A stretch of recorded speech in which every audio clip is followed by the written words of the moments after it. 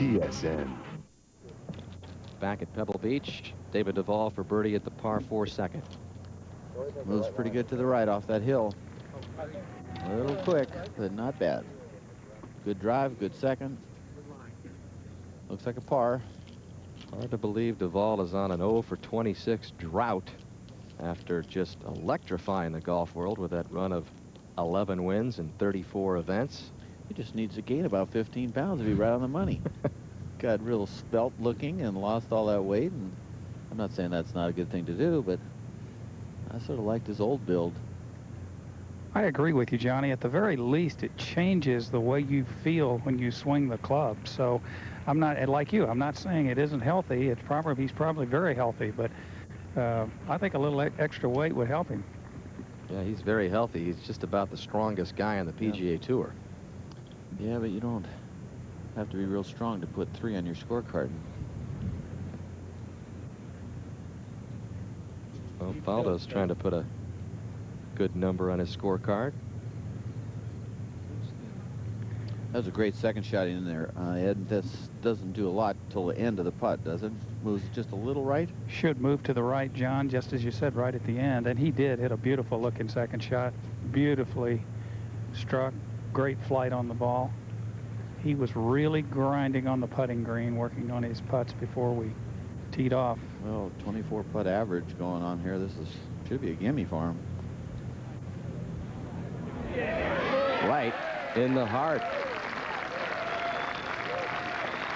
Rare birdie at the second. Faldo moves to +5. Well, this has been an emotion-filled week. Pebble Beach, a U.S. Open, played without its defending champion. A year ago on Father's Day, Payne Stewart summoned the rarest of courage to win this championship for the second time. Few doubted that had it not been for that tragic plane crash, he would have been here again on this Sunday in one of the final groups, working that chewing gum, anxious to defend the title he cherished. His wife, Tracy, recently sat down with Hannah Storm and talked about the complete man who really was Payne Stewart.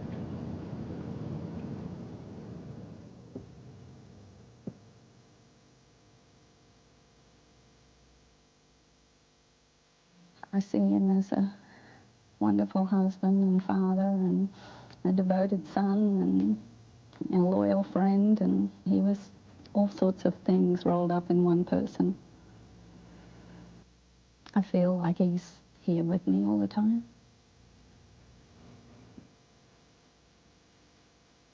You first saw Payne at a pro-am party in Kuala Lumpur. What was your first impression of him? Oh, he was just the most gorgeous thing I'd ever seen. He had this bright pink shirt on and this blonde hair, and he was tall and just so handsome. I just couldn't believe it. He was, you know, everything I'd ever dreamt of.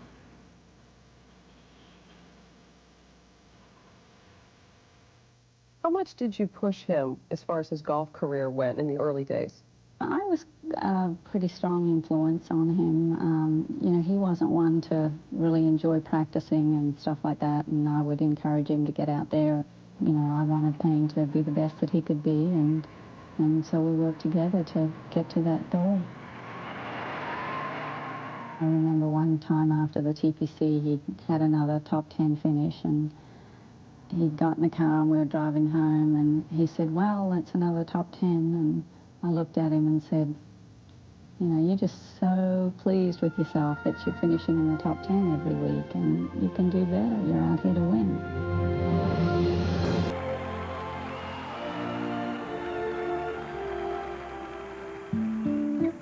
He was a very devoted husband. He was very kind and thoughtful, very romantic. You know, one time I went away on a tennis weekend with some friends of mine, and when I arrived there, I opened my bag up, and he had a picture of himself saying, I'm holding my breath till you get back.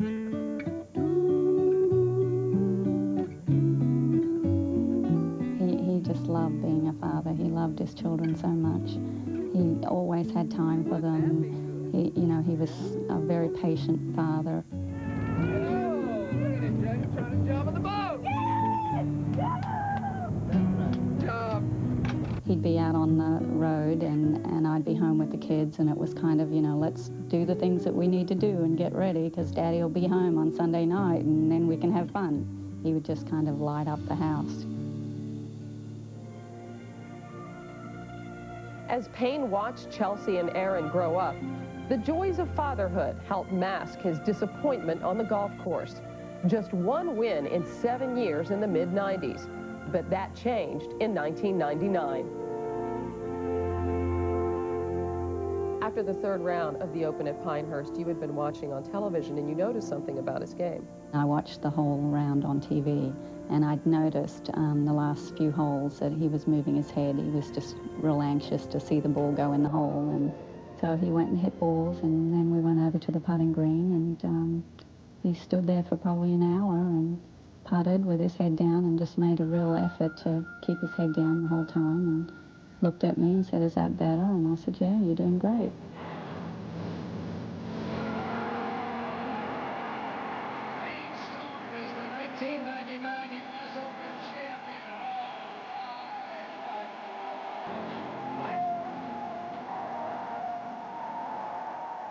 I grabbed him, and he turned around and he hugged me, and he just said, "I kept my head down." I did it. I kept my head down, and I said, "I'm just so proud of you. I know you did."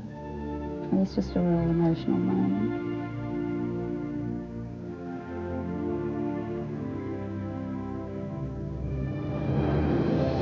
United States has won the Ryder Cup.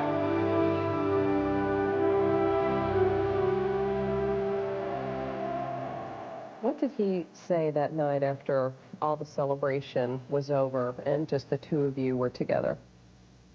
He told me that he had achieved everything that he'd ever wanted. Every goal that he had set for the year, he'd achieved it, and he was just totally happy.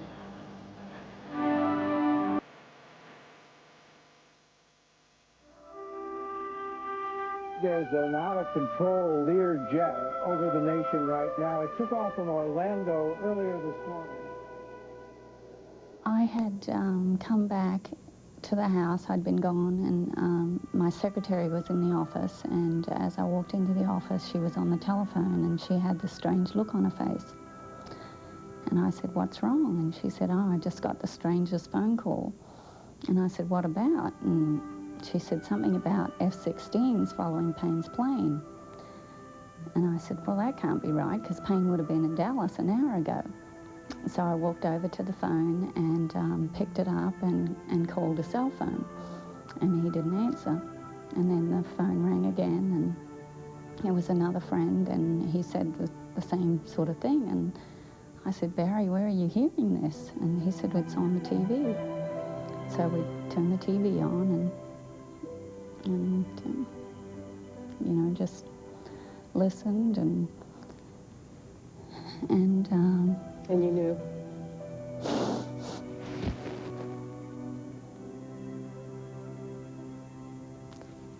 We shared laughter, tears, victories and defeats.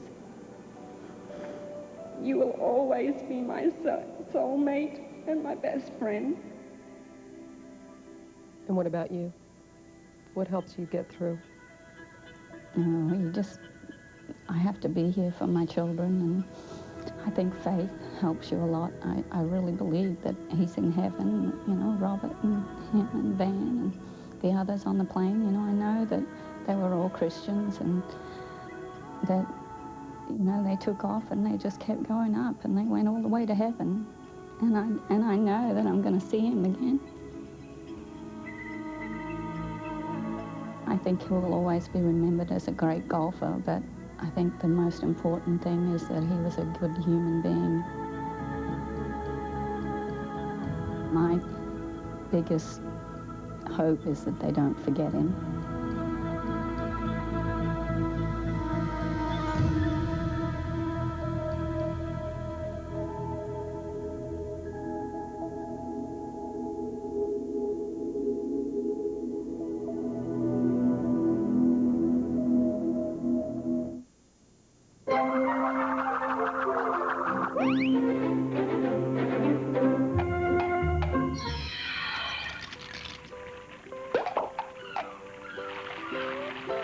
At AGF, after 40 years in mutual funds, there's one thing we realize. Eventually, everyone retires. AGF, what are you doing after work?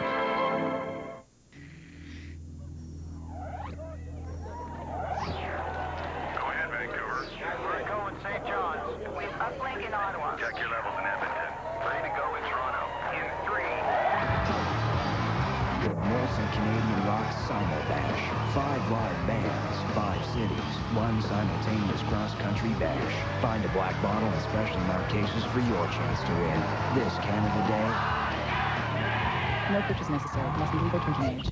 Introducing the Kia Sportage. Swamp Tours. Sounds like fun. Welcome to the swamp. Hey! That got your mojo going, huh? We're looking for that big bad alligator right now. Propaganda, where you at, baby? Yep, here's a shortcut. Who needs road? Tastes just like chicken. Hello there, what y'all doing? Try it, honey.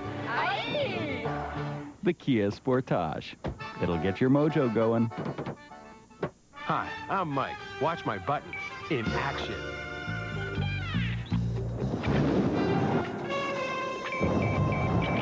Sid? You got the Hollywood gig. Cool. I got the gig! Get off the phone and give me more arms. Gotcha.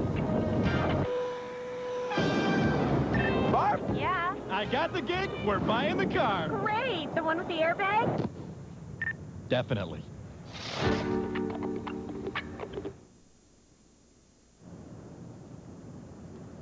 On this Father's Day, on this Sunday of the 100th U.S. Open, it has given a lot of folks, as well as the golf community, another opportunity to honor Payne Stewart. You see the initials there, WPS, for William Payne Stewart. His wife, Tracy, came to Pebble Beach this week, joined in a number of ceremonies celebrating Payne's achievement in this, what is his beloved national championship. She participated in the tribute on Wednesday morning, was a part of the Champions Dinner as well. She's also written a book about Payne's life and career, a 18-year partnership between she, the soft-spoken Australian, and the colorful common competitor from Springfield, Missouri. And just as we went to the piece a moment ago, just as we were rolling it, his good friend Paul Azinger was rolling this 50-foot birdie attempt at the 10th, and magically it went in. Azinger was also a part of those ceremonies in front of the 18th green on Wednesday. Spoke about his very good friend Payne Stewart and talked about how it just hasn't gotten any easier to deal with his tragic death. And Paul Azinger has made 4 birdies in the last 7 holes. And you'd have to believe, as much as Payne Stewart enjoyed playing here, and he never played badly at Pebble Beach, that he might have been the guy that could have given Tiger a run for his money this championship. So we miss him dearly. Back to 18, Hal Sutton. 3rd shot. 1 under par for the day. Going to this right hole location. Looks pretty good. See if it spins back. Does not. How brutal was Pebble yesterday? A man of Hal Sutton's stature in the game, an 83. Now at the first, 2nd shot for Phil Mickelson. Aiming out to the left. See if he's going to bring it back. And it actually overhooked it. And that is, yeah, it's a little uphill pitch shot, depending on the lie. Mickelson, last year's runner-up, had big hopes of contending at this Open Championship at Pebble, 100th edition. See that point right there we're looking right at? That's the grandstand behind the 6th green, which has a lot of eagle birdie opportunities, and then the 7th hole is just to the right of it down there. You can see the stair-step effect. A great piece of property right here, and that's where really all the seals and sea lions seem to hang out. In fact, you can see them on those rocks, those little white dots. They are always there, so whenever I hit my tee shot at 7, I always go check them out and bark a few times, and they check me out. Let's go back over to the first, pick up the third shot for Jose Maria Olazabal. Mark Rolfing's there. Like Phil Mickelson, he missed the green short. Drove the ball into the left-hand rough. Fairly easy pitch here, though.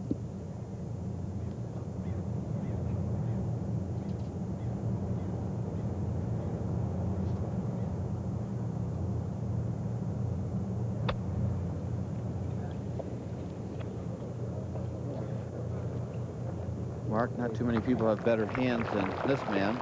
No, I was watching him around the putting green, John, and they really are very, very soft hands. Olazabal will have that for par to remain at +4. Well, the largest 54-hole leads, not just in a U.S. Open, this in a major. Tiger Woods is tied Henry Cotton's 10-shot lead he held after 3 rounds in the 1934 British Open. And Tiger had a 9-shot lead in the 97 Masters and then went on to win by 12.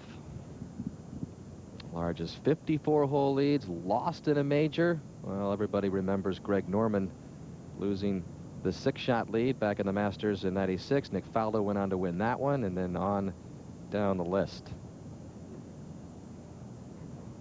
The lead is 10 for Tiger Woods, but on this golf course, you just never know what could happen. Well, you have to look at what's happened thus far in the championship and say Tiger's been really sensational. But to be honest with you, he shouldn't have more than a 5-shot lead. It's very disappointing when you look at that leaderboard and all the great players, and to think that they're all at best 2 over par, 3, 4. It's just one of those championships. And really, people aren't playing well. Third shot for Mickelson at the first.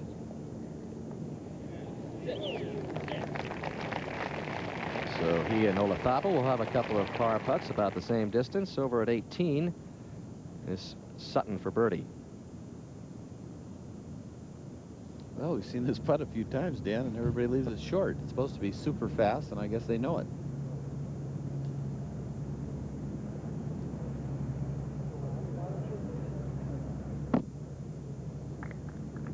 So a much better score on Hal Sutton's card today. After the 83 yesterday, a round of 71 under.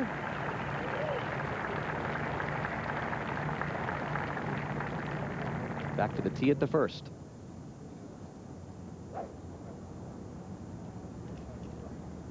Miguel Angel Jimenez from Spain, 36 years old, 66 in that opening round, was 1 behind Tiger.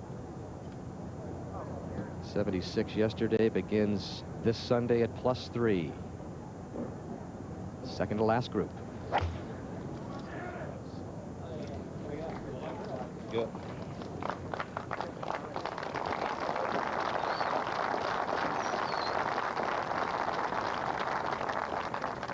From Dublin, Ireland, Padraig Harrington.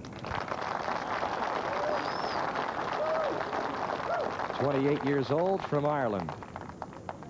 Coming off the best year of his career. 7th on the European Order of Merit.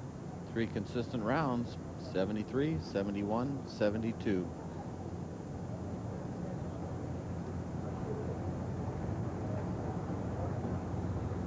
Just his 3rd U.S. Open after missing the cut back in '97 and tying for 32nd at Olympic Club a couple of years ago.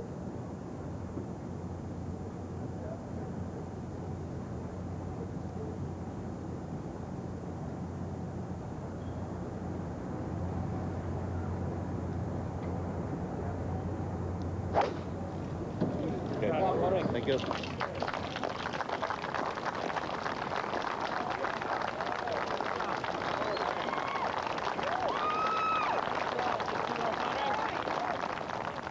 To the 4th. And David Duval from the fairway. Oh, no spin. Bit of a fooler there. He expected that.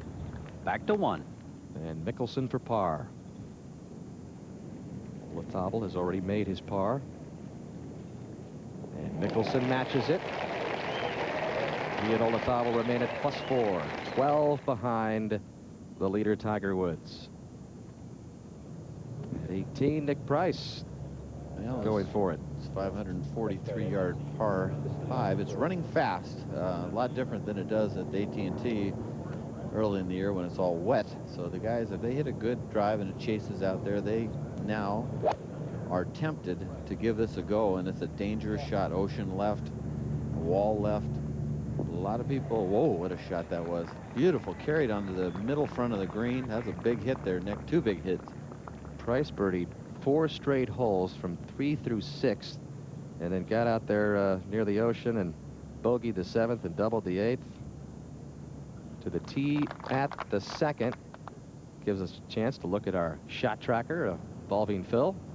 See, the first day hit sort of a shortish drive for him, 270, and then 2 longer ones in the rough, 281, 294. You know, the ones on the left obviously are not where you want to go. So needs a good drive here. You're right, Johnny. The rough on the left much tougher than the rough on the right. That might be left also. That is so far left, it's going to be wide of the gallery track. That hit a tree. That ball almost went out of bounds. In fact, maybe did. I don't know if he even knows that. Is he thinking about another one? Nope. Caddy's leaving him. It's not out. To the 6th. Nota Begay will be getting ready to play his 3rd shot here at the 524-yard par 5, and this is, Johnny, some of what can happen here. We saw it happen to Tiger Woods a couple of times yesterday. Nota's ball is hung up, looked like it was going in this left bunker, but the long grass, some foot and a half in length, has caught it. And look at this, he's actually looking like he may just chip out sideways, not even be able to go toward the hole. Well, there it is. The caddy's looking over that embankment. The good news is you can aim for the middle of the green and let the lie throw it straight left, you know, Gary? Yeah, that's true. And, you know, the interesting thing is if the ball does reach the bunker, he's got a very easy bunker shot and a great chance to get it up and down and make birdie. These are the little things that can happen here at the links at Pebble Beach. What's he doing now, Gary? Well, I think he's trying to practice and figure out just what kind of motion he's going to make. David Toms, his playing competitor, is on the other side of the green. This 6th hole, which has been the easiest hole on the golf course, most of the players right now are having a chance to reach this green in 2. While he waits, we'll go back to 1. Miguel Angel Jimenez, 2nd shot. Toughest part of this hole is, see that hanging lie? It's at least 2 inches below his feet, and you can come over the top of it. You can hit it thin, 163 yards, a good strike there. See if it's accurate. And that's a very popular spot. Oh, gets a funny little bounce to the right. That was a very good hop. Back to 6. Well, there goes Nota Begay out of that really long grass. He's actually, I think, farther away from the hole now than when he started. Back to 1. Take it. And back to the 1st, and coming back out into the fairway, Padraig Harrington. Good looking swing, Dan. Very simple. You can see why he's a good player. He's hit a long iron off the tee, just leaves him 145 yards. So hit that iron about 240 or more with the pin back.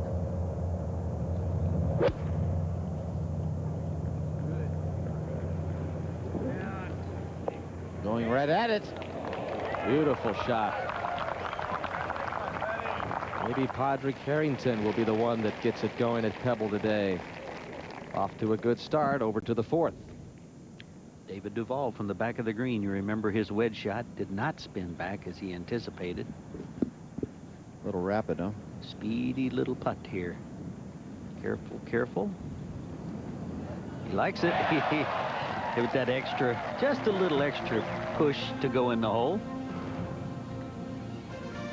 Minutes away from the final group at the 100th U.S. Open, Tiger Woods and Ernie Els at Pebble Beach.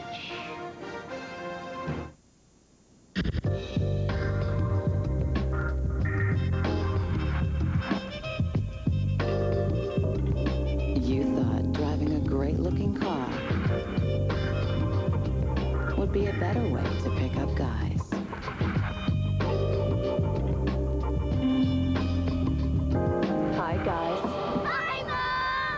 You were right. The 2001 Toyota Corolla sure doesn't look like a family car. Hi, I'm Mike. Watch my buttons in action.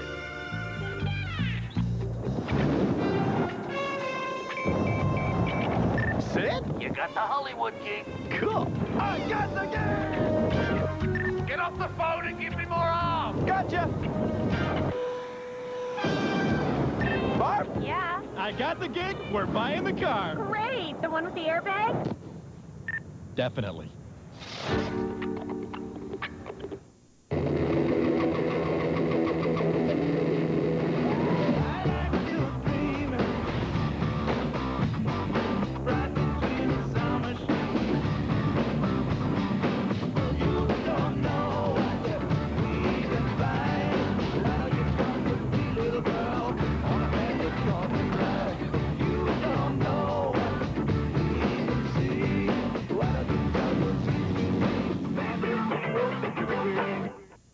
J'avais mon permis, tous mes formulaires étaient remplis, et ce type me fait poireauter encore 30 minutes. Mais c'est dingue! Alors je laisse pas ça bien servir un client. Je suis peut-être pas un top modèle. Ah non, mais tu pourrais, tu sais. Hein. Mais j'estime que j'ai le droit d'être servi correctement. Excusez-moi. J'aimerais faire une achat. Enfin bon, tu vois, tout ce qu'il faut faire pour avoir un petit bout de papier.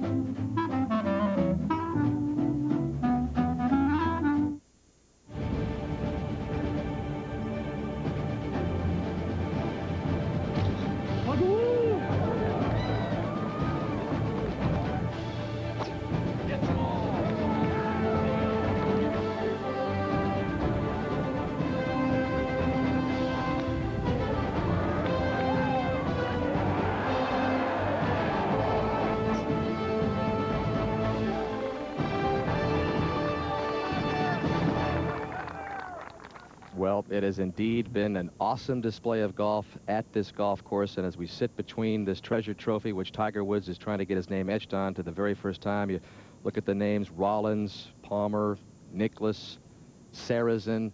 Johnny, you had a chance to get your name on that back in 1973, but not only to get your name on this trophy, but the significance of doing it here at Pebble Beach in the 100th U.S. Open. Yeah, we talked about it, you know, that Tiger, with his unbelievable career thus far, he didn't want too many more Opens to go by before he didn't get a national championship. So if he does get this one, I think it could set him loose, so to speak, and I'm sure he'll love to have his name next to all these people on this trophy. Let's go to the first tee. Gentlemen, good luck. Ladies and gentlemen, this is the final pairing of the 100th United States Open Championship. From Fencourt, South Africa, the 1994 and 1997 United States Open champion, Ernie Els.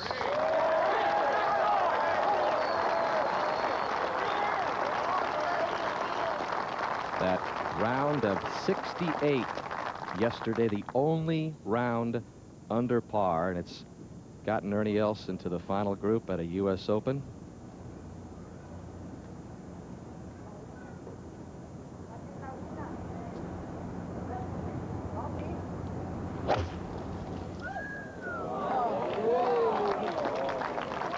Syrupy swing by the Big Easy, right down the middle, in good shape.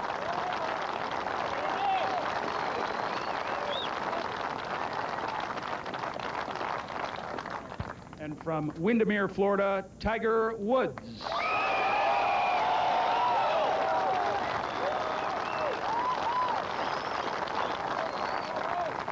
'65, lowest U.S. Open round ever here at Pebble Beach, followed by the '69, then the '71. The lead is 10, largest ever at this point in an Open.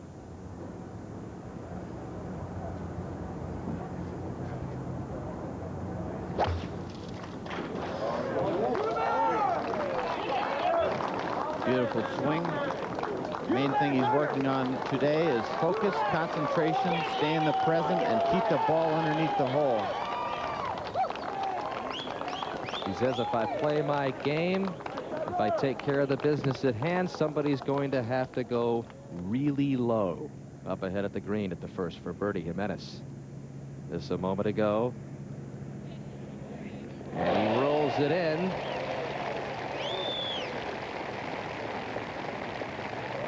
moves to +2. And Harrington also had this birdie attempt. So a statement has been made just ahead of Tiger Woods at the first green. Harrington and Jimenez both moved to +2 along the shores of Pebble. More history in the making today over at the third. 27-year-old Englishman Lee Westwood for birdie. Pretty much right straight up the hill. And Westwood off to a good start. That moves him to 4 over par for the championship.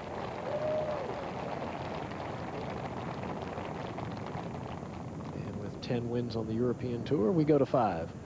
And Nick Faldo at this scenic par 5 for birdie. Very hard green to read here. You'd think it would go to the right, but actually I think it's going to wiggle left. Green goes to the back here, the slope. See if he reads it. He's thrown it out to the right. Came back, but he threw it out about 7 inches. I think it was just more 2 or 3. That was a bid for his third birdie in the first 5 holes. Nick 2 under on his round today. He's at +4. 2 under for the day. Playing great golf, you know. This could be a little bit of a Faldo revival. You never know. You know, that kind of putting. He's actually played some good tee to green golf in the last 7 years. You know, of course, he had the Masters win, but the putting has killed him. Johnny, I would imagine that a lot of other players, even players of his stature with as many wins and major championships as he's had, might not have kept going with going through all the problems that Faldo has gone through, but he continues to persevere. Who knows if he'll make his way back. We'll go back to the second a moment ago. Olazabal's third.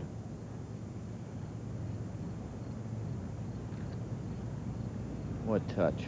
That is incredible. And the touch we talked about yesterday when Olazabal put together a 76, but it's on display early here at Pebble today, and he's 1 under on his round. So some birdies being made as Tiger Woods gets ready for his second. Roger?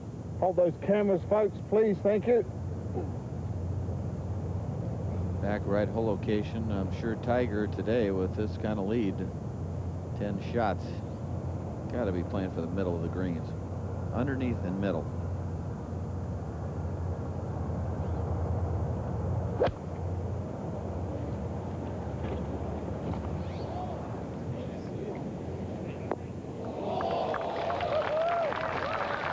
Solid as ever. Perfect shot. I mean, probably within a foot of where he was aiming. Ahead to the second, Phil Mickelson for par.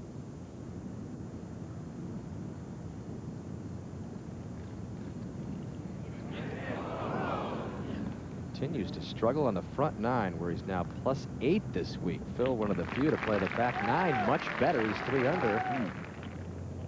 And back to the first, and Ernie Elsa's second. 153 left for Ernie. Yeah, for him, it's just either a chip 8 or a full 9. I'm probably going with the 9.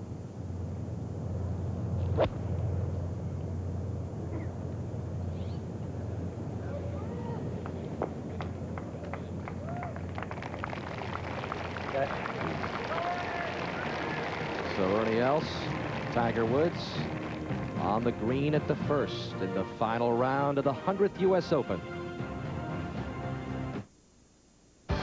Mizuno proudly presents the Tezoid Comp Easy Iron. Grain flow forging ensures the same consistent feel a touring pro demands. The Comp Easy Iron is designed to be more forgiving, with the power bar that puts the mass right behind the sweet spot for better control and superior feel. Designed with one goal in mind, to improve your game. Mizuno, ranked #1 on the PGA Tour 6 years straight. See the Mizuno Tezoid Comp Easy at selected pro shops and golf specialty stores.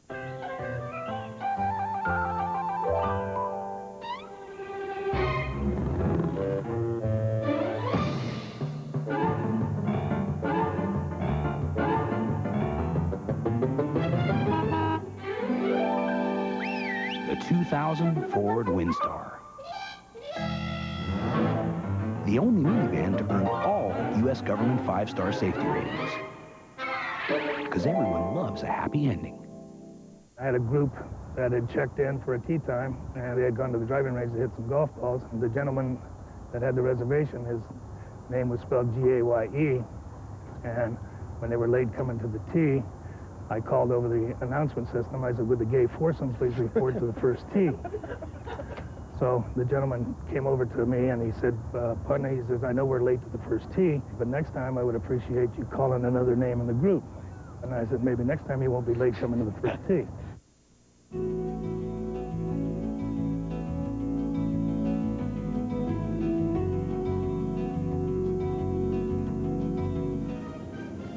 Ernie Els for birdie at the first. He knows all about Tiger comebacks. It was at the '98 Johnny Walker Classic when Tiger came from 8 shots back in the final round to catch Ernie Els and then beat him in a playoff. And now Els hoping to do the same thing to Tiger today. He's got a birdie attempt here at the first. Roger? Well, this putt of Ernie's will swing from left to right, is uphill. Has the more break of the two putts, the further you can get the ball right onto this green, certainly with that back right hole location, the easier the putt and less the break. Roger, most of the guys are missing this to the right. Under reading it. The ocean's right, the hill's left.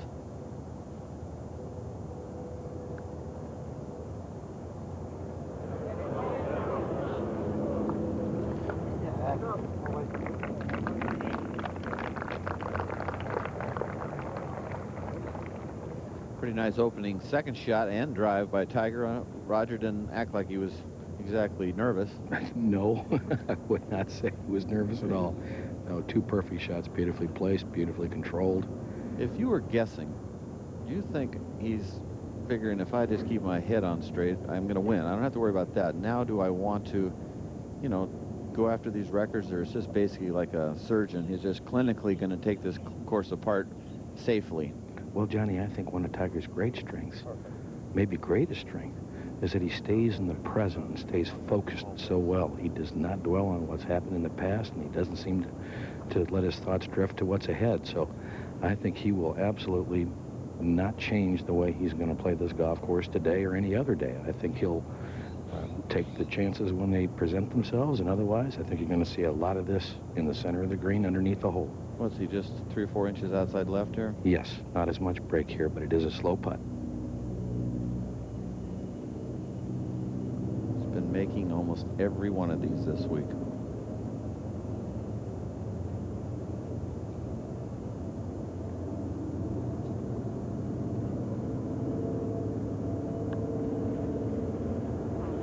Didn't break, Raj.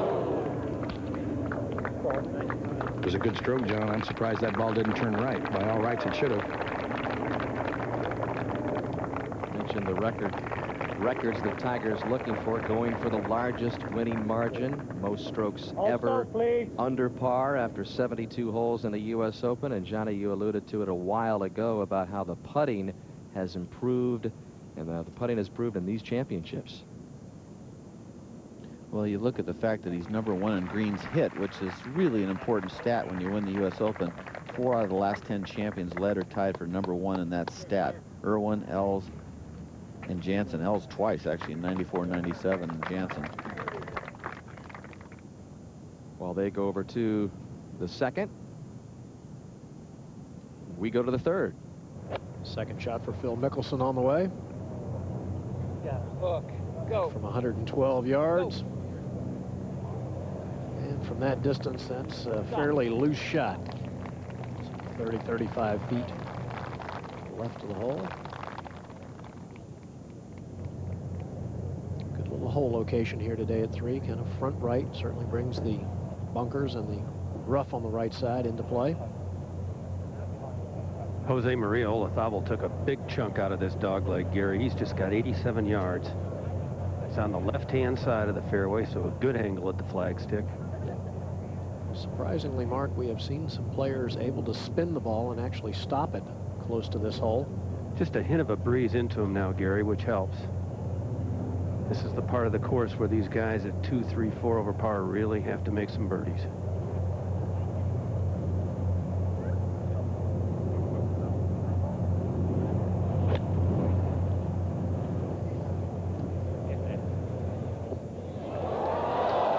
May Oh, a spin little too unlucky much. there. Oh, a little bit of a false front to this green. It's running back. We go to 2. Long par 4. Ernie Els. Good tee shot right down the left center of the fairway. Well, Ernie's a long hitter. Third in driving distance at 287. Second is Duval at 290, and then guess who's leading in driving? 300-yard average. Here's where he's been, Johnny, at this par 4 second. Well, they talked about Ben Hogan having to worry about hitting out of his own divots. Tiger on this particular hole is hitting it 30 yards longer than Hogan did, and he's darn near in his own divots. 1 under on this long par 4 this championship week.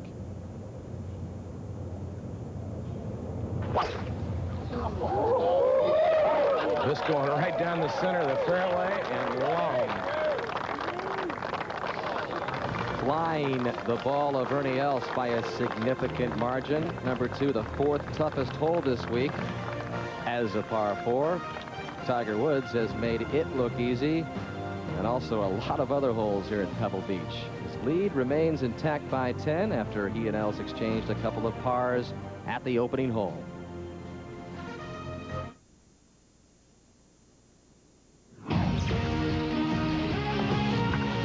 This sports break is brought to you by MasterCard. There are some things money can't buy. For everything else, there's MasterCard. Welcome back to the TSN Newsroom. I'm Corey Warren. Some basketball news to tell you about. The New York Post is reporting Lenny Wilkins will be named the new head coach of the Toronto Raptors. Meanwhile, the Air Canada Grand Prix was underway today in Montreal. Jacques Villeneuve hoping for a little better fortune than last year when he didn't even finish the race. Lap 66 with Villeneuve already out of contention. He slides into Ralph Schumacher at the hairpin. That was the end of the day for him. In the end, it was Ferrari's domination again as they crossed the finish line 1-2 with Schumacher ahead of Rubens Barrichello. Schumacher's 4th win in Montreal. You can catch the entire race at 3 a.m. Eastern Time right here on TSN. Euro 2000 today, Spain beat Slovenia 2-1, and Yugoslavia and Norway. That game in the second half, Yugoslavia leads it 1-0. Stay tuned for more exciting action of the U.S. Open after this. Life doesn't stop just because you're getting your car serviced. So at GM Good Wrench Service, we go out of our way to help.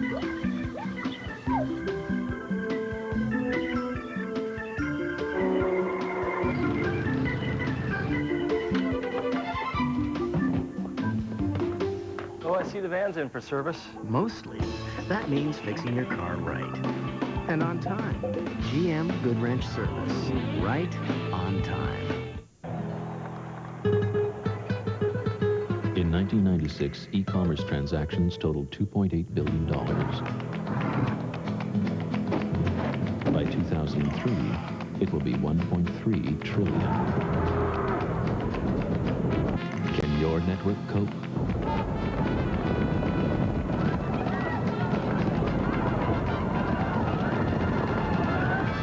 AT&T, the network the world works on. Nothing cuts in a male bonding time quite like having to clean out the attic. At Bud Light, we're continually trying to find ways to eliminate chores, like the attic launcher.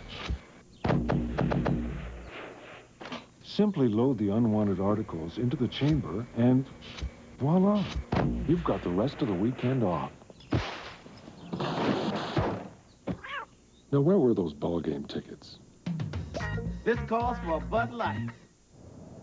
Started off with a birdie at the first and able to save his par 4 at the second.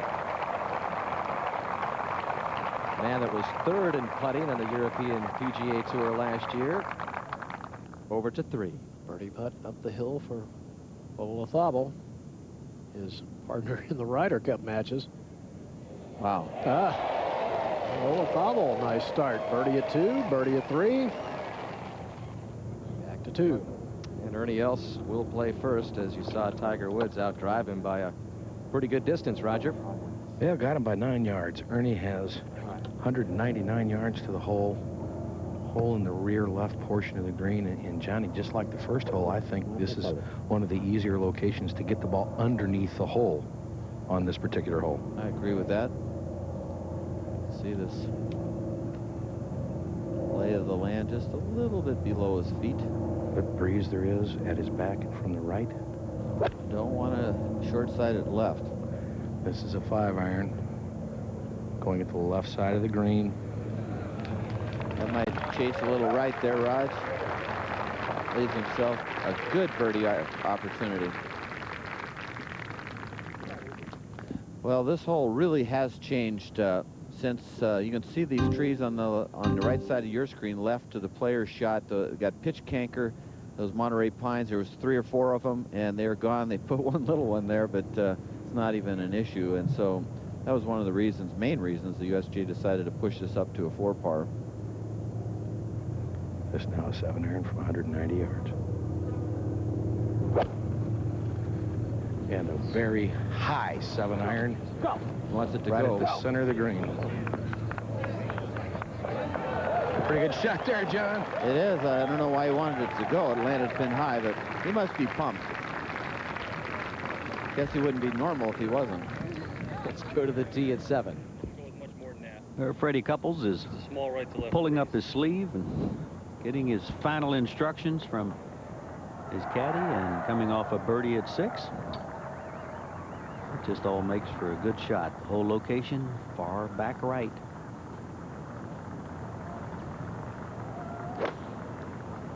Dangerous shot. Careful you don't go right. Beautiful shot by Freddie. Just at the bottom of that mound that bleeds into the green on the right-hand side, short of the hole. And back to 5. John Houston, moment ago, second shot of this par 3.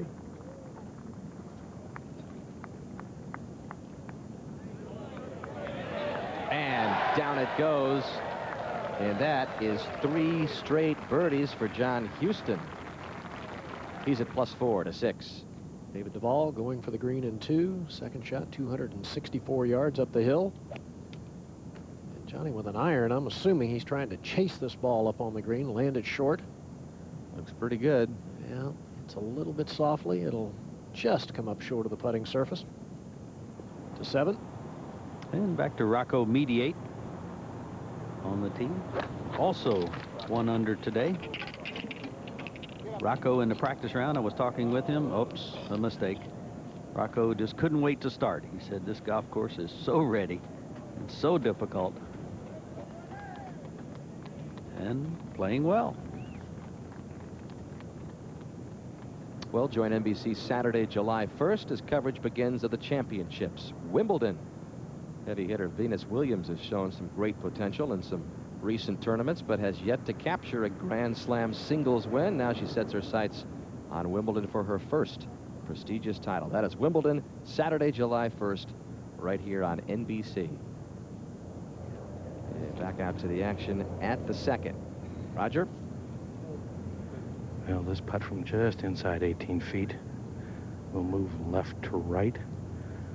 And again, it sounds maybe a little bit like a broken record, John, but everything depends on the pace he hits the putt. If it starts slowing up in the area of the cup, it can move very sharply from left to right. It's important if some ridiculous thing happens today and 10-shot lead could be lost by Tiger. It's important that Ernie draws that first blood and gets it going in that direction. Number 1 could have gone the opposite if Tiger made that putt. That happens, you know, there's no chance anyway, but let's at least think about it. You never know, though. Well, certainly on this particular hole, Ernie has a putt that he can be more aggressive with than Tiger putting from behind the ball, or the hole, his putt will be much quicker. I know one thing as a competitor, you never want to lose your lead. I don't care how big it is. You don't want to lose 1 shot ever, and you don't want it to go that direction.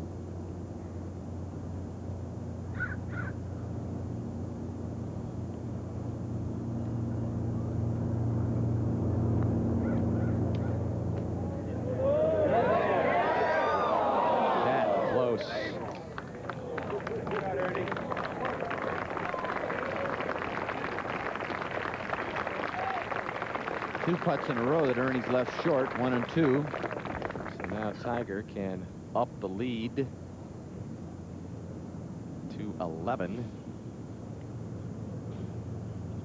Well, this ball is on a little bit of a brow on the back portion of the screen. I think will really start breaking right from the instant of contact. Well, most birdies by a U.S. Open champion. 21 by Larry Nelson back in '83. Tiger Woods, you see, has 17 here at Pebble through 3 rounds, so bidding for his 18th now. Well, if Tiger was going to break really every U.S. Open record to speak of, he had to have a day like today. It had to be a calm, overcast type of day where the greens don't get hard and dry out, no wind. He has the opportunity right now, Roger, to shoot, even though conservatively he could shoot easily a 66 or 7 if he's putting well. He's just, the way he's driving at 16th in accuracy at 300 yards a pop, forget about it. Gonna have to be an accountant to count up all the records by the end of the day. Maybe. Just the second hole. Big swing left here.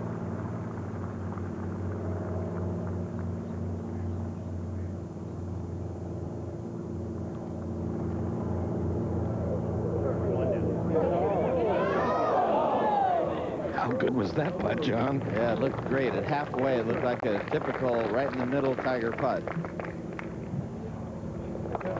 Good start. Tiger hasn't been able to increase the lead, but more importantly, Ernie Els hasn't been able to cut into it. The lead remains 10. Well, we've had some interesting calls, and there have been some interesting viewers who were paying attention to the action yesterday, particularly at the par 5 18th, and it involved Tiger Woods in the way he marked his ball at the 18th. And for an explanation of this, as Tiger, you see, hitting his 3rd shot here, we bring in David Fay. Well, Dan, as you said, some viewers called in last night questioning whether Tiger returned his ball to the proper place after it was marked and clean. Now, this was the camera angle that we all saw. This camera angle, the viewers did not see. You can see that's where the ball came to rest.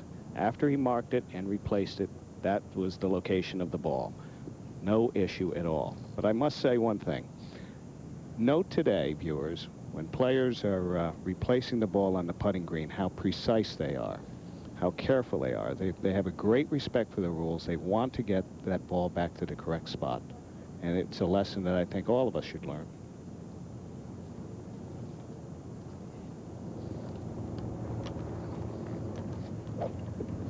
Let's go to the 3rd and bring in Gary Koch. Dan, here the 3rd hole, we see a diagram. It is a dogleg left, pretty severe dogleg left.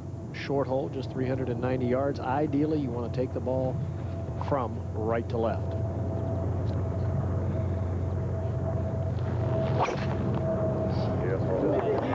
And he's done that beautifully.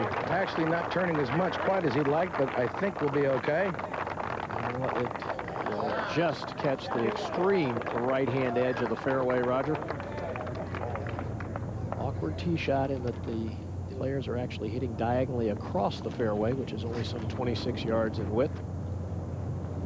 Is it stinger time, Raj? Well, John, he's back into the wind a little bit. He might want to give this a little more air than that low one. Got to carry that Baranka. About a 220 to 25 yard carry over that. This is the hole that Tiger made a 7 on, a triple bogey yesterday.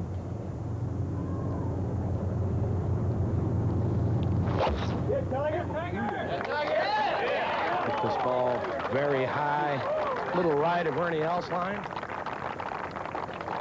Well, it'll be fine in the right center of the fairway, although it will leave a much longer second shot. Both players safely in the fairway at the 3rd. Tiger Woods showing no signs of backing up. We'll be right back.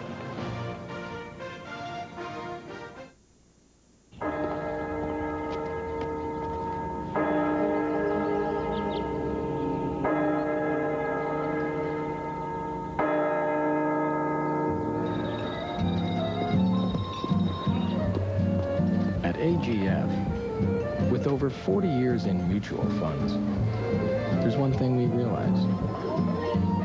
Eventually, everyone retires. AGF, what are you doing after work?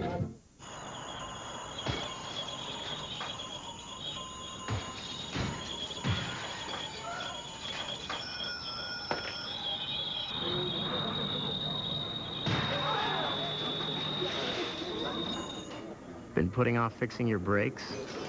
Well, at the GM Goodwrench Brake event, we'll install Durastop brakes for a great price. We get you back on the road where you want to be. GM Goodwrench Service, right on time. Time moves differently in this part of the world. Sometimes it goes backward.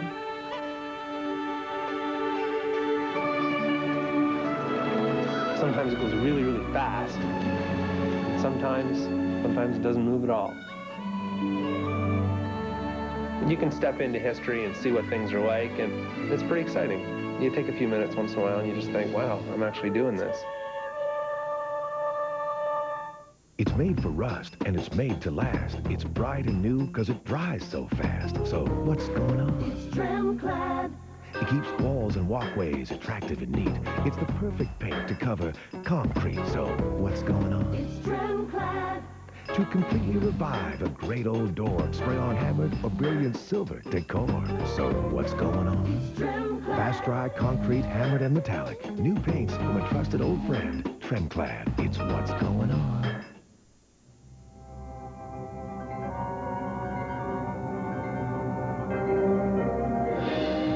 Every organization has many stars.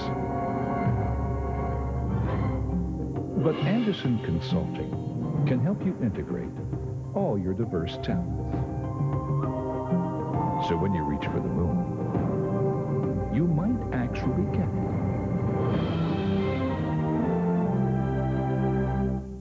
David Duvall's shot in the air. He just birdied 6. This shot with a sand wedge. Bit of a pull, but you really don't want to mess with that right side. And back to 3. Tiger Woods getting ready for his second shot. Roger, the yardage? That's from 122, wind back into his face just slightly. But enough wind, I think this will be a reasonably full pitching wedge.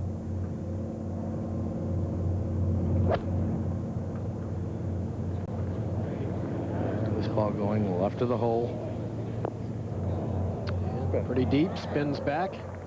Very safe and well thought out shot. And earlier, this was Padraig Harrington's putt for his second birdie in 3 holes. Very straight up the hill, and the young Irishman is making a little bit of noise as he moves to 1 over par and into second place in just his 3rd Open Championship. Lead is now down to single numbers, guys. Or you think Tiger's worried? Second shot now for Els. I don't think he's looking for a leaderboard right now, Gary. I doubt it. 98 yards. This is sand iron, but I think from the right side of this very ball above his feet, kind of an awkward shot. Tendency will be to pull it a little left.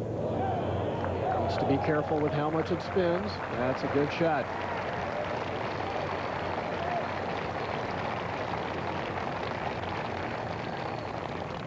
We talk an awful lot about greens in regulation. And look how important it is in this championship. Last 4 champions, you see where they ranked in the field. Stewart 8th. Jansen and Els were both 1st. Steve Jones 8th. And this week, no surprise, Tiger Woods ranking 1st, hitting 36 of the 54 greens, 67%. And these, perhaps the smallest greens of any venue at which the Open Championship is contested. Pretty remarkable statistic.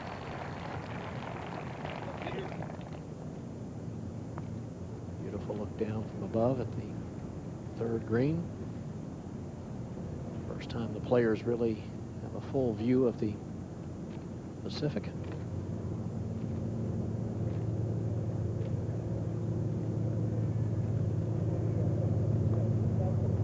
Just a little foreshadowing of what's to come.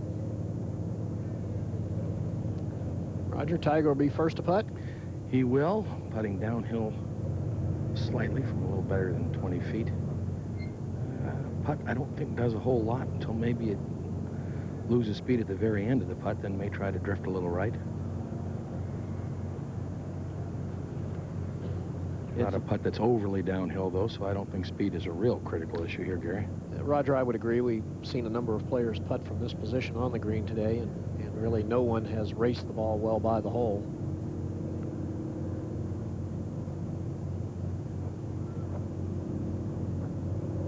Johnny, you talk so much about the local knowledge here, and I think obviously how you play the holes very important, but reading these greens can really be interesting. There's about 4 or 5 greens out there that you just literally cannot make a putt on. This is one of them unless you know it. Even the putt at number 1 when you're on the right side, it actually goes towards the mountain.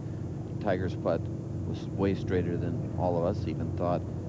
This green also, if you're putting across the green, it's darn near flat. So this putt here, that's why nobody's hit it by, because you think it's downhill, and it's actually maybe only an inch downhill at the most, maybe a ½ inch.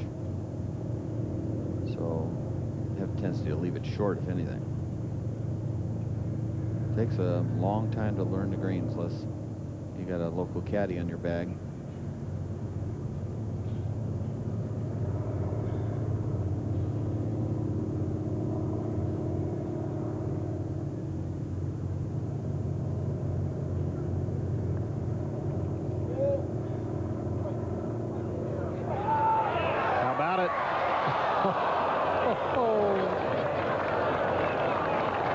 Yeah, that was that inch we were talking about.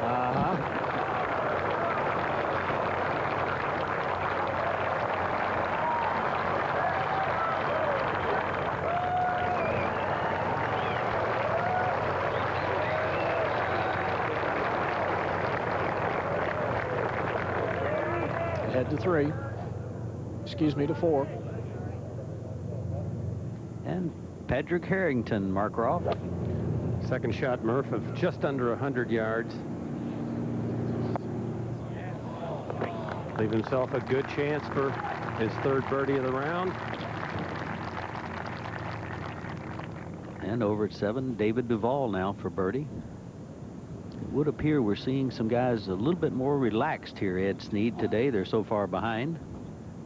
That's right, Murph. I think when you get that far behind, you don't feel like there's that much to be gained. It takes the pressure off. And back to 3. And once again, Els with a chance to cut into the lead.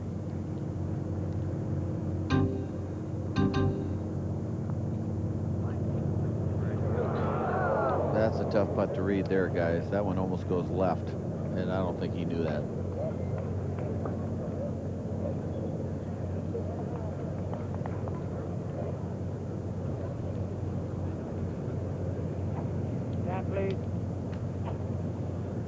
Guys are playing well, aren't they, in the last group? Not making the putts yet, but good golf. Certainly not showing any sign of nerves or trepidation, that's for sure. Very confident shots. Safe par for Ernie Els at 3. Final twosome will move over to the short par for 4th.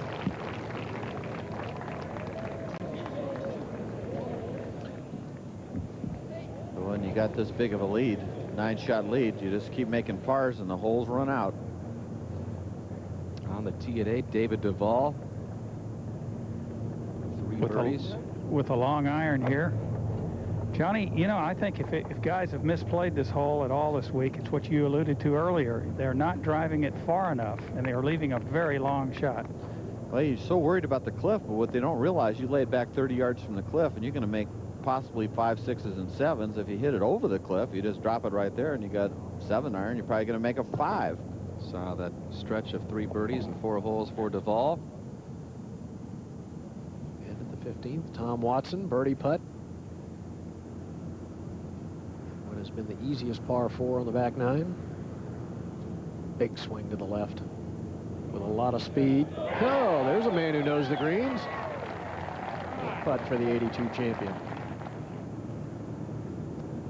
Go to the 4th. Jimenez for a birdie. Got about 22 feet, Murph, up the hill.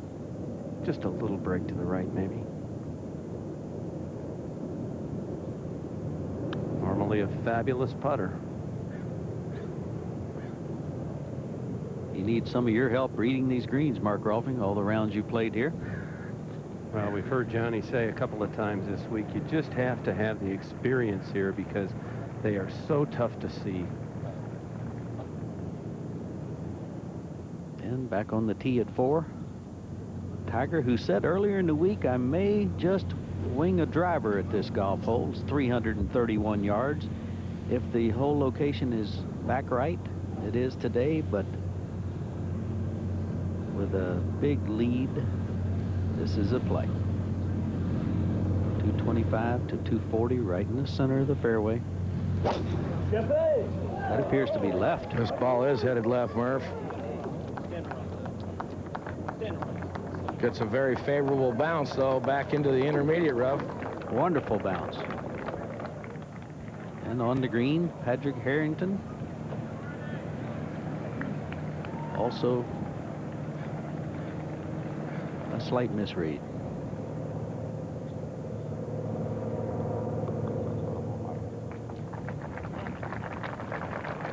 Well, the best European finishes in the last 25 years. You see him there, Colin Montgomery. The most recent with a second place finish at Congressional. 94, the same finish for Monty at Oakmont. 5 Europeans currently on the leaderboard presently. Yeah, if this was a Ryder Cup going on, the United States wouldn't be winning this one. Good look from behind Jose Marie Olazabal at what the players see as they drive off the tee in the par 5 6th. See all the European players that Johnny was referring to.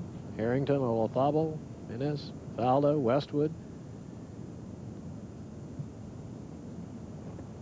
Well, there's all the American stars. All 2 down. Yeah. Important tee shot here.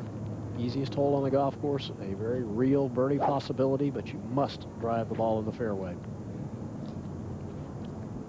Fairway that slopes severely from left to right. Deep rough and Stillwater Cove in the water down the right-hand side. See his swing. It's obviously swinging better. Tempo seems to be better, Gary.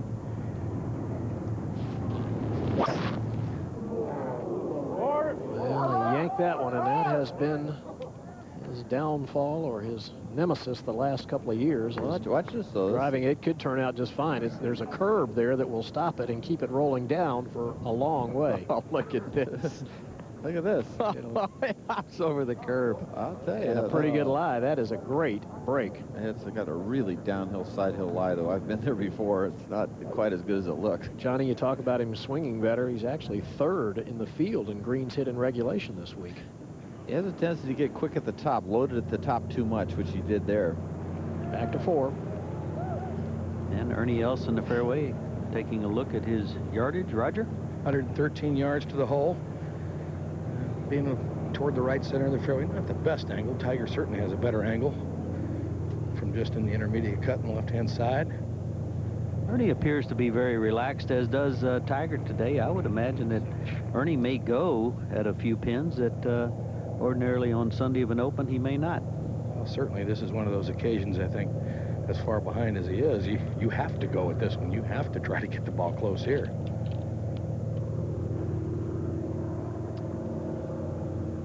Safe to say, Roger, easiest 4 par on the front 9? Certainly with the wind condition as it is now, John, yeah. I mean, there are days, if it gets blowing hard enough around here, that this can be a very difficult hole for its length. But today it looks pretty simple. Just an iron and a flip, huh? Just an iron and a flip, yeah. They're just now trying to dial up exactly how far, trying to get their depth perception for this second shot, because you're really kind of looking in at a green slightly uphill, and you don't really get a good look at the surface, so it's hard to get a feel for how far back the pin is. They know, of course, factually what it is, exactly how far back the flagstick has been cut, but, you know, it's still, you got to get your perception right, I guess, is what I would try to say. The biggest problem, guys, that I see on this hole is everybody says, well, the middle of the green is left. I'll aim. You know, you just have a tendency to hit it left, and people do not make that putt left of the hole. You got to almost tell yourself, hey, there's plenty of green right. Let's aim it about 5 feet right, and then it'll give me that underneath straight putt right in the fall line. Ernie, of course, holed it here yesterday, his second shot, and he could not see it.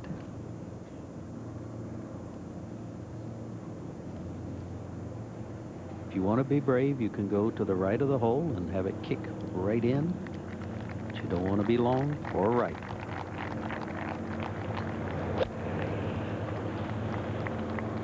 Well, this is pulled well left of the hole. Not what he was looking for there. Fortunate to hit up in the rough and pull back out. Good birdie position, actually.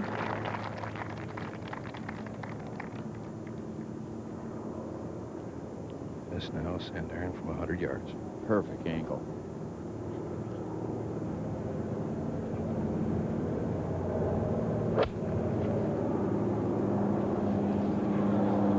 This ball right at the hole that might need to get up.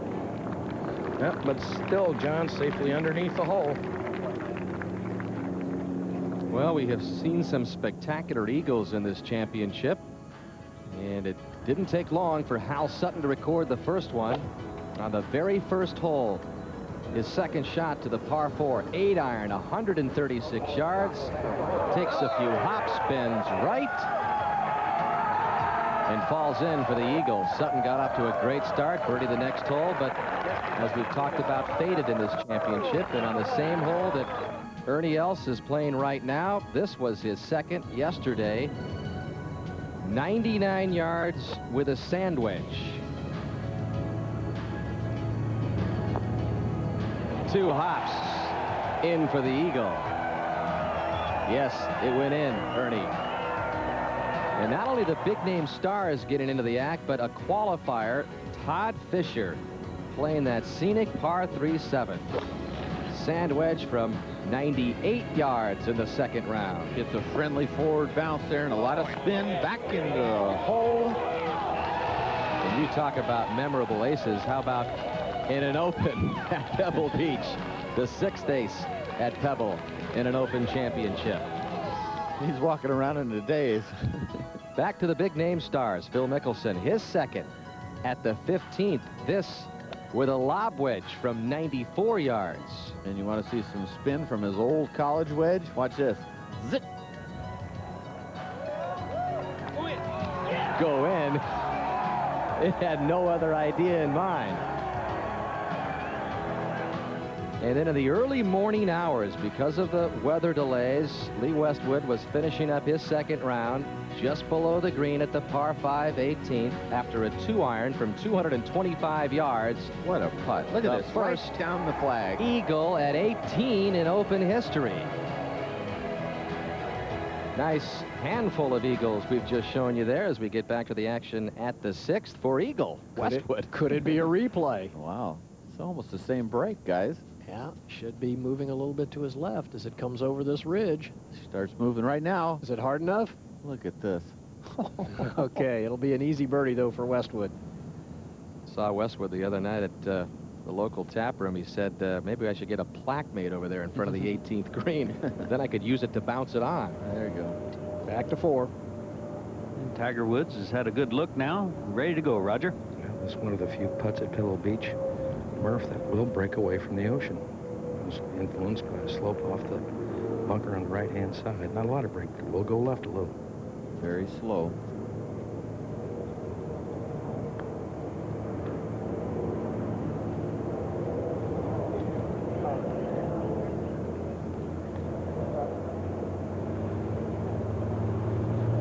Quite unusual to see Tiger leave one that far short, but I also get the feeling that he's not going to take foolish chances and rush it up above the hole 3 feet or so. I remember when he won at Bay Hill this year, he didn't do anything to beat himself. He just chugged along. Davis Love had to come get him, not him go back to Davis Love. Yeah, certainly at this point, Murph, he's played a very low-stress round. Really has not given himself any cause for alarm on any hole. This putt now from about 18 feet will move to the right, but in the area of the cup, I don't think moves as hard right as many of the players will think.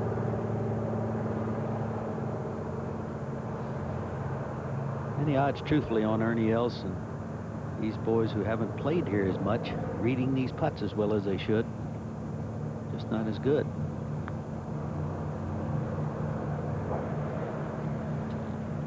He'll take that quizzical look, like why didn't it keep breaking? But it just that slope coming off the bunker on the right really gives a funny perception. Back to 5. Padraig Harrington for par. Mark? After a beautiful bunker shot. Jimenez has made a deuce ahead of Harrington, so he has gone back to 1 over. And we're going to get a look at that right now, Mark. Tough putt to read here. It goes left. He's going to have to throw it out right of the hole. Not many players will read this correctly. Watch, it's out to the right, coming back. I tell you, this guy just will not go away. Several par-saving putts this week, and now he's got it going. A birdie at 1, birdie at the 5th. He's at +1. We go to 6. Second shot for Jose Maria Olazabal, and look at this live ball, a couple of feet below his feet at least. Well, that's well done. Got it up on top. Got a nice little pitch left. Smart club selection, going with a lofted club. Wow.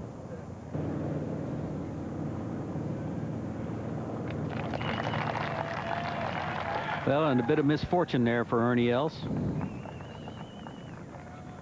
And we'll go over to 7, and Lee Westwood with a sand wedge.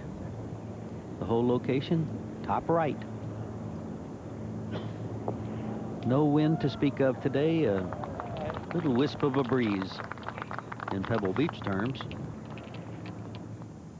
Back to 6. Jose Maria Olazabal preparing to play his 3rd shot now from just under 60 yards. And Johnny, I've always been impressed with his play with these clubs and from this distance. Just he's one of those guys that, you know, you almost have to look above when you see a guy putt like he does and chip and pitch and wedge play. Great feel. Look at those fingers feeling the club. See those fingers moving? See it's moving? Trying to get a feel. Look for him to bring this one in low and let it skip back toward the hole. Now, the distance control, looking for a little left-hand bounce, which he didn't get. Back at 5. Yeah, from left to right. Commissioner of the PGA Tour, Tim Finchem. Michael Van Alec in the middle. And Tiger Woods just blocked out our boss, Dick Ebersol of NBC Sports. Well, now he's backed off. And Peter Ueberroth, one of the principal owners in the new ownership here at Pebble Beach, also watching Tiger Woods off this beautiful Jack Nicklaus redesign a few years ago, the par 3. Dangerous hole right here. This is a shot that there is some trouble up here. He's hit it very, very high. Johnny at the very, very left edge of the green. Oh, that is perfect line, Roger. I mean, that is, to me, where you're supposed to play this hole. That's what it says. If you want to play it safely, take not enough club, play it on the left side. And look at this setup. Look at how strong he is. Watch the torque in his shirt and the shoulders. All the way to 90 degrees. Strong finish, doesn't let the club go past his left forearm. It just, through the impact area, he just dominates centrifugal force. And you held it up. Just over the left side of the bunker. This is 84. Good solid one. Go on.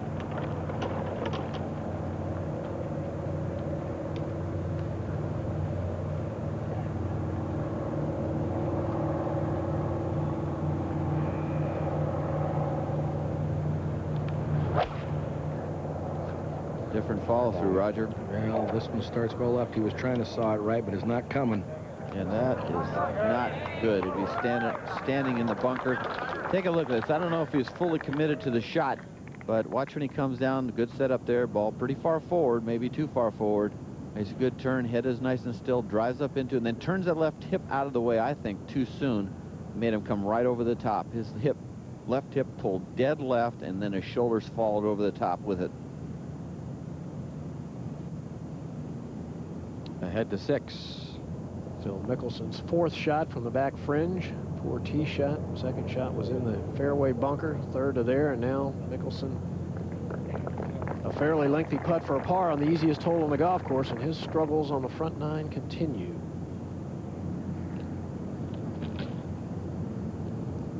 Mickelson had an interesting way of preparing for this championship, guys. He actually played over at Cypress Point Monday and Wednesday to Just one practice round on Tuesday.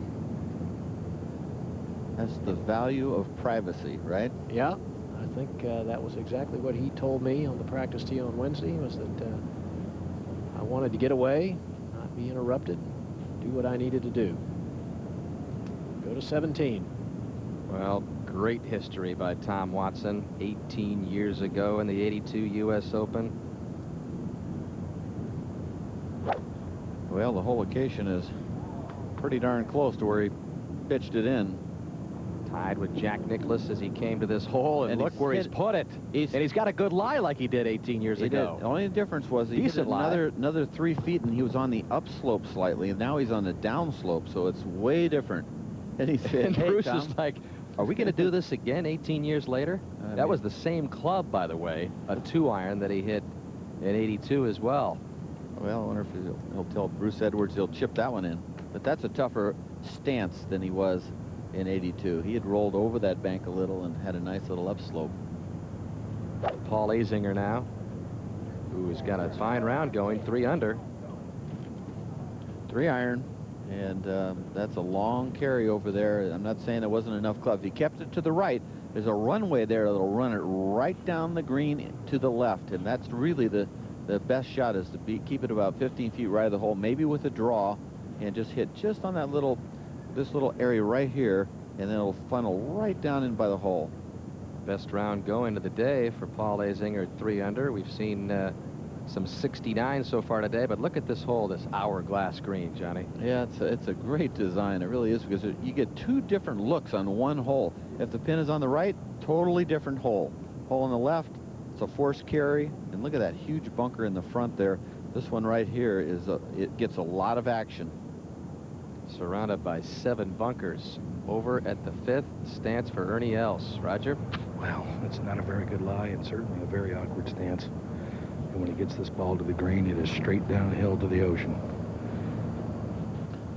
Not many good things can happen from here, Roger. No. Boy, but he... Little unlucky there, John. Stuck on him, huh? Little unlucky. That ball hopped straight up in the air with a little decent hop. That ball, I think, could have got pretty close to the hole. Well, the new hole designed by Jack Nicklaus and opening in November of '98, Johnny. The original hole was a 166-yard shot uphill. It was really a duffer's nightmare, because you had Brankin trees left, OB right, and actually was not too bad for the players. I had a lot more success on this hole when it was to the left. Over to the right, you need to hit that high fade or have enough willpower to say, hey, put it on the front left, just where Tiger hit it, and then take your chances on getting it up and in. Well, just take a look. This is the new hole. You can see it runs, and then the green sets this way. The old hole is right up the draw here, so it's totally different. It's a lot longer walk. You can see from the green all the way up to the next tee, it's a much longer walk, when the only long walks on the golf course from green to tee. It was built inland because Pebbles founder Sam Moore sold 5 of those precious acres on that bluff overlooking Stillwater Cove. And it took all this time to finally get the rights to that real estate back, because when they asked to sell it originally back to Morse, the man, Mr. Beatty, refused. So in '95, Pebble Beach finally reacquired the land, and the price had gotten a little higher, $8 million. But it's just a marvelous hole, and it just fits into the Pebble Beach scene here perfectly. The trademark pulling up the sleeve, see the left sleeve, and all the kids have copied that. I go to all these college tournaments, and they all pull the sleeve, you know, the shoulder up so it has a fold. You know, they just, everything he does, they're copying now. They all taking a flail at it, just like Tiger. He's got that magical hold on the game across the world.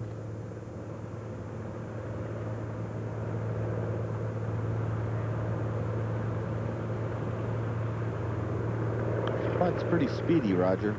It is very quick, Johnny. Looks like he hit it softly. See if it keeps chasing in there, but 5 feet. And back over to 17, and look at this scene. Bruce Edwards on the bag, Tom Watson from the rough at 17. Where's Jack Nicklaus? Did he just shoot 69? Is he in the clubhouse? Well, this is eerie. I know he's thinking about it, but this is a tough little shot. Not this time. And you see where that ball ran to? That's how far past it would have run when he chipped it in. So it was a perfect shot, but it would have been long past. Well, here it is. Bruce Edwards standing in exactly the same. He also birdied the 18th hole, the last U.S. Open champion to birdie 17 and 18. And that was Bill Rogers looking on, a great player and sort of out of the game at the moment. Back over to the 5th. Big par putt for Ernie Els.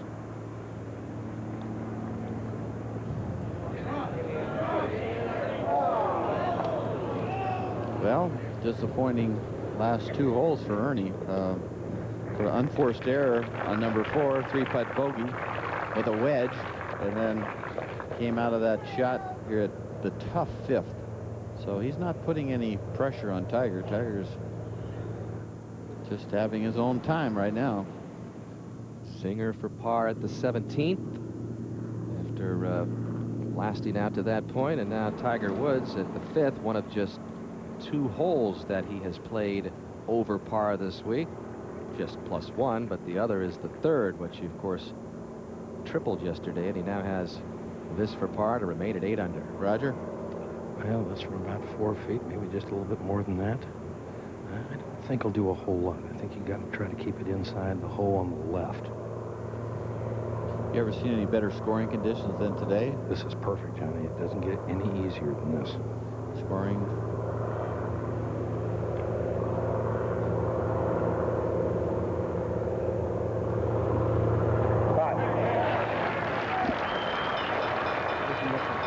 Somebody's ringing a bell out there in the bay as yet another par putt finds the bottom of the hole for Tiger Woods, and he's improved his play at these Open Championships. You see the finishes the last 3 years, finished higher and higher. On the course, the numbers have looked much better. He's led the field in birdies 2 of the last 3 years, but just as important, he's giving back fewer shots in the Opens. Less bogeys are being made.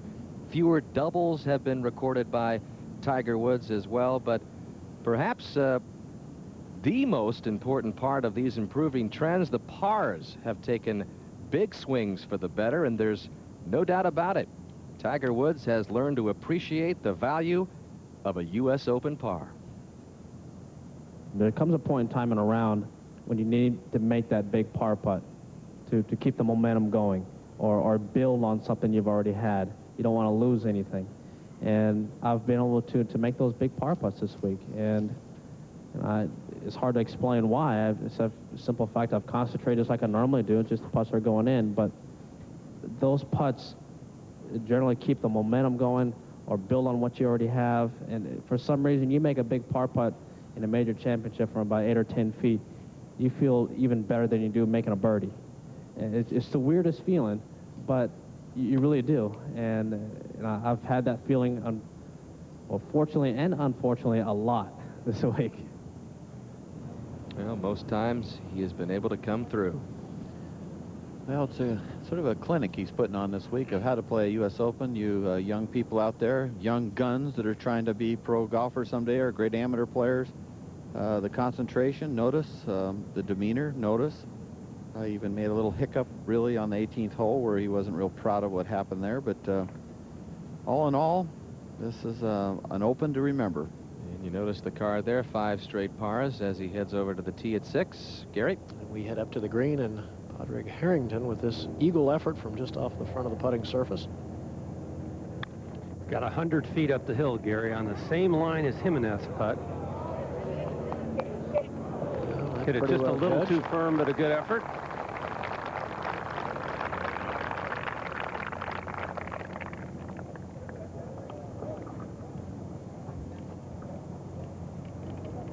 All right, we'll go to the tee now at this 524-yard par 5. Let's take a look at where Tiger's drives have gone using our shot tracker.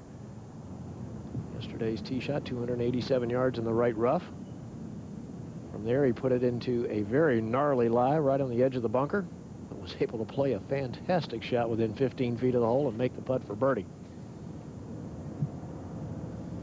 There's that shoulder he does on Gary. Both of them are up. Yeah, well, I guess that means this one's really going far, John. Yep, you just got to be careful not to launch it right. The ocean, the beach there at Stillwater Cove, is in play. Wow. This one isn't going right, John. Never driven it better, has he, guys? Wow, that is really deep. And against the slight wind, I might add, from the right. Well, according to our marks, it's 300 yards to the end of that bunker. Let's watch it one more time, and let's listen to the sound created.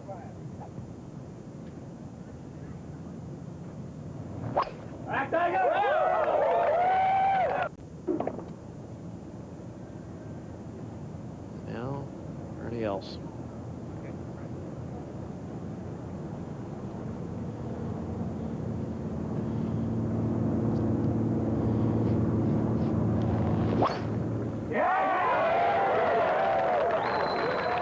That's another good one.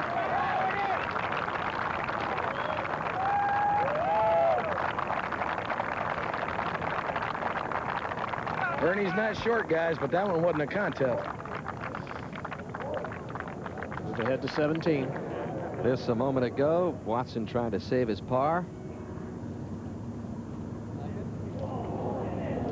And instead of that 2 that he recorded 18 years ago, a disappointing 4 for Tom as he heads over to the 18th and back over to the 6th. Padraig Harrington with this 4-footer for his birdie. Miguel Angel Jimenez 2-putted from about 18 feet. Had an excellent eagle opportunity, but did manage to make birdie, his second in a row, to move to even par. And Harrington safely in. He moves to even par. Oh, both the European stars make birdie at the easiest hole on the golf course, the par 5 6th. Tiger Woods and Ernie Els have both hit good tee shots there.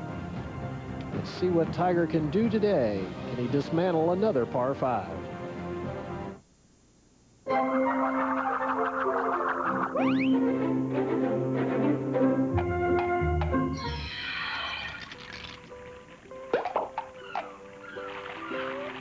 At AGF, after 40 years in mutual funds, there's one thing we realize. Eventually, everyone retires. AGF, what are you doing after work? There's no law that says you have to help out. To work up a callus or a blister from lending a helping hand. But to all of you whose nature it is to chip in, not for gratitude or glory, but just for a good, warm feeling inside, we'd like you to know we build every Ford truck to share the load till the work is done. Ford, for now, forever. Attention passengers, flight 235 to Bangkok is now boarding.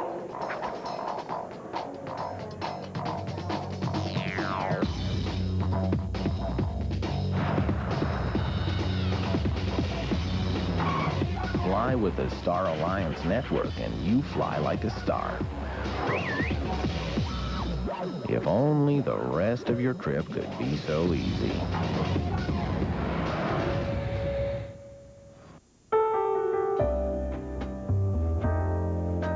John Labatt Classic. Canada's premium lager. Aerial shots provided by the MetLife blimp all week, just giving us breathtaking views of the Pebble Beach golf links.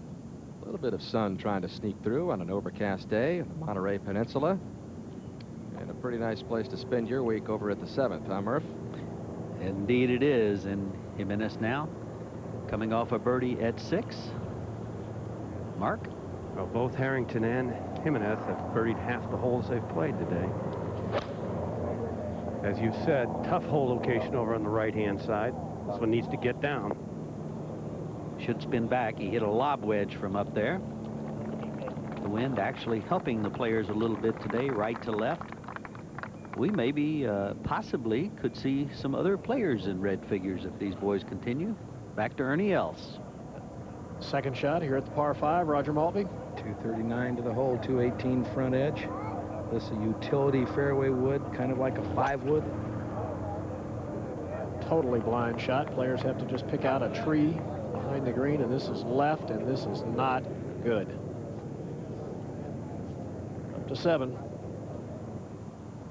And Padraig Harrington, also fresh off a birdie. And also freshening is the wind just a little bit now, and this one is short and buried in the front bunker. Oh, and that is not good. And back to 6.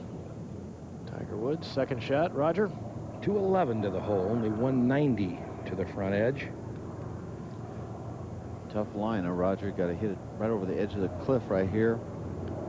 Blind shot. This is a 5-iron. 5-iron. This ball is hanging out to the right just a little bit, trying to turn back. No, it bounces right. I don't know if that stayed in the grass or got in the bunker. I think it stayed in the grass, Roger. This is going to be another one of those very awkward lies. He's had some tough lies on this 6th hole. Take a look back. This was in the second round, his second shot from the right rough. 202 yards with a 7-iron. You talk about brute strength. Watch this. Lands it short, chases it on. He would 2-putt and make a birdie. Only man in the field capable of hitting that shot. Yesterday, his second shot wound up by the fairway bunker in some of this really long grass. Chops it out of there. Rolls it up within 12 feet of the hole, and you guessed it, he'd make that one too. And I think he's going to have another one of those very nasty lies here for his third shot. We go up to 7. Padraig Harrington trying to figure out the angle at which he wishes to attack this ball. Needs to play it right of the hole. This won't have much spin. And I would call that only a fair effort, Murph. It really wasn't that hard a shot. Yeah, he popped it awfully hard for the fact that the greens are as firm as they are. Mark, did he hit that shot fat or something? That is way short. You know, I think, Johnny, he just misjudged the wind. As I mentioned, right before he hit it, came up a little bit, and the ball just ballooned on him. He is looking at his yardage book here. I think he's still a little confused about what happened there. Back to 18. Well, Murph, a beautiful scene here at the 18th. So much emotion on Friday when Jack Nicklaus played perhaps his final U.S. Open round. And much like Jack, Tom Watson in that same situation here. He did get a special exemption this year for the 3rd time. He, of course, will not finish in the top 15, so he's not expected to be exempt for next year's U.S. Open. That unlikely, so this could be the last walk-up for Tom Watson in the U.S. Open. Certainly the last at a golf course he's been in love with for many, many years, Pebble Beach. And unless he wins the U.S. Senior Open, that could be his only ticket back to the national championship. So Tom Watson finishing up at 18. Which lies have you seen, Roger? Well, as lies go, Ernie Els has drawn a pretty reasonable lie, but he still doesn't have much pitching from this angle across the bunker. It is back into the wind, which I guess would help some, but I just got to believe Johnny's got to be looking right of the hole and give himself more green to work with and just try to get it on the right side of the green. Roger going directly at the hole. He's only got, what, 10, 12 feet of green? That's about it, Gary, and I just don't see him being able to make a big enough swing to get this thing high enough and land soft enough to really keep it near the hole. He may get it if he hits a real good shot 15 feet by the hole, but I just don't see him doing much better than that. Safest shot, again, is to the right.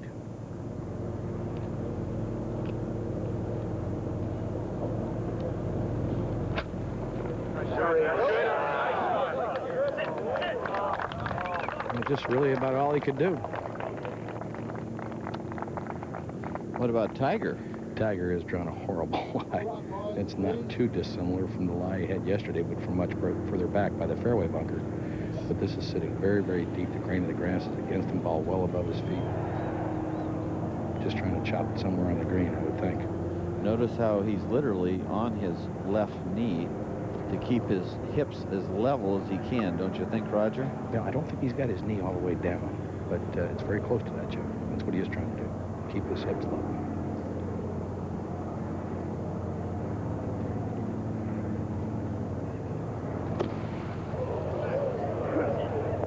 Wow, that came out very quickly, much quicker than he anticipated, and he's really got some work left.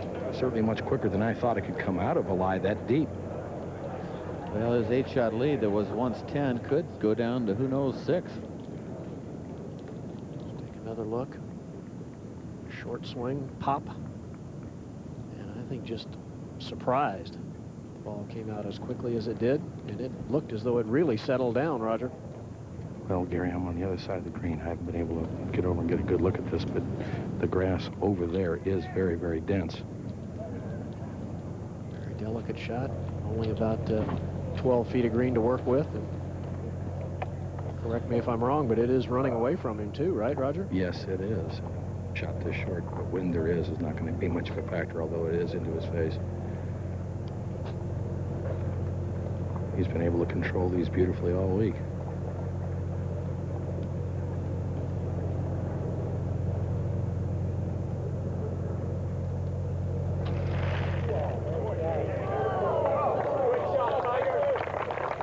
Well, nicely done, but still a good 6 feet or so left for his par. Up to 7. To Jimenez for birdie, a chance to go into red figures, would you believe? Harrington made bogey just earlier. That has to hurry. And we'll go to 18. Tom Watson, perhaps playing the final hole in his U.S. Open career for birdie at 18. Same putt he made when he won the Open. Drops. Round of 73. We mentioned it could be his final Open. Tom loves this championship so much, and he's just 50 years old. I mean, he could go out there and try to qualify to get back in this U.S. Open, which would not surprise anybody. So you want to make sure that you leave that opportunity as well for Watson to play in another national championship. Back to 6. Birdie putt for Ernie Els. And this back uphill and should move to Ernie's left. Most of the players have left this putt short.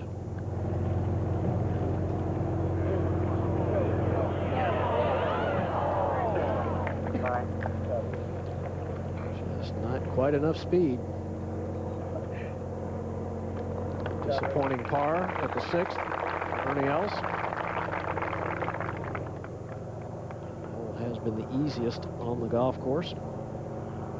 In fact, today playing to a stroke average of 4.59.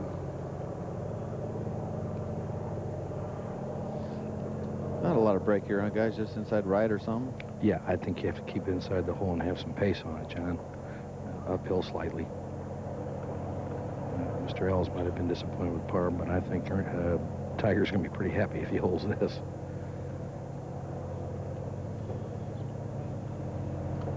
Well, like I said, if Jimenez would have made that birdie putt and he missed this one, could have dropped that lead down to 6. We talked earlier about the importance of pars in the U.S. Open Championship. We heard Tiger comment about it.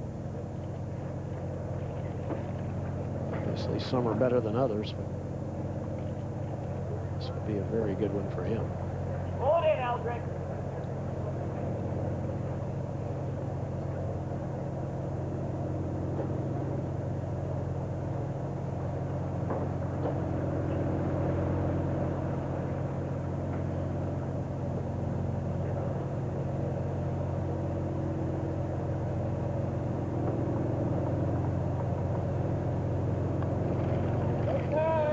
Safely in.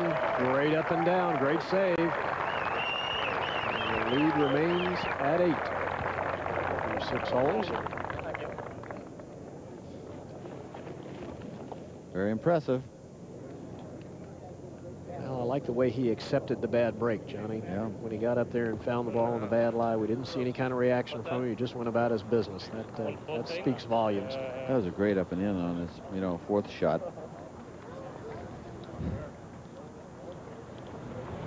Short walk over to the 7th tee.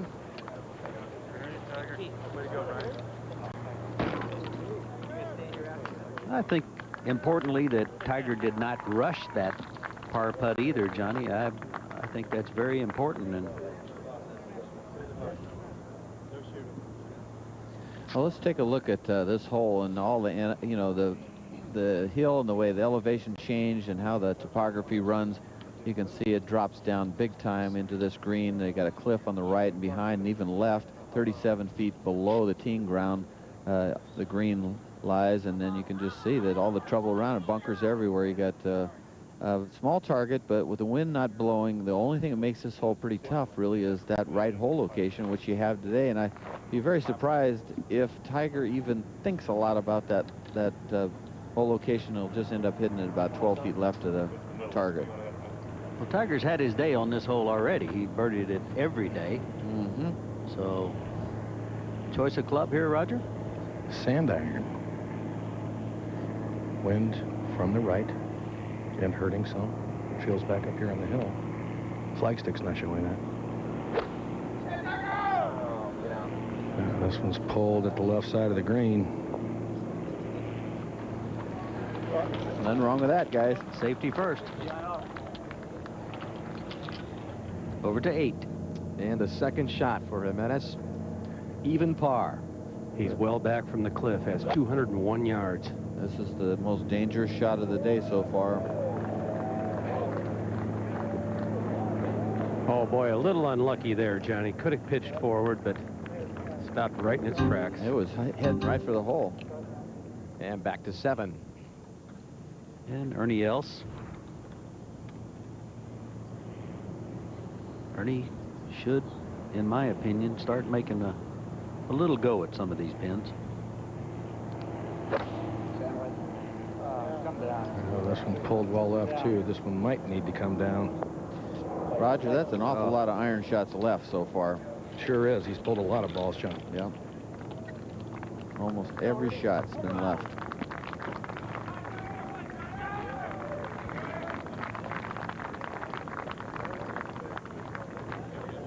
There you see Tiger walking down that hill we were talking about. And let's go up to Jimmy Roberts. Well, Murph, thanks very much. And it doesn't seem like it's been 18 years, but in fact, it has been. Yeah, it's been 18 years, Jimmy. It says so on the watch right there. Joining the 18th tower by Tom Watson right now. Lots to talk about with you. The first thing that we have got to talk about is that shot on 17. I mean, it must have occurred to you that it was eerily similar to what you had in 17. Well, I hit a 2-iron again this year, and like I did 18 years ago. I actually hit a better shot this year. And the ball ended up at the left of the green. Bruce, my caddy, said, "Oh, I can't believe this." He said, "Not again." Did he say get it close? And you said, "I'm going to make it"? No, he didn't say it. Actually, it was on the back of the green on the first day. He said, "Get it close." I had a chip, and I actually knocked it down pretty close. But this was a little bit different situation, obviously, and this is a different position too. But I was thinking about holding it. That would have been some story to talk about. You are playing here under a special invitation, a special exemption from the United States Golf Association. Which I'm very grateful for. Would you consider qualifying for this championship? We know how much this championship means to you. Yes, I would. Not a question. So next year, if there's no invitation to you, we can expect to see you out there if you're in good health? I'll be trying to qualify. You also mentioned something in a story that we aired yesterday, which we all found very interesting, about the difference between Nicklaus and Tiger, in that what Tiger has that perhaps Nicklaus didn't have at that point was an extraordinary short game. Do you think that on in a week like this, when there's so much trouble around the greens and everybody's going to miss greens, that may be one of the reasons why he's performing like he is? Well, I think the pros have said it, you know, eating breakfast at the driving range. You know, Tiger really hasn't missed any putts this week, very, very few putts. And that's the key, but to get in the position where he's making the 5-footers, the 8-footers, 10-footers for pars like he just did at number 6 there. He has to get there from some pretty awkward lies, and he's been doing a great job at that all week. Tom Watson, so many wonderful memories from you here at this course. Thanks for joining us. Now let's head back out to the course. Thanks, Jimmy. To Tiger Woods on the 7th hole. Well said, TW and Jimmy. Tom Watson will qualify. You can bet on it. He loves to play the U.S. Open. Been a great credit to the game, hasn't he, Bob? Yeah, I think there's a lot to be said for handling yourself in the demeanor that Tom has. Works a lot with junior players, as we all do and all try to do. Tiger's having a good long look at this one, Roger. As well he should, Bob. This putt will move from left to right, and in the area of the hole, it gets pretty slick. This is one that could easily get by for more feet if you weren't careful. Last 4 or 5 feet, it will definitely go to the player's right.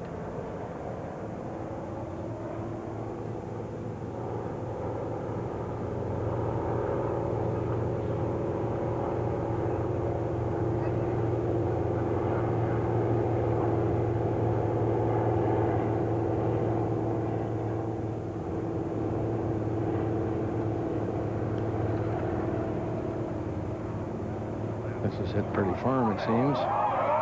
Boy, it slowed up quickly. Good lag.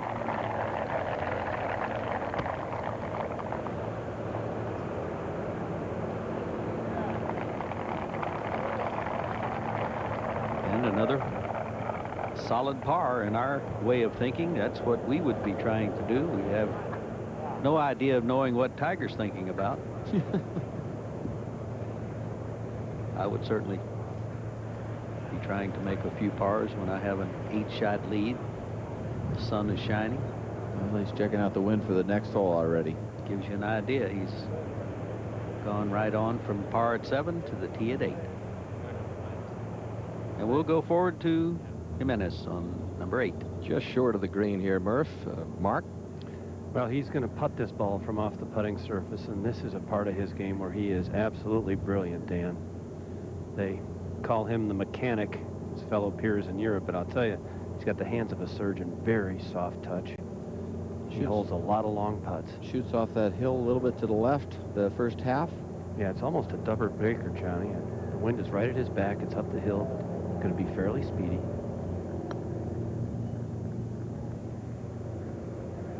Well, all week long, Mark, that putt looks like it's not as slow as it is, and I'll tell you what, Dan, we've seen everybody short on that putt. They just can't seem to get it up there to 7. And Ernie Els to save his par. Okay, that'll help our feelings. That'll help our feelings. You see Ernie sort of saying, oh, finally. Just one. I needed one. What a view. And Tiger Woods on the tee at 8 as he begins the quest into these 3 difficult par 4s. Right over the rock. He can hit it as hard as he wants. That's that little zinger that Roger calls it with the long iron, and he's left himself way back, which to me, I don't know what he was thinking there. That's going to be well over 200 yards. And again, referred to as the Cliffs of Doom. This is the difficult stretch, 8, 9, and 10. Tough par 4s along the coastline. Well, I think he put the priority so much on getting the ball in the short stuff. He'll negotiate the next one, he figures. But the first job was to get it in the short stuff. And there they are. 3rd round. This is how they play tied, 8 and 9 for the toughest at Pebble. And then number 10 there, the 3rd toughest. Golf course playing much easier today, but still these holes are very difficult. Harrington for his par, so the young Irishman will drop another shot. Well, back to at least +2, Mark. Well, Dan, he played what looked like a beautiful shot into 8. It landed hole high, took one big bounce into the back rough, and that's what happens when you're as far back as Tiger is. That's where Harrington played from, and it is so tough to stop the ball on this green. Of course, Tiger can hit it a lot higher, and will be hitting a shorter club. Well, Jimenez will have to rely on that deft putting touch here to save his par, remain at even. The closest pursuer to Tiger Woods, 8 back. Needs to hit this one firm. It's up the hill. May turn just a little bit to his right. It's a bit of a trick putt here, you know, because you have a couple influences. One coming from the left, another one coming from the right. I think it's inside the cup.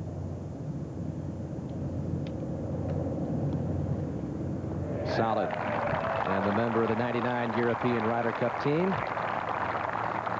stays 8 back of Tiger. Not a chink in the armor of Tiger Woods so far. 7 holes, 7 pars, and the lead is 8.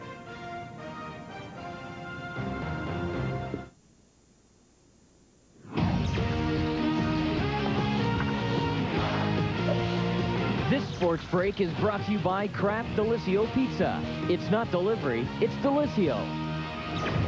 Welcome back to the TSN Newsroom. I'm Corey Warren. A big weekend series as the Jays visit the Red Sox. A win today for Toronto would put them just one game back in the AL East. Show you what happened.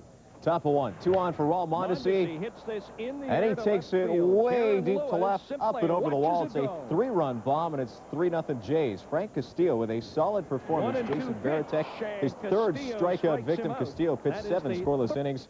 On to the top of the 8th. Mondesi would yank another one right over the monster. His 15th of the year, 2nd of the day. 5-0 Jays. They go on to win the game 5-1. Other baseball action to tell you about: the Expos and Cubs all tied up at 3 in the 10th inning. And the New York Post is reporting Lenny Wilkins will be named the head coach of the Toronto Raptors. Stay tuned for more golf after this. I like to leave my problems at home when I drive. But if I can't leave them at home, I tell them they can come along. But only if they shut up and enjoy the ride.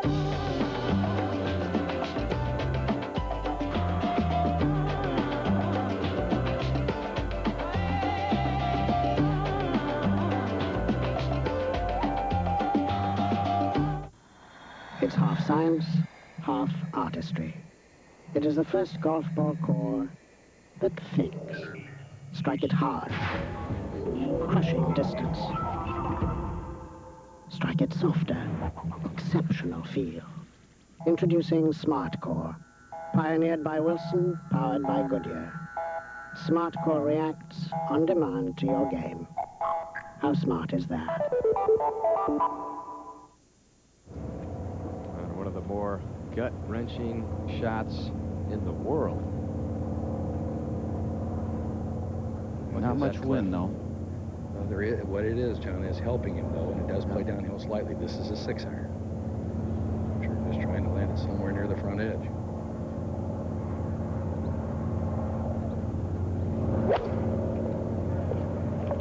Be the right club, baby. Come on, Ball started at the left side. It's cutting into the center of the green. This looks really good. And almost unlucky there, John. It is the right club.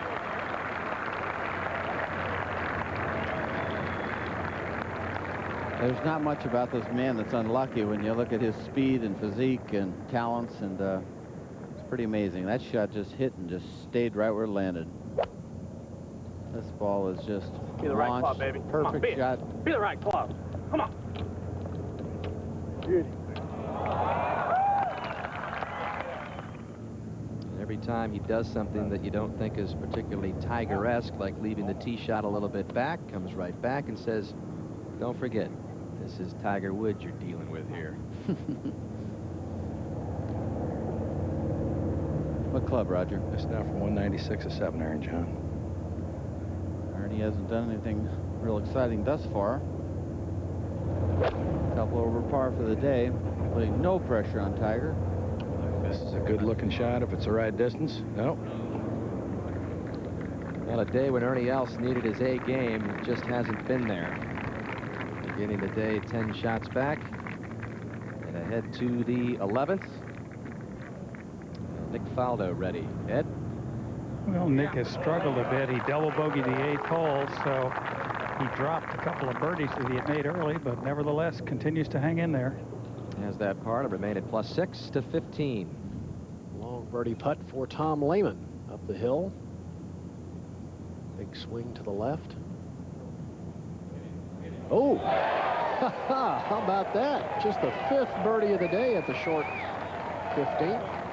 Tough back right hole location. To 9. Critical tee shot at the 9th. Miguel Ángel Jiménez. 466-yard par 4. Nobody's clapping. See why? And that's a good reason. That is really not in a good spot, obviously. Double crossed it. Normally hits a cut. And those huge stands which flank the action at the 8th green, and a nice ovation, and why not, for Tiger Woods.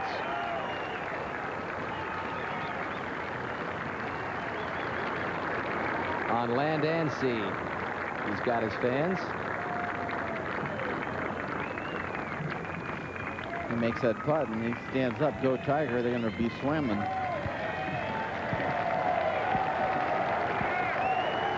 It's a magnificent championship week. So many people on this golf course. Not a lot of room on the coastline with the way this golf course is situated. So they put 17,500 seats as a part of the grandstanding here, as well as all of the gallery following the action. It's just been a marvelous week.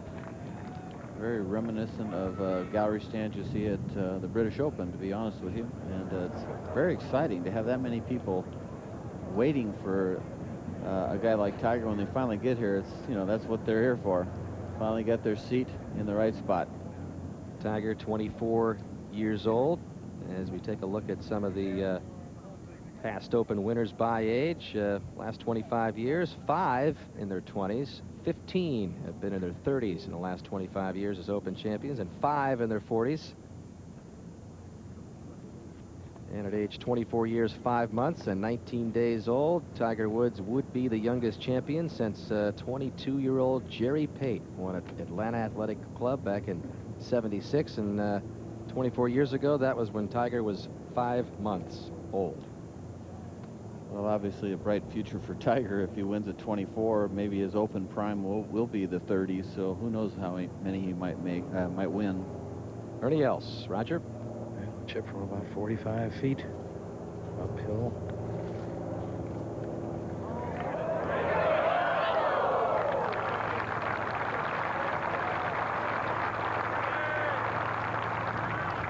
Ahead to the 9th from that deep rough near that bunker.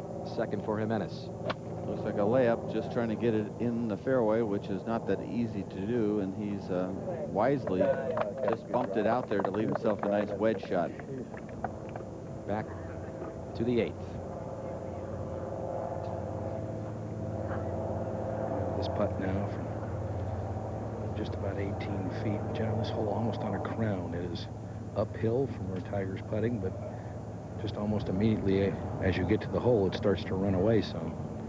Yeah, once it turns right, it's going to be not going uphill. It's more uphill than your eye picks up, but it starts to cross, like you say, and then release with the slope the last 4 feet. We've seen very few players hit it hard enough from anything short of the hole all week, Roger. This is a little different angle, but still, he might think this is quicker than it really is, and wouldn't be surprised to leave it short and right. Great looking shot, though, he hit in there, wasn't it? Unbelievable. I mean, that's just so solid, so high, shaped it so perfectly. And that's one of the reasons, guys, well, even with an 8-shot lead, you just don't want to stop watching Tiger. You just don't know what he's going to do next. He's really on. I mean, we've seen him in the past where he struggled with his game, but you're seeing a guy that's really on right now. It's exciting to watch a guy that's in the zone, peak performance, doing things no one else can do. Enjoy it.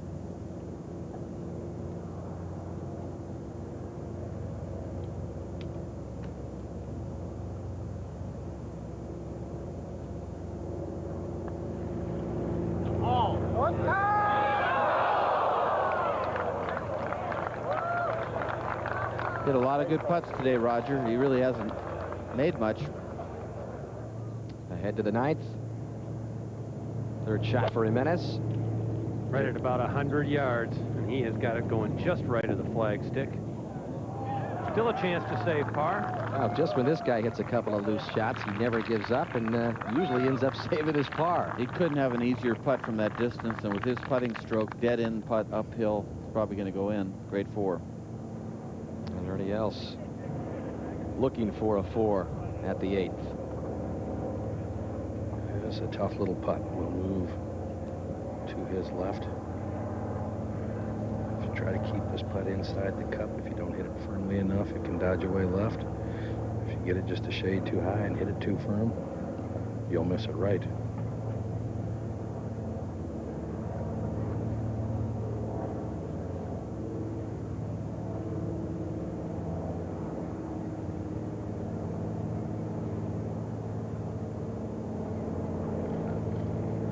Beautiful.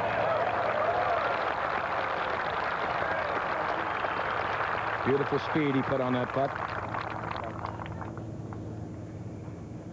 Tiger Woods for his 8th straight par to remain 8 under. Keep the lead at 8. In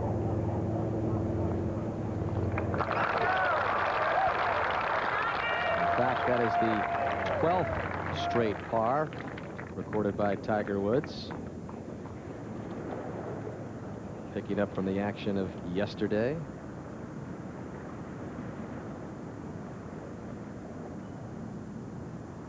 Ahead to 15.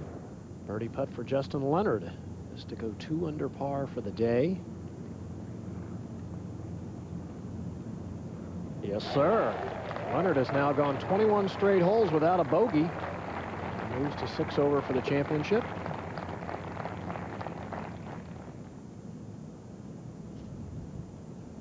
Next Saturday, 4 o'clock Eastern Time, NBC begins coverage of the U.S. Olympic diving trials as we move closer and closer to our Olympic coverage in Sydney in September. Mark Ruiz, who you see there, holds 16 national diving titles.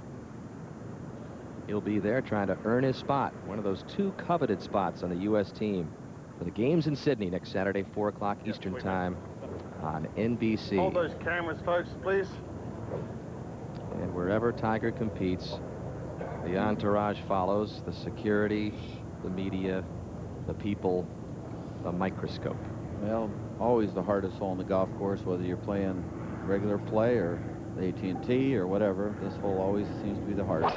466 yards. Needs a good tee shot. Roger Maltby, where is it? Right down the right center, John. Just a driving machine. There it is. And that's way down there, Roger. Toughest hole this week, the 9th.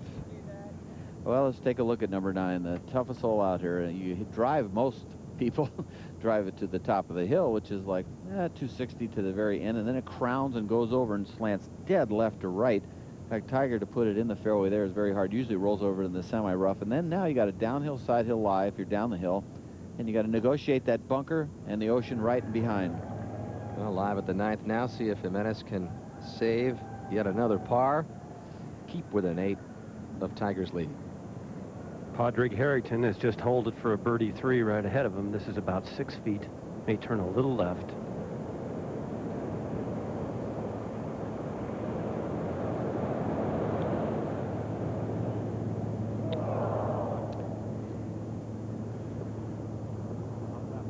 First bogey of the day for Jimenez, and you heard Mark talk about the Harrington birdie. Here it was.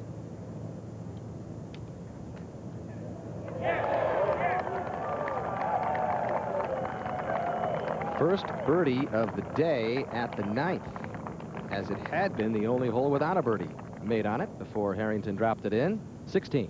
Just a moment ago, the 3rd shot for Bobby Clampett. Oh! Good way to save par, but unfortunately the Cinderella story is not going to have a real happy ending. He's 6 over par today. And we move ahead to the 17th with Mr. Clampett. Well, it really has been all gravy, just first of all getting into this championship, and then Clampett stunned a lot of people.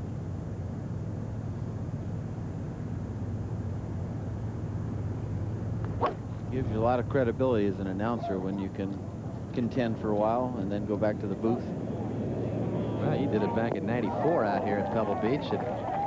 Great shot, 5-wood by Bobby Clampett, and I'm sure he's going to go home with a lot of good memories and a lot of local fans. He used to have huge galleries when he was an amateur. He was the top amateur in the country, and he was like the golden boy of Monterey. I mean, he was, big things were expected out of him. He only won 1 PGA Tour event, but the action at 10.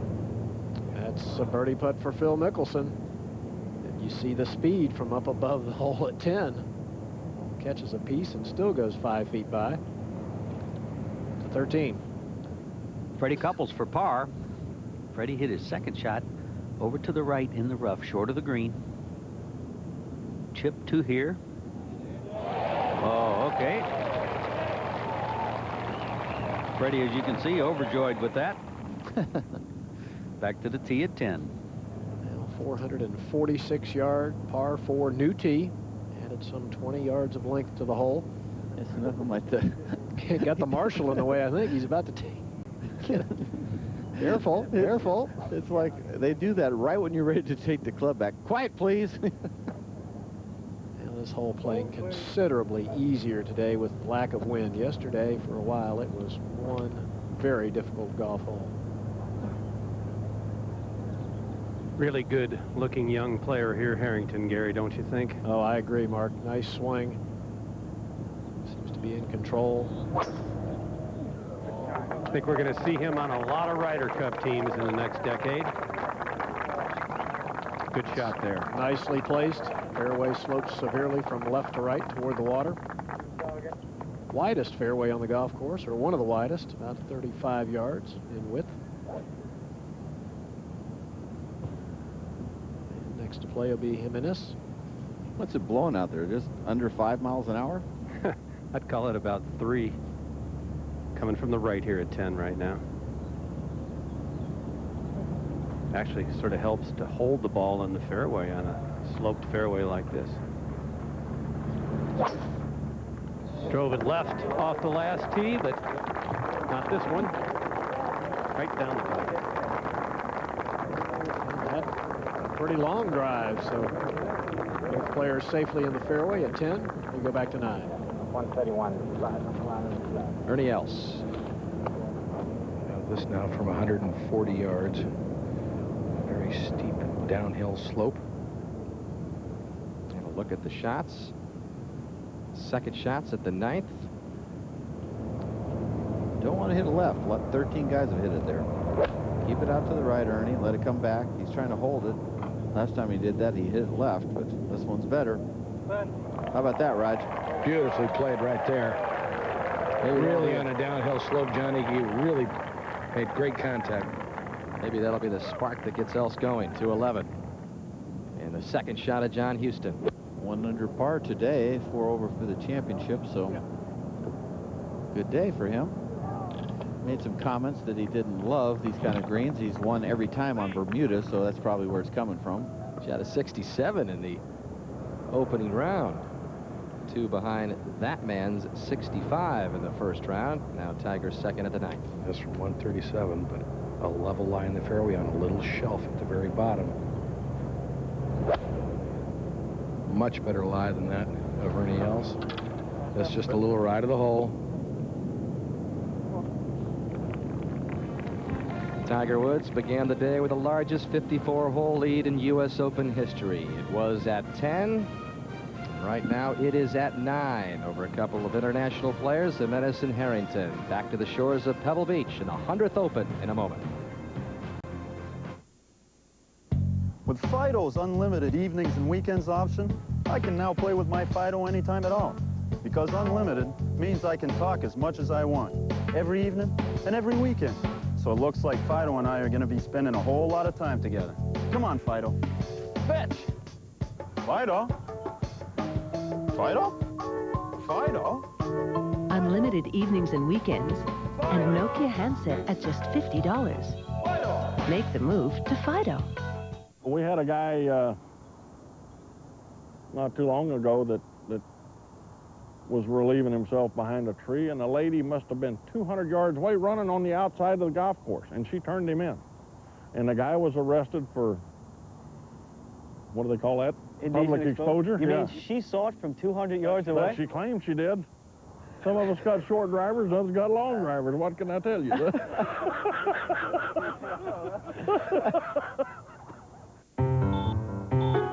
Only one minivan warns you of objects you're about to back into.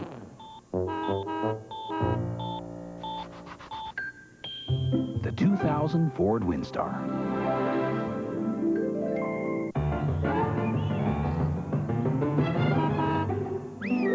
The 2000 Ford Windstar.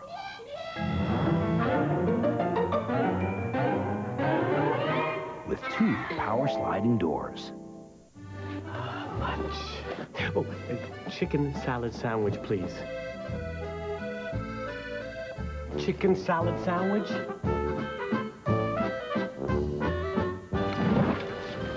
Could I just get a really good chicken salad sandwich? Hungry for a home-style lunch? Tim Hortons Chunky Chicken Salad Sandwich is made fresh and fast for you with a freshly baked country bun. Along with a medium soft drink and a donut, it's just $3.99. Chicken salad sandwich. Come home for lunch at Tim Hortons. To play great golf, you need field. I discovered mine here on the beach. I only had a 3-iron, so I learned many different shots. Now I have my choice of clubs. I choose to play Mizuno. It feels good to look back, but for me, nothing feels like that Mizuno.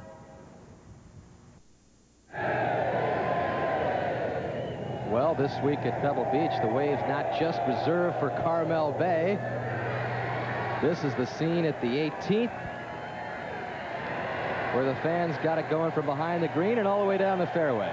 Golf's changed a little bit, hasn't it, Johnny, since your days? Wow.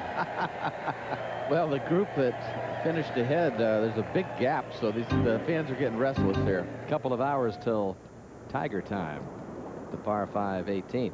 And will it be coronation time? A familiar line, Tiger Woods for birdie, this time at the 9th. Quick putt. We'll move quite a little bit from right to left. On cruise control now, John.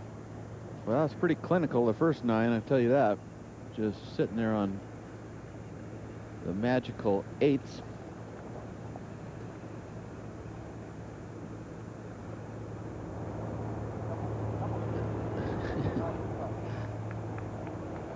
Did that crashing wave bother him behind? Let's go to 17 a moment ago. Pick up the birdie attempt for Clampett.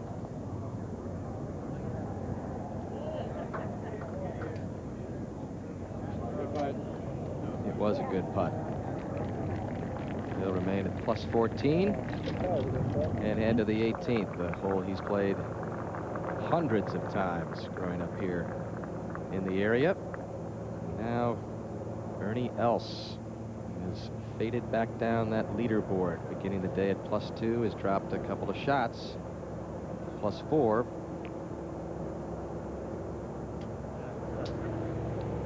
This putt should have a little bit of movement to his right, and is rather quick putting in that direction. So I would think he'd try to get this off the hole on the left and just kind of drip it down there.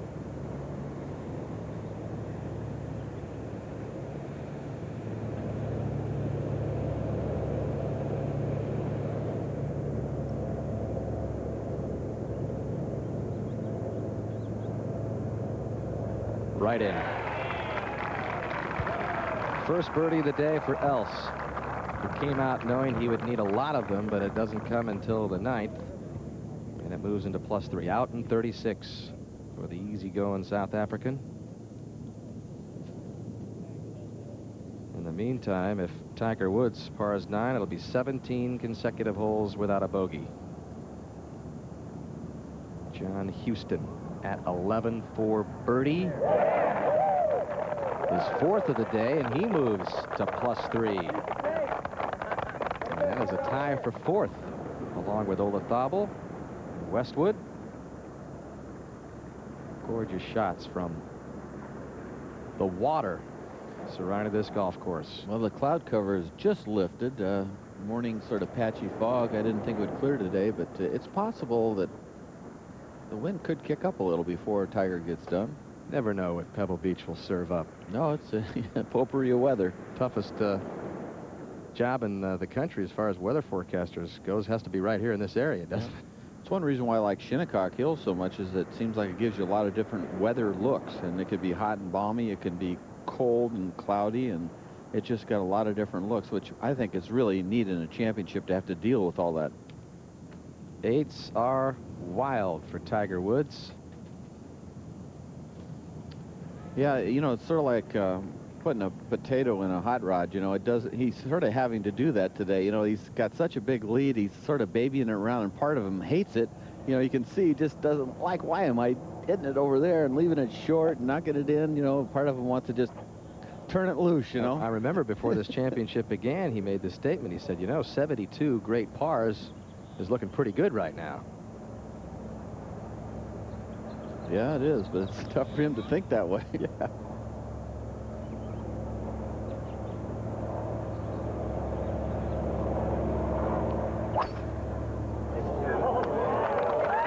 One of the prettiest swings in golf, the big easy down the middle. I think one of the most compelling things to think about is how few people have actually stood up to Tiger when they're playing with him. You know, you had Hal Sutton, I guess Lee Westwood a few weeks ago. Ed Fiore did it, and Sergio Garcia at least gave it a great effort at the PGA. But really, most guys just sort of drift out of his way. They don't play their normal game.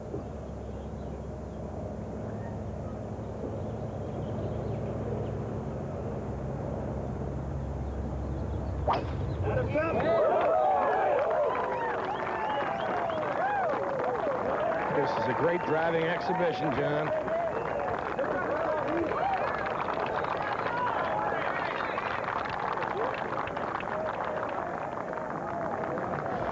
Well, a U.S. Open Championship clinic continues for the #1 player in the world, Tiger Woods. Seems it's just a matter of time.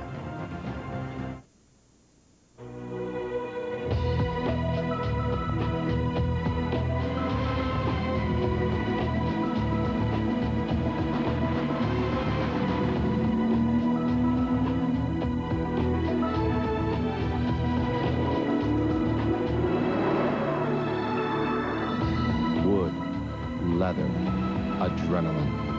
The new Lincoln LS, Motor Trend Car of the Year. Over 70 million people are receiving an education on the internet this year. 7 out of 10 students on the web say they are getting better grades. One day, training for every job on Earth. Training for every job on Earth will be available on the internet. Are you ready? Are you ready? Are you ready? Virtually all internet traffic travels across the systems of one company, Cisco Systems, empowering the internet generation. Are you ready? Mizuno, a world leader in forging technology, introduces Tezoid forged metal woods. By forging a thinner face, Mizuno has achieved maximum allowable spring-like effect for greater distance. Plus, we've moved 50% of the headway to the base of the club, creating the optimum in center of gravity and perimeter weighting. The result? Distance and accuracy from anywhere on the course. Hit Mizuno Tezoid forged metal woods and feel the difference. Available in selected pro shops and golf specialty stores. Business trip, $400 million. Calls to the office, $230,000. Rental car, $45 million. Finding time to squeeze in a little golf? Priceless. There are some things money can't buy. For everything else, there's MasterCard. Accepted just about everywhere golf is played. There's no law that says you have to help out. To work up a callus or a blister from lending a helping hand. But to all of you whose nature it is to chip in, not for gratitude or glory, but just for a good, warm feeling inside, we'd like you to know we build every Ford truck to share the load till the work is done. Ford, for now, forever. Sun is out in full force along the Monterey Peninsula now. Why wouldn't it be? Sunday in the 100th U.S. Open, where the spotlight expected to be on Tiger Woods in a couple of hours from now to the 10th. Par putt for Padraig Harrington. A lengthy birdie putt from up above the hole, left it well short, and that will be a bogey 5 to 13. Nick Faldo for a birdie on 13. We have not seen many of these.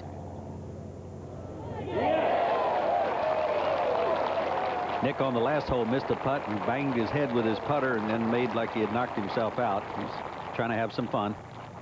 And back to 12, Lee Westwood for birdie. I should mention we've only seen one birdie all day. And back to 10. Second shot, Ernie Els.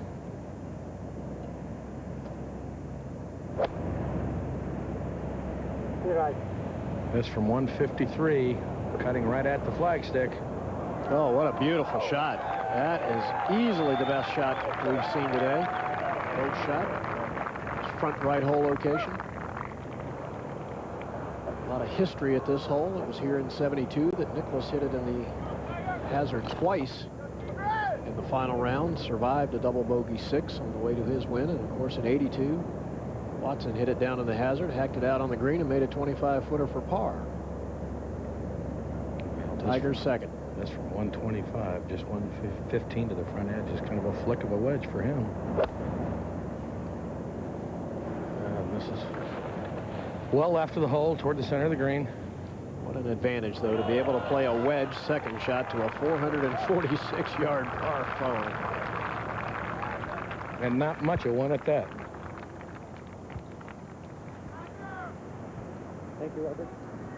Well, we talked about the history here at the 10th that has certainly played a large part in determining the champions in 72 and 82. Tom Kite survived the hole with a par in his final round in 92, and back then in that fateful day, it was the most difficult hole on the golf course. The stroke average was 4.89.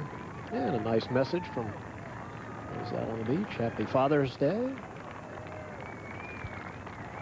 And another message. Simply Tiger. Yesterday it was Go Tiger. I guess they feel like they don't need to help him too much today. Well, these beautiful aerial shots are being provided by MetLife. And what a spectacular sight looking down from above.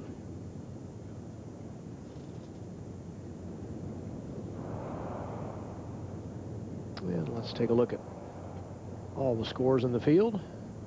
Pick out your favorite player and see how he's doing. Scoring much better today. Conditions rather benign. And ahead to the 12th. Olafabo. Today, the 12th hole, playing 205 yards. The wind left to right, into the players slightly. Hole location on the left center of the green.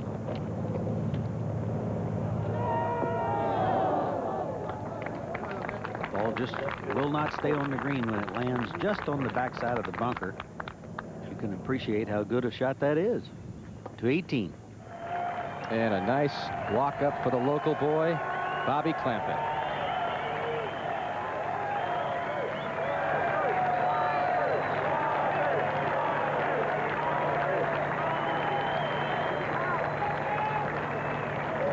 Played with tears in his eyes in that opening round when he shot that 68. Yeah, it's been a long time since people were screaming, Bobby, Bobby.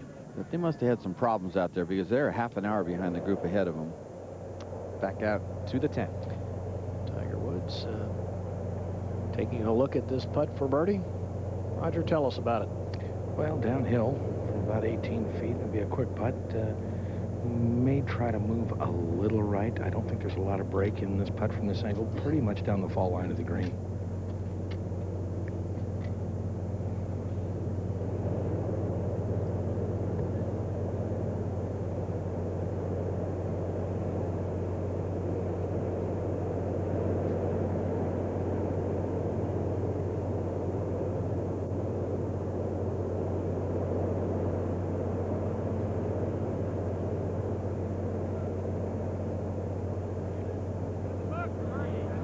This looks good here. Yes, sir. Tiger Woods to 9 under par, and the par string is broken.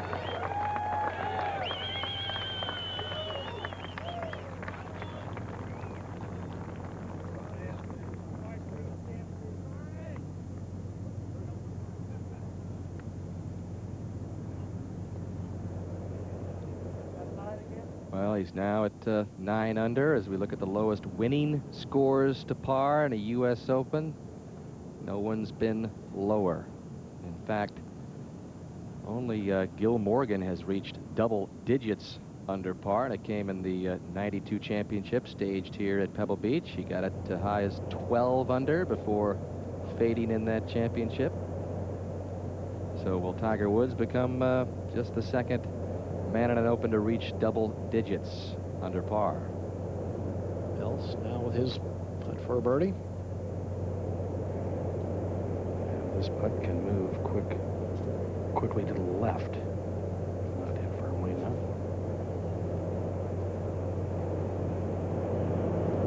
A good stroke. Ernie Els back-to-back birdies, but it's perhaps a little too late. With Tiger Woods making his first of the day, he moves to 9 under par. Now has a 10-stroke lead. We'll be right back with more coverage in a moment.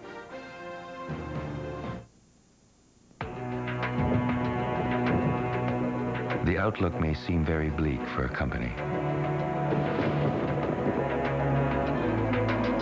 Investing in it would be out of the question.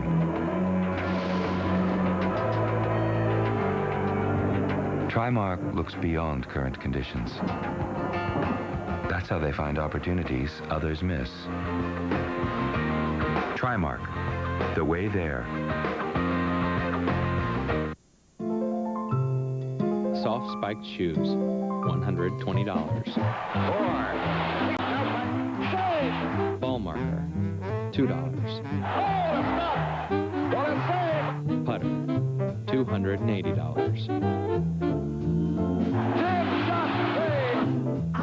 No goalie, priceless. There are some things money can't buy. For everything else, there's MasterCard. Accepted everywhere from rinks to links. Time to answer the TSN Playbook Trivia question. Who was the winner of the last U.S. Open Championship, which required a playoff? The answer, Ernie Els.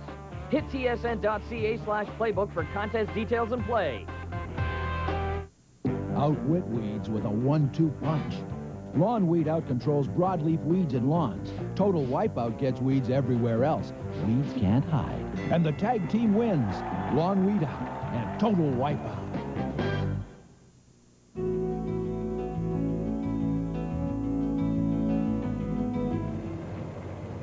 Just sounds so strange to say it in a U.S. Open, but a 10-shot lead for the leader as he stares down the fairway at the par 4 11th. And there's no let up. I tell you, he's acting like he's level with Ernie Els. I mean, you never know the difference. There's that little stinger shot where he hits that rifle shot punch.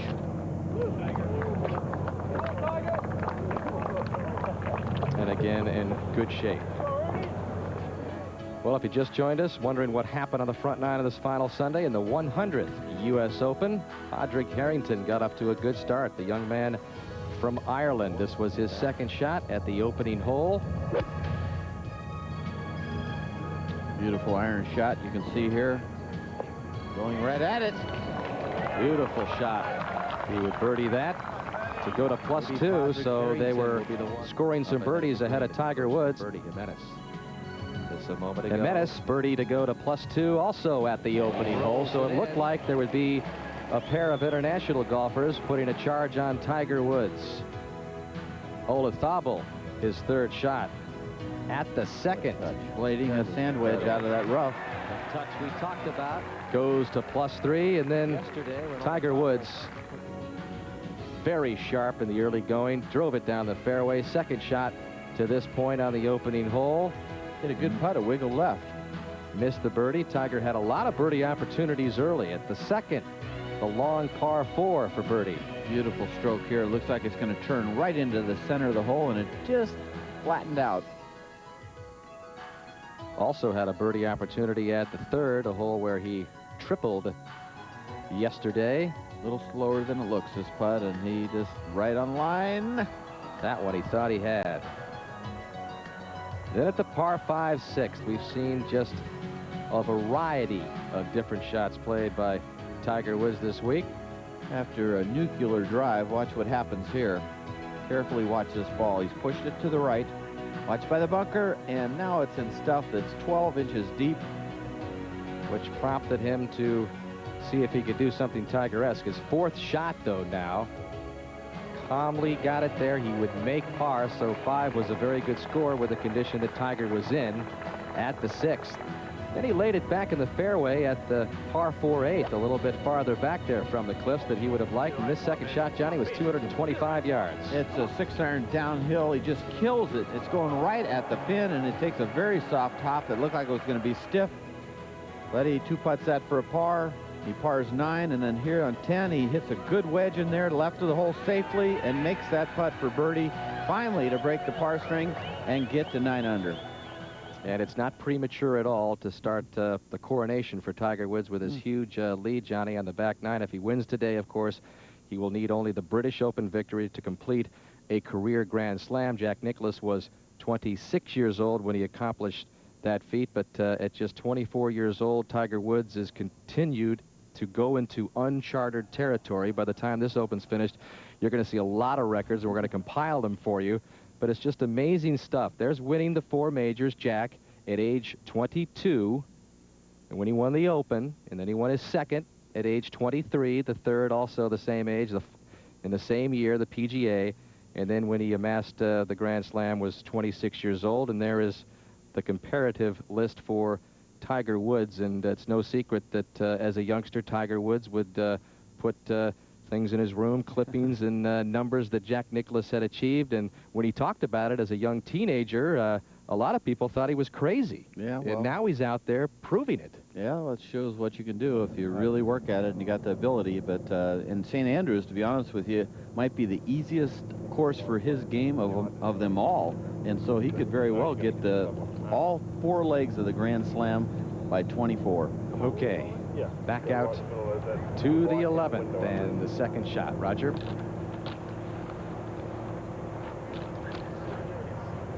Well, we'll check in with Roger in a little while, but we know that Tiger hit another one right in the middle of the fairway, and you see the yardage left. He's got a good position here. You want to keep the ball probably underneath the hole to the left, just slightly.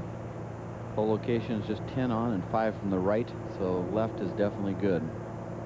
Don't want to be hitting it right and burying that lip. Took a real gougy divot on that one. Got another good hop off that bunker, which he did in the first round. So perfect leave underneath the hole. Ho hum. Well, let's go to the 18th. And Bobby Clampett. This is a birdie attempt. Very popular putting spot. Down the hill, breaking right, going towards the hole. Oh, top lip doesn't go. A lot of history here for Clampett. And he wanted that one. He wanted to make that birdie, make everybody hoot and holler, all the hometown fans. And I think he's probably going to mark this. Well, no, he isn't. Two-time California State Amateur champion here at Pebble. Tied for 3rd back in that 82 Open. Of course, the limelight all on the duel with Tom and Jack. Second shot at 11 for Ernie Els from 133. I'll tell you, you got to hand it to him. He really played poorly through 6 holes, and then, geez, 7, 8, and 9, he played 100, then birdie 10, and now got another, well, remote chance for another birdie. So it's a good comeback for Els. He's back to level for the day, which is 2 over for the championship. But it's going to be too little, too late. It is, but, you know, like we said going in, they almost had to have 2 trophies. You have a Tiger's trophy. We already engraved that one, and then the rest of the guys are battling it out. They have a pretty good championship competitively without Mr. Woods sitting out there with a 10-shot lead. Well, it's been a more competitive NBA Finals, that's for sure. Game 6 coming your way as this series continues to get more interesting by the game. Pacers and the Lakers. Lakers trying to close it out, win their first NBA title since 1988. To the tee at 12. For Padraig Harrington preparing to play. Club selection of 4-iron. This one needs to get up, Murph. That wind is sneaking back into them. Seen a lot of balls in that front bunker. There you see it. The lie appears to be pretty good, on the upslope, which helps you for that bunker shot. Over to 18. 3rd shot for Justin Leonard. Just right at the bend there, just close to the 100-yard marker. It's his 4th shot. He's had problems. He's hitting a good one there. See if it spins. It does not. Leaves himself that downhill slider. So struggling a little bit here at 18. A long time since Justin Leonard has won as well, but he seems to be showing some signs of climbing out of that slump he's been in. It's been over 2 years since that 98 Players Championship win. I tell you, it doesn't take much of a hiccup in your game, whether putting or whatever. Any little slip up and you're not going to be winning out there. There's only a few players in modern day golf that could actually play, as Tiger Woods said, with his B game or C game and win. That shows that when you're really, really a gun, that you don't have to have everything bouncing off the bunkers and making every putt inside of 15 feet to win. Well, I'm going to assume, Johnny, he's going to consider this his A game. If it's not, that's really scary. This putt now from about 25 feet uphill. Very slow putt, and will move a little bit to the right.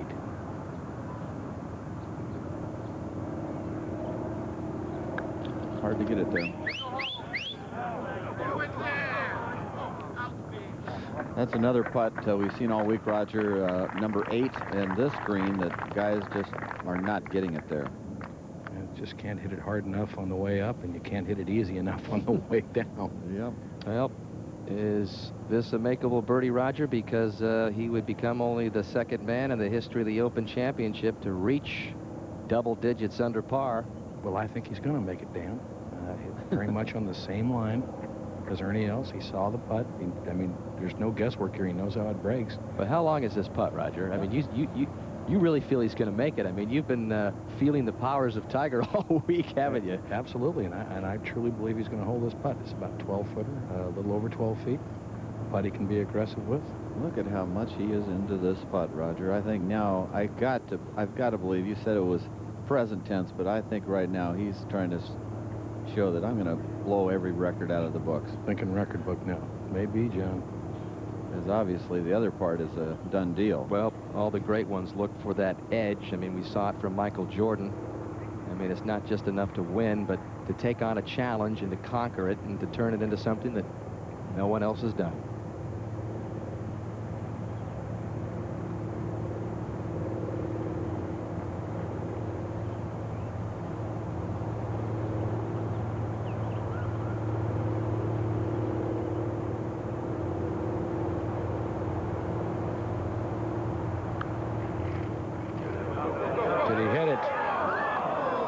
I'm surprised at that. I really am. As slow as that putt is, John, I'm surprised he left it short. Well, shows he does just what everybody else does sometimes. Sometimes. Over to the 12th. Where we have Jimenez preparing for this birdie putt. Mark Rolfing. Not an easy putt to judge the pace, Murph. It's about 40 feet across this 12th green. Is this a double breaker, Mark? It's going to go a little bit right at first and then turn back left at the hole.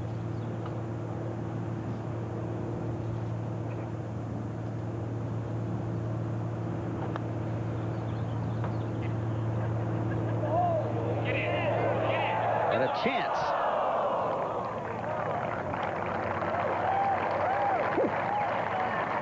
A wonderful putt. This 12th hole, only one birdie yesterday and again today. One birdie. Harrington earlier from the bunker left it short, and I'm sure he was very surprised that his bunker shot stopped short. Over to 18. And finish up with Justin Leonard. This for his par.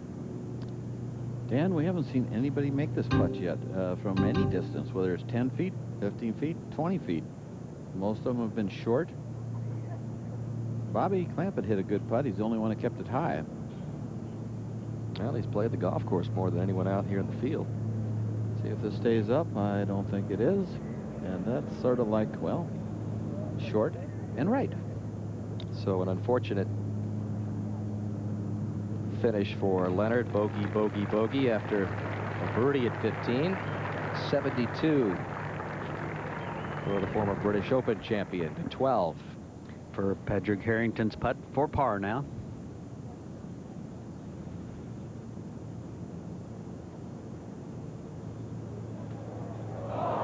Oh, my. Murph, you'll be interested to know there is a large Irish contingent out here following Harrington, and they have been highly vocal. I just can't understand why. It's a good day for the Irish. Well, that bunker shot, I know, surprised him because he landed, in fact, on the slight downslope just over the bunker, and that, you would guess, would pitch right to the hole based on the shots the poor guys have been hitting in there and bouncing over the green every time. Minutes now for par.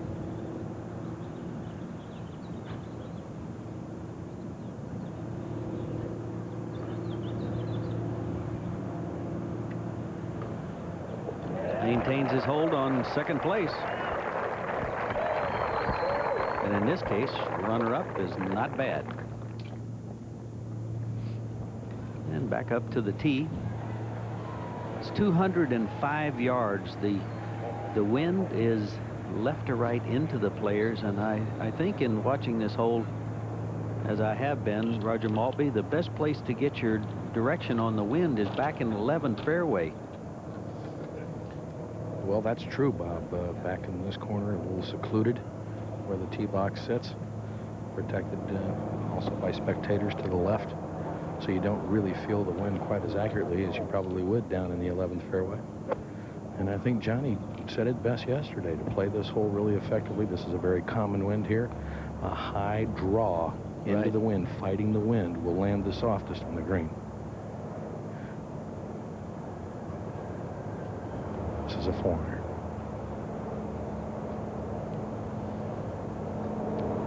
That's a lot of club for him, Roger. He's hit it very high, the center of the green. I guess he threw it up really softly, huh? Yeah, he did. He really took a lot off of that, John. 218. Moment ago, second shot for Nota Begay III. You want to see a shot that Tiger would be impressed with? Check this out by Nota. It's an impossible hole location. It's tough enough with a wedge. He's going with a 3-wood. So Begay will have an eagle try from above the hole. That is some shot. Back to his former teammate at Stanford. Tiger set to play, Roger. This is a 5-iron. Think this might go high, Raj? Real high.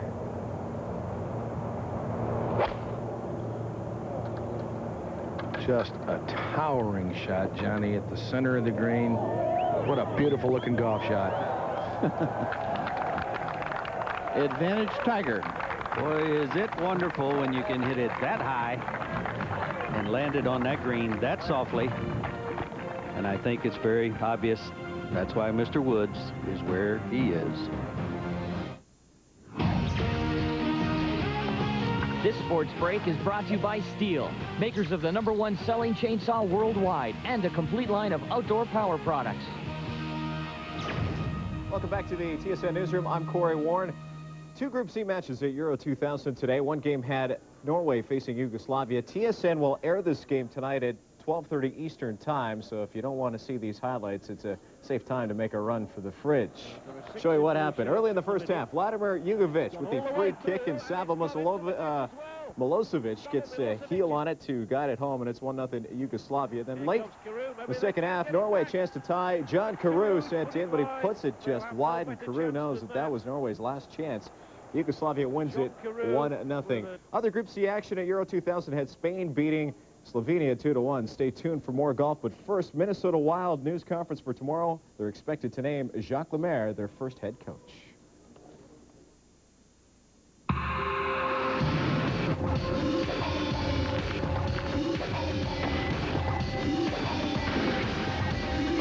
The world is filled with obstacles and opportunities.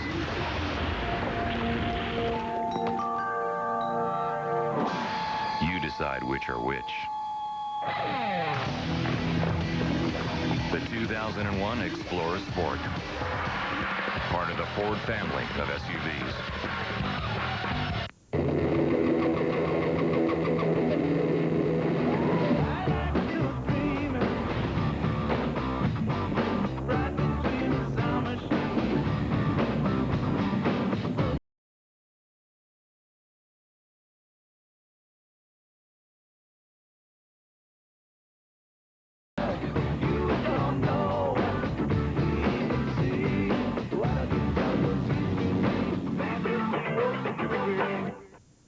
Attention passengers. Flight 235 to Bangkok is now boarding.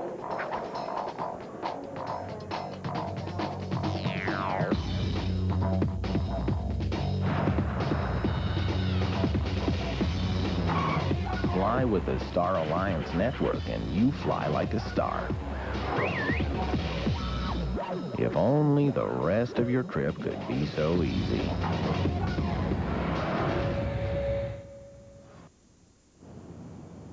Well, as you look at the recent scoring averages in the last 6 U.S. Opens, including this one at Pebble Beach, you see the scoring average through 3 rounds here at Pebble Beach. It continues the trend, Johnny. It's getting tougher and tougher to play in an Open. You know, it's interesting. I think the USGA has got this setup down to an art form. They're doing it in a way that is fair, but it's beguiling. It's really fair, but it's tough, and the courses really are set up great. They're just uniformly great. Pinehurst had the shouldery greens that were impossible. Pebble Beach, of course, is armed with weather a couple days, and the bottom line is each one brings its own little challenge. And without Tiger Woods, everybody would be fighting just to get back to even par, which true. I guess is the real goal for the Open. You can't Tiger-proof anything right now, unless you maybe don't have any holes out there. Yeah, make the hole smaller than ball is about the only way. This putt doesn't break a lot to the left, but it does break all the way. One of the very few to leave that putt significantly short, and not happy with himself. Now we're going to get a chance to see how much local knowledge Tiger has, because every putt today has been to the right of the hole. The pull is to the ocean, Roger. It is, as is usually the case here at Pebble, and the first part of the putt certainly gives the impression that it wants to move a little left, but once in the area of the hole, it'll straighten up and maybe even drift back to the right. So it's a real illusion here, Bob. You heard him say left early. Confirming with Steve that that's what he's seeing.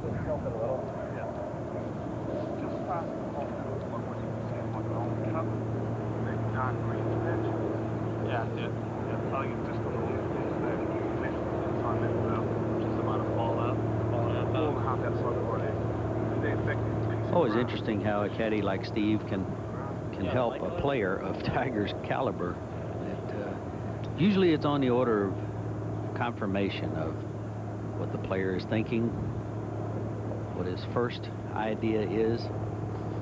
And you know Tiger's had this putt many times here. It's a tough read, isn't it, Roger, for anybody? It really is. It's a putt that has to be remembered, John, really. You get it outside the hole, if I remember right, that second half does not move left. Correct.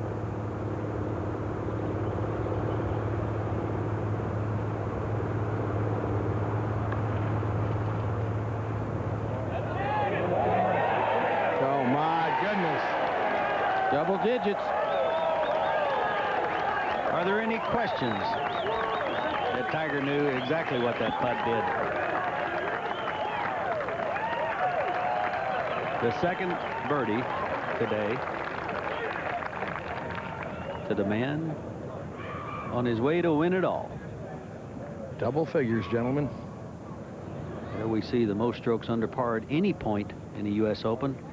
Gil Morgan here at Pebble in '92. And there's Tiger. Only a couple of shots behind that. And I certainly don't doubt he can make a couple more. Well, in the next 6 holes, 5 of them are birdie holes in this kind of weather for him, Roger. So he got really through the stern test, which was 8, 9, 10, 11, 12.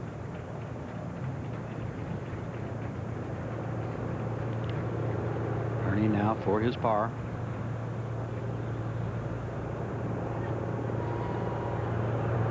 Pulled. Not a good stroke there.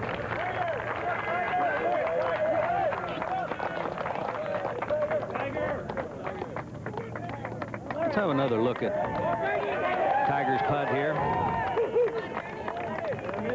The quizzical part is that it does break to the left in the top of the putt. You see that? But now look. Straightens out and goes right in the bottom. Wonderful, wonderful touch from another angle. Watch the gallery. Watch the crowds.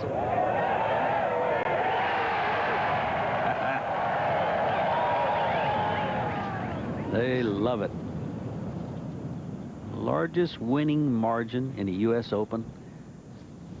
Willie Smith, Jim Barnes, Willie Smith 11. That's where Tiger is right now. That's back when there were about 11 guys in the field. 1899. 8 of his buddies, yeah. It's amazing. And he could beat them all. There is the historic figure, double digits under par for just the second time in an Open.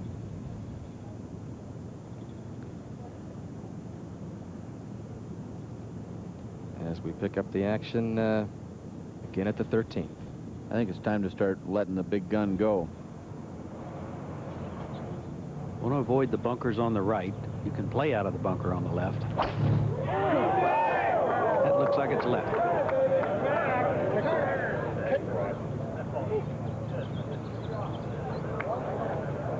Well, we can see some golf ball, and that's the first drive that I recollect he's missed today. Hit it right there in round number 1. Remember, he muscled it out on the green. Ahead to the 13th. Jimenez for his birdie. Mark Rolfing. Big sweeper to the right. This was a very poor second shot to play it back to here from just 130.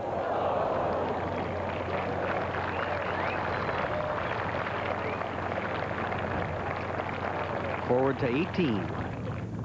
This on tape, you saw the beautiful 3-wood, which bounced off the right rough to set up Nota Begay for eagle. See if he can read it right. Everybody's missing it right. And close to picking up the second eagle at 18 in Open history here at Pebble. Taps in for his par. Actually for his birdie in the round of 73 today for Begay.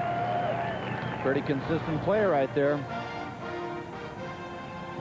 Well, without Tiger on top of this leaderboard here at the U.S. Open, it looks like the Volvo Masters. 7 of the top 9 are not Americans. With Tiger, it looks like the Deutsche Bank Open. Amazing stuff at Pebble.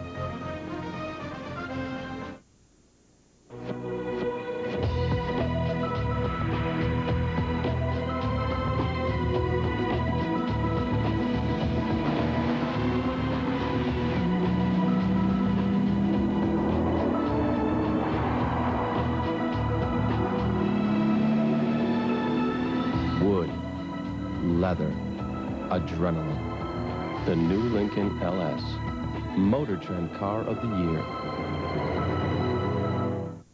Hi there. As usual, you caught us in the middle of the project. And well, there's nothing new about that. There's everything new about the newest tools from Mastercraft. The boa constrictor strap wrench and the baby boa. They're like no other tools you've used. The secret is the BOA's adjustable strap. It's virtually indestructible, and it resizes to practically any shape object. And the more force you use, the tighter it grips, giving you the power to budge things you never thought you could. Like stubborn oil filters. They're no match for the boa constrictor. Same for rad caps and oil caps. Just about everything under the hood.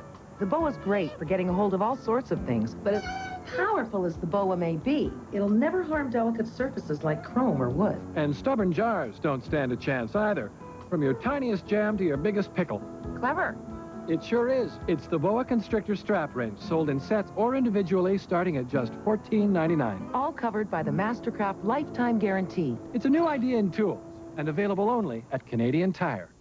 Hi, I'm Mike. Watch my buttons. in action.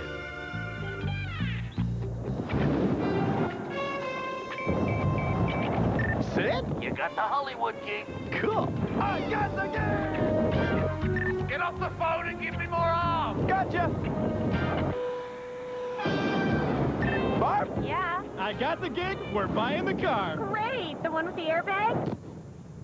Definitely.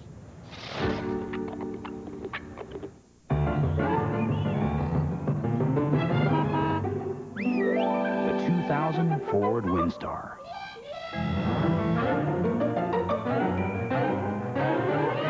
With 2 power sliding doors.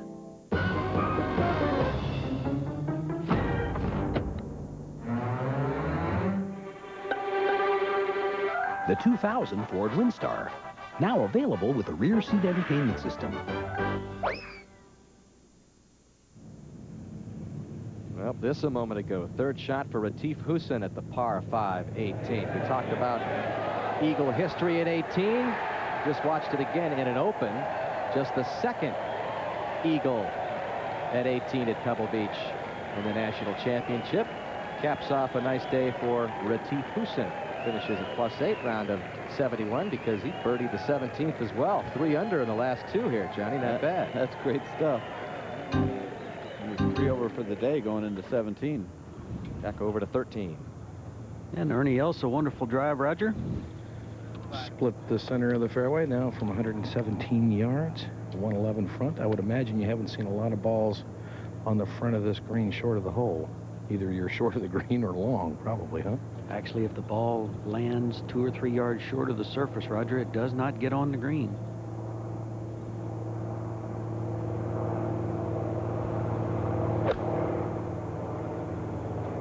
Not many balls close, of course. That's a beauty.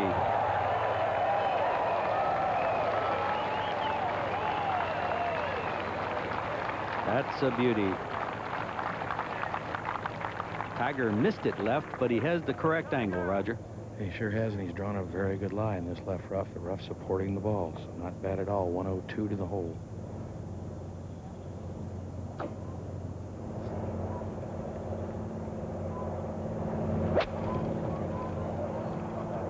Sand iron, this ball going right at the flagstick.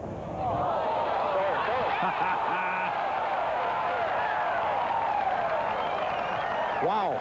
Is this really happening? Is this really happening? Play some golf, young man.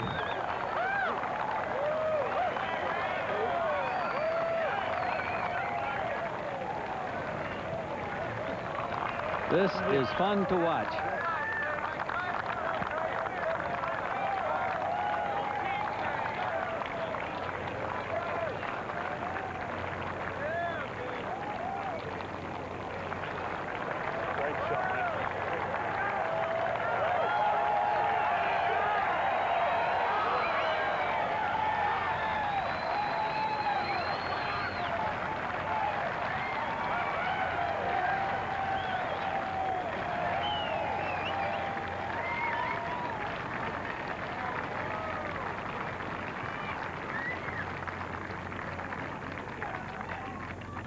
Ernie Els just has to smile and say, nice shot. I finally hit one close to the hole, and what does Tiger do? Knocks it inside. Well, as he inches closer to 11 under par, you take a look at the lowest U.S. Open scores total. 72 holes. Jack and Lee Jansen with the record. Tiger needs to get to 12 under to tie this total and 13 under to break it. So after he gets that birdie in to get to 11 under, he will be just one more score under par, one more birdie left to tie it. So we continue to try and keep pace with Tiger's record-breaking play. It's got our statisticians Gil Capps and John Goldstein here working overtime. Well, we're the only ones that can keep pace with anything he's doing. The players are having real trouble with him. Well, on the way up the fairway, Ernie Els looked over at me with a smile and just kind of threw his hands up in the air and shrugged like, what are you going to do?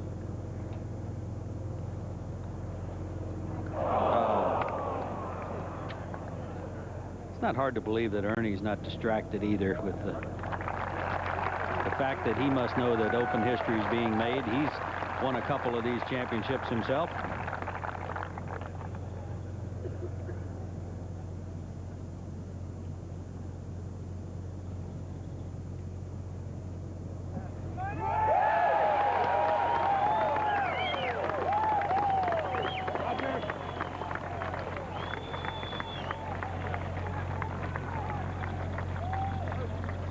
Well, the lead is now 12 as Tiger Woods moves closer to being crowned the 100th United States Open champion at Pebble Beach, golf course which he first came to as a young teenager, 13 years old. Took the drive up from Southern California where he grew up. Fell in love with it the minute he saw it, and he has fallen in love with it even more this week. Driving has been a big key for Tiger Woods today as we take a look at the par 5 14th. You can see this great par 5 is the longest hole in the golf course, 573 yards. You can see from yesterday where he's hit it, of course, made birdie, and that was round 3. Knocked it on the green with an iron. Knocked it on the green with an iron in round 3. 2 perfect shots. Well, Miguel Angel Jimenez, the closest pursuer at +1, 12 back for his second. Mark? From the intermediate rough on the right-hand side, just laying it up.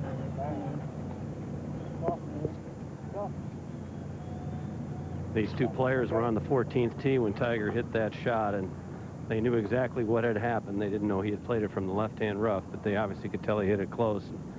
Everybody's shaking their heads out here right now. Well, again, reminiscent of the Masters runaway in '97. He won by an even 12. Can he make this a bigger win at the U.S. Open?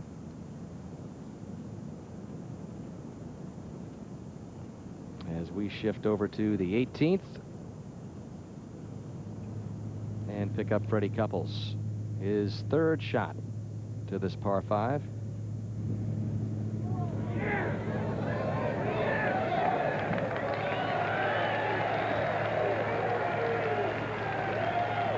Chance for a birdie finish for Fred.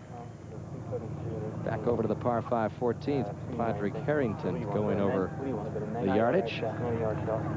He's been standing there holding his driver. He's got 290 yards to the hole.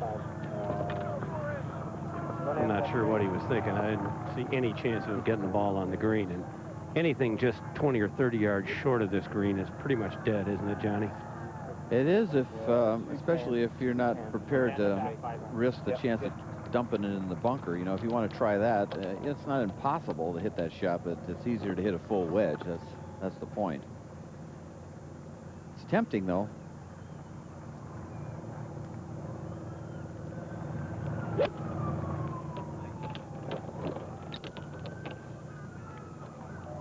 Not an easy layup, is it, Mark? No, he landed it in the right intermediate rough, and it's back in the center of the fairway.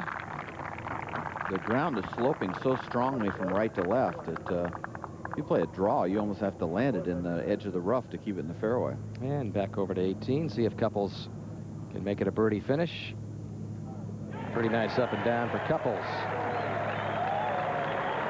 +9 for the championship, round of 73 today.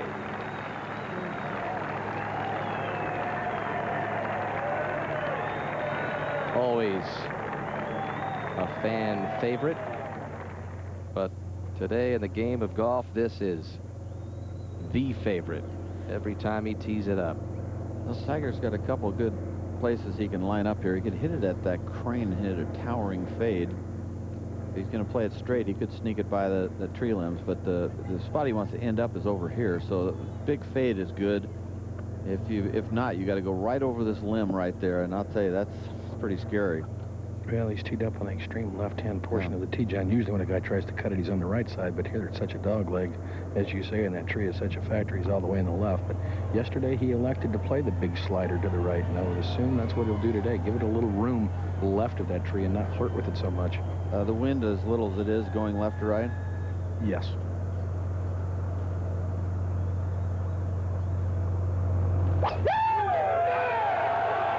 Well, he started this ball well left. It is cutting, but I don't know on that line if it'll stay in the fairway with his length. Yeah, it didn't even roll. It's right in the left center, Roger. It's perfect. Good look at this par 5. Back up to the hill. We'll return here in a moment. Now to 15. Second shot for Jose Marie Olazabal, 136 yards to this back right hole location.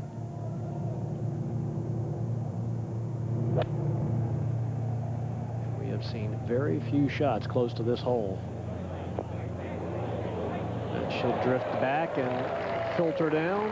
It leaves a very quick putt. 14. Ernie Els. Ernie Els, good-looking tee shot. Well, almost got it out to Tiger. As close as he's been.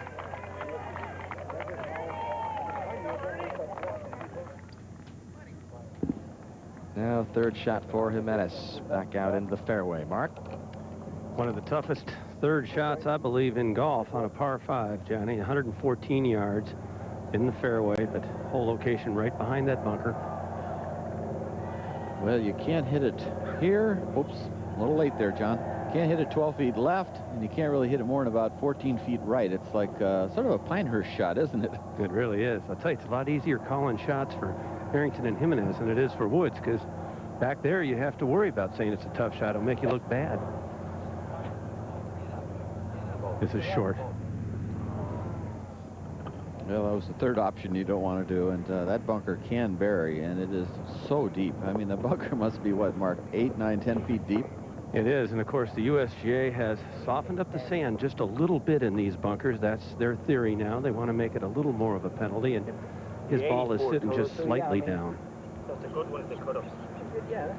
Harrington now has 89 yards. Perfect shot's about 3 feet right of the hole, and it will kick left slightly and spin left. If you want to be real technical about it.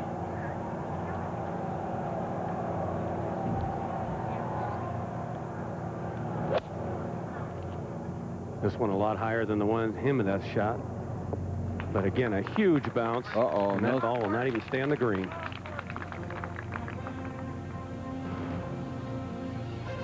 Padraig Harrington, one of the few who had hopes of catching Tiger Woods, but that was a long time ago.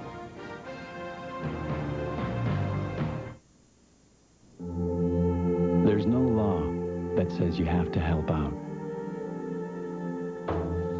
To work up a callus or a blister from lending a helping hand. But to all of you whose nature it is to chip in, not for gratitude or glory, but just for a good, warm feeling inside, we'd like you to know we build every Ford truck to share the load till the work is done. Ford, for now, forever. Drive into a Travelodge location for free in-room coffee, free lobby newspaper, and a great room at a great rate. Call 1-800-578-7878 now for Travelodge. Hi, I'm Mike. Watch my buttons in action.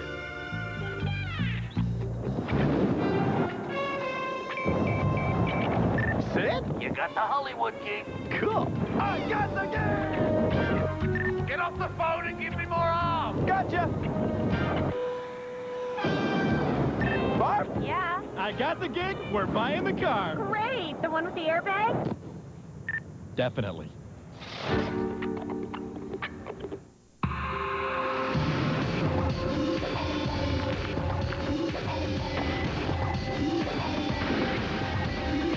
The world is filled with obstacles and opportunities.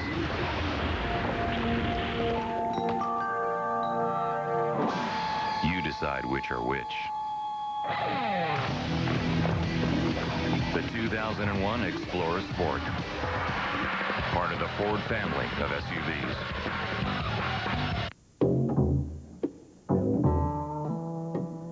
There is a club. It doesn't have a secret handshake. There's no doorman to say who gets in or who doesn't. There's simply a scorecard. And if you're good enough to sign it, we can play straight up. I'm looking for a game. You in? What a pleasure it has been to be situated next to some of the most picturesque real estate in the world.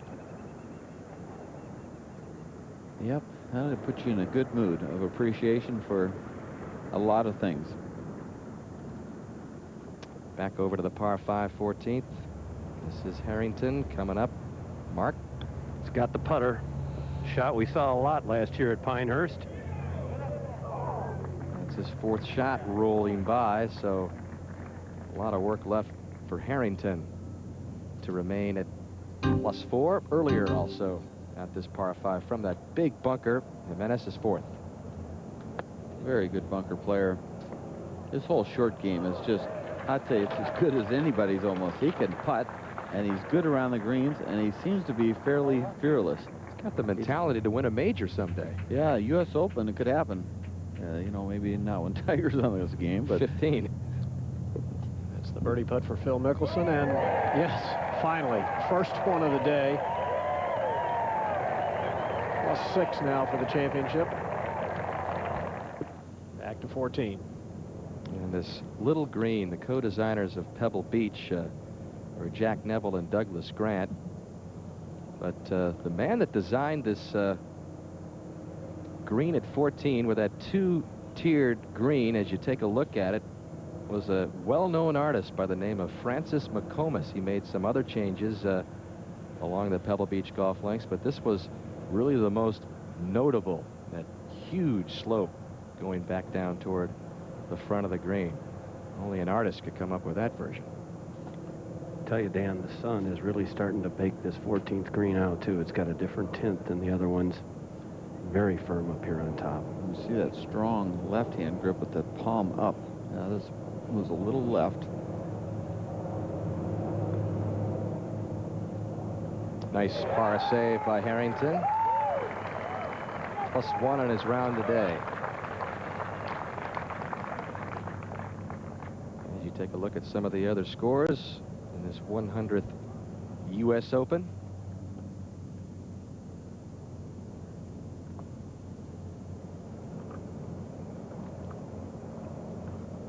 By the way, as the scores roll by, it's probably worth noting that for the 2nd year in a row, Vijay Singh shoots the low final round at a U.S. Open. It's 68 today for the Masters champion to finish +7. His final round 69 last year at Pinehurst also propelled him up the leaderboard into a tie for 3rd. You know, Tiger might grab it away from him here. True.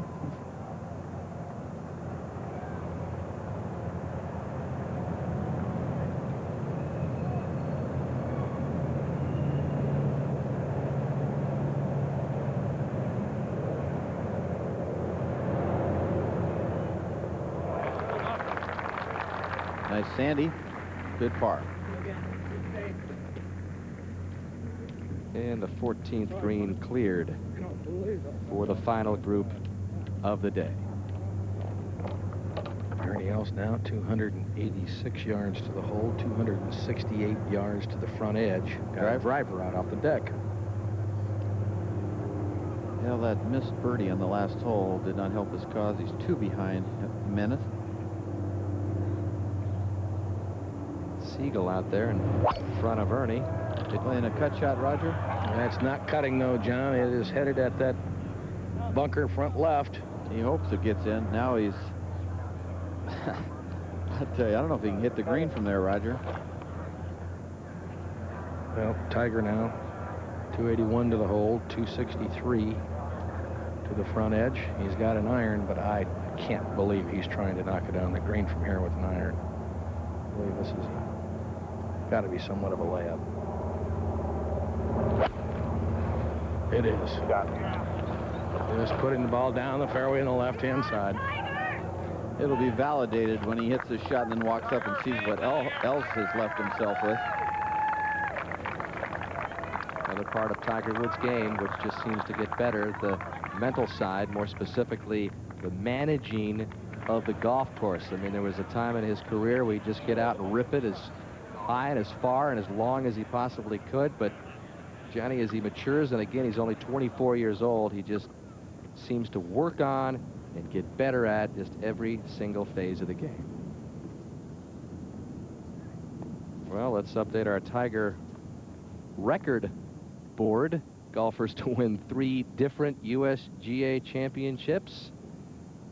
And he's already won the amateur. He's already won the junior. So now he's trying for a third different one. Tiger would become the first player to win the U.S. Junior, the U.S. Amateur, and the U.S. Open. Mike. I guess he does have to wait, Johnny, until he's 50 to win the Senior Open. I would think so, yeah. No special exemptions there. We'll be waiting for that. Once again, special thanks to the folks at MetLife and the blimp, looking down through just some scattered high clouds in the Pebble Beach area. Placid conditions here, very calm. Yeah, it was a scoring day. If Tiger was going to get that record, he needed a day different than yesterday. I'm not saying he couldn't have done it yesterday, but it would have been really special then. But this is a great day for the galleries. Everybody's enjoying it. Nice sunshine, short sleeves weather, and Pebble is showing off. Again, with a 12-shot lead, you see the huge galleries as you take a look at Tiger's scorecard today. Parring the front 9 out in 35, and then he began to light it up. I really believe that this is almost according to game plan. I think the front 9 was supposed to be very conservative, sort of see where he's at. He needed to do something. He had put it down a little bit, and as soon as he cleared the first 9 holes, it was like, get the good drive at 10 and let's go to it. 21 holes without a bogey, and now set up for his third. Hutch? 84 yards left of the hole. I'm sure this will just be his lob wedge, John. A little close to get to the green to really get a lot of spin on it from here. You can do it. Just play it forward. You can just be a little lazy on this one. Keep it just right of the hole.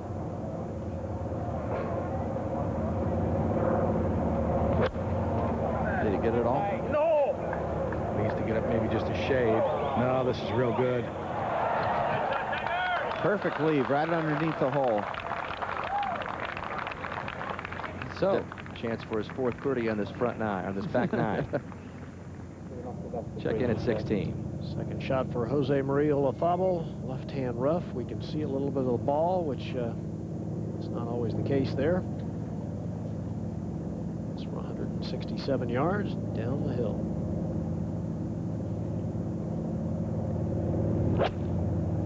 This green has been very firm. Come left. Shots from the rough hard to hold. Get out of there.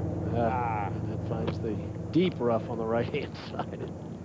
Tell by his reaction, he knows that is not good. Up to 18. And another player in the rough. Everybody working out of the thick stuff. Everybody except Tiger, it seems. Yeah, and this group also many minutes behind Duval and Faldo, which is not overly surprising. It seemed like a long time ago when Nick Faldo was the best in the world, especially with the way Tiger Woods has taken the globe by storm.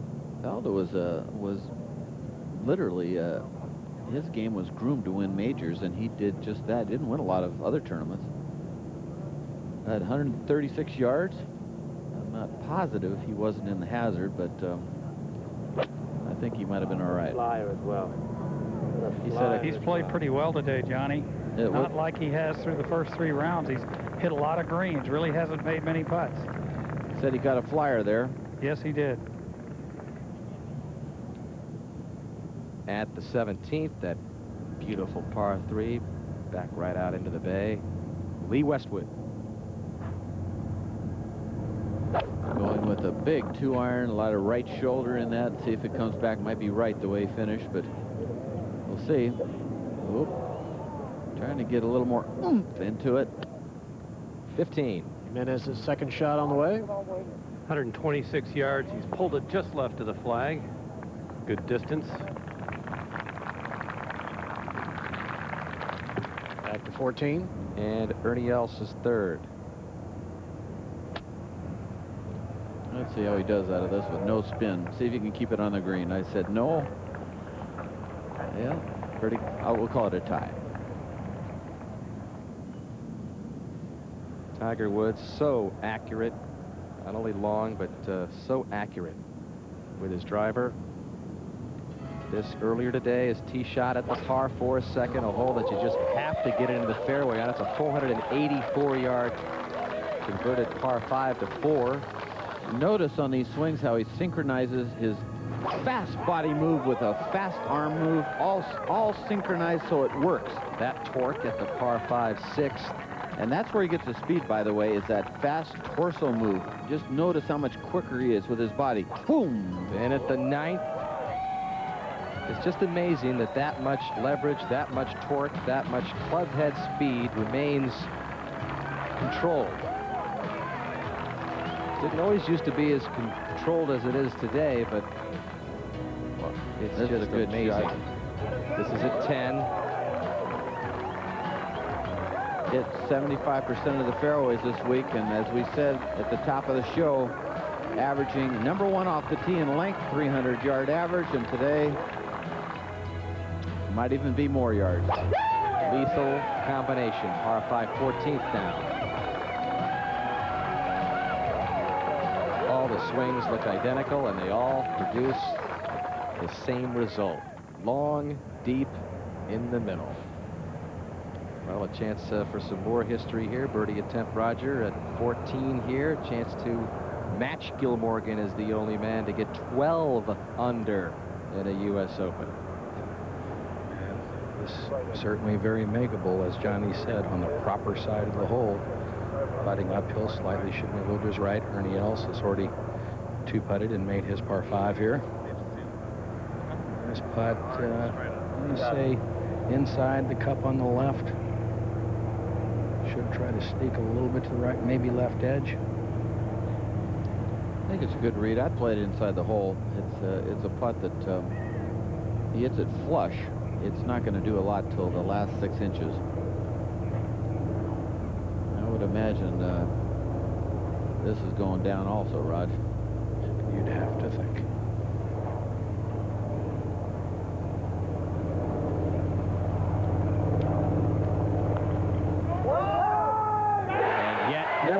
History by Tiger Woods. 12 under in an Open. What a back nine he's having, huh, Roger? Just every shot is just right where you want it, John.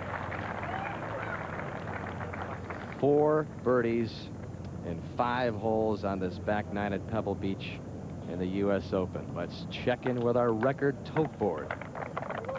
He matches Gil Morgan, most strokes under par at any point, and of course Morgan finished at +5 that year.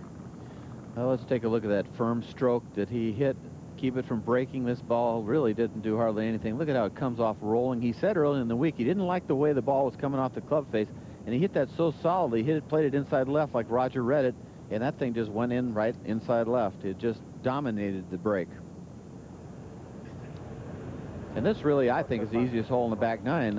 It's just without those trees that were lost on the left, Roger. This is sort of for the plucking, so to speak. And he could hit a driver, but he's going to go with that 2-iron that you like to call. What was that again? The Stinger. The Stinger. Yeah, once that tree came down, it took out the fear factor in the drive in this hole. Well, guys, through 3 rounds, it has ranked as the 3rd easiest hole on the golf course. Not much to it anymore, huh, Gary? No, it really isn't, John. The only thing, you cannot see the actual fairway from the tee, so you have to just pick out a point that you want to try to aim at. But certainly you can take it down the left side now where you could not before.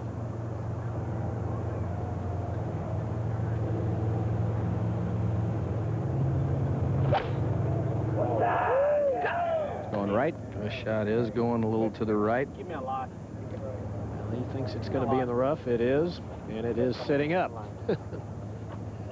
Everything seems to be going right. Well, I'll tell you, Gary, walking off this 14th green, he looked more focused than he has all day to me. 18. And that's a man with a 13-shot lead now at the par 5. Faldo for par. Where do you think this can go, Danny, after watching it all day? Well, it's going to go short, Johnny, and it's going to go right. There you go. You've been listening. But here's the best putter in the championship. We'll see if he can overcome that. Wait a minute. Wait a minute. Hey. Somebody got it. You'll never know who was putting best this week, huh? Yeah.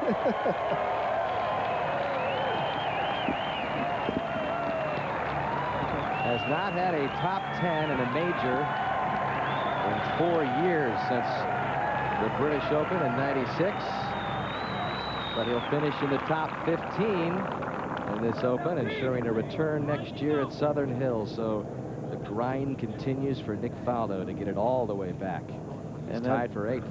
He had to take that unusual putter to bed with him, I can tell you that. Well, at 17, we saw the tee shot of Lee Westwood to the par 3 17th. This is second. Nice little bump. Nice little bump. Perfect sound. Westwood saved his par to remain at +5. And at 18, Duval for par. So one by one, some of the top players in the world finish their Open at Pebble Beach. A long way away from Tiger Woods. Duval tied for 10th. And it's the 3rd straight top 10 for Duval in the Open. They just hosted the historic 12 under for Tiger Woods, and the appreciative crowd here at 18 recognizing another birdie. They have been waiting for Tiger a long time. They're about to get him as the 100th U.S. Open champion. Here's the scene at historic 18. Well, Tiger has definitely not put the drive where you want it with this hole location, now, Gary. No, not at all, John. It'd be virtually impossible for him to go right at the hole. At least I would think it would be. But of course, there's been some other things that I thought were impossible for him to do. But this back right hole location, you really do ideally want to be on the left side or even the left rough. So he will have an awkward angle. If he makes birdie from there, that might be one of his best birdies of the week. I do believe Tiger right now does know about the 272. What do you think, Gary? Oh, I don't think there's any question, John. He's talked to us before about the history of the game and how much he follows it and knows about it, and you better believe that he knows what the lowest score ever shot in an Open Championship is. It's amazing, Gary, the detail of the statistics and the historical information that he stores in that 24-year-old mind. I mean, this is a guy that's been reading the history books for years and years and years, not only practicing and practicing, but just seeing where the real measuring bars are. Well, it's interesting, Dan. I've heard that he has a lot of old footage of old major championships, or actually goes and watches those just to see what the great players used to do and how they used to do it. That's a pretty nice lie. Dead down grain, sitting up. Roger, is it as good as it looks? It is a pretty good lie. Of course, now it's a bit of a flyer, so I would think he'd be looking, just trying to get this ball into the center of the green, maybe land it a little short and trundle it on. The biggest worry here would be, of course, knocking it along.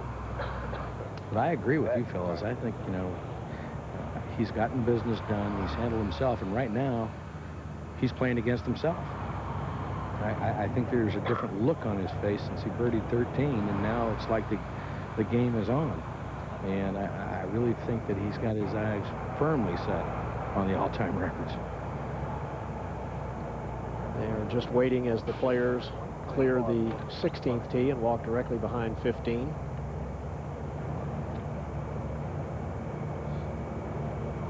Of course, this was the hole that Tiger Woods made an eagle on earlier this year. He won the AT&T. With the wind, it's probably 130 to OM.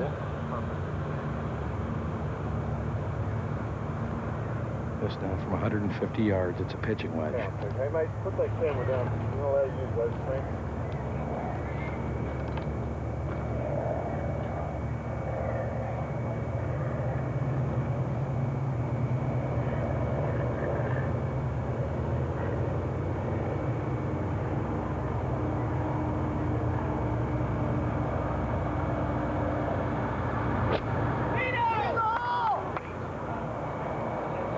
Going just left of the hole.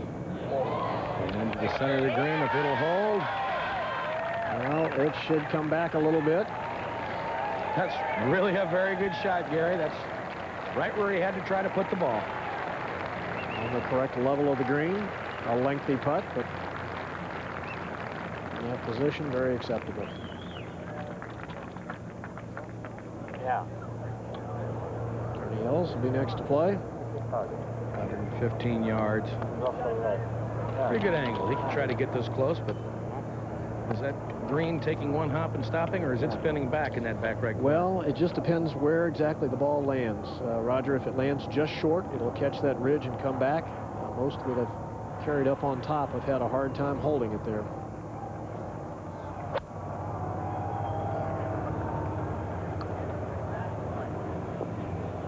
That ball will spin back. Tiger Woods, 12 under par in the final round of the 100th U.S. Open. How many records will he set?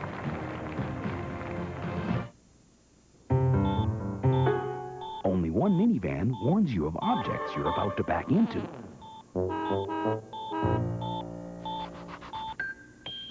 The 2000 Ford Windstar.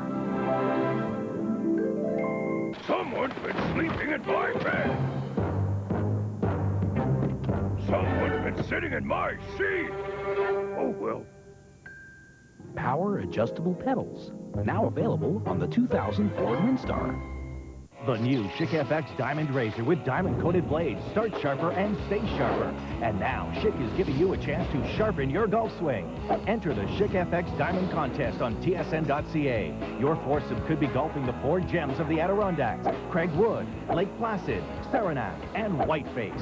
You'll stay at the Mirror Lake Inn Resort and Spa, a luxurious 4-diamond oasis in Lake Placid, New York. Sharpen your golf game. Hit tsn.ca/diamond and enter the Schick FX Diamond Contest today.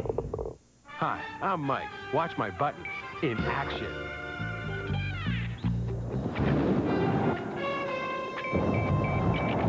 Sid? You got the Hollywood gig. Cool. I got the gig! Get off the phone and give me more arms! Gotcha! Barb? Yeah? I got the gig. We're buying the car. Great! The one with the airbag? Definitely.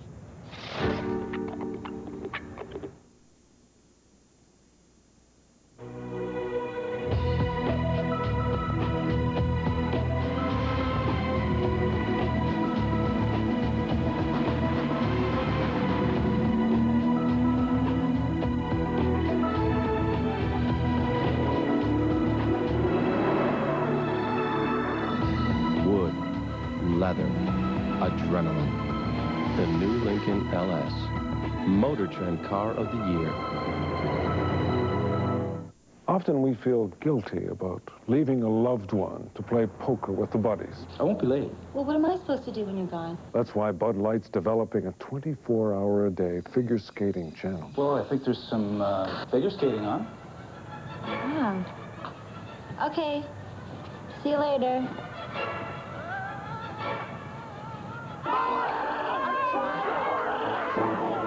We're still working out some bugs. This calls for a Bud Light. Here at the 15th green with yet another putt for a birdie, Roger. Well, this one certainly from the proper side of the hole. About 25 feet uphill, and will turn hard to the right at the end of its course. Most players from this position, A, have not hit the putt firmly enough, and B, have not played enough break.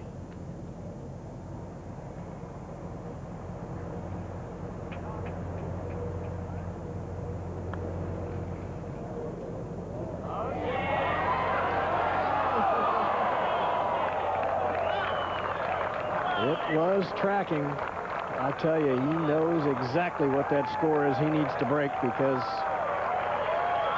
he is really grinding, really focused.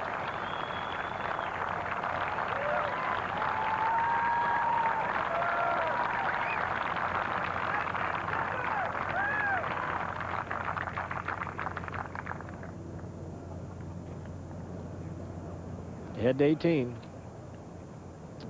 Where Tiger will be headed in a little while. Now the third shot for John Houston, who is currently tied for 4th in the race behind Tiger.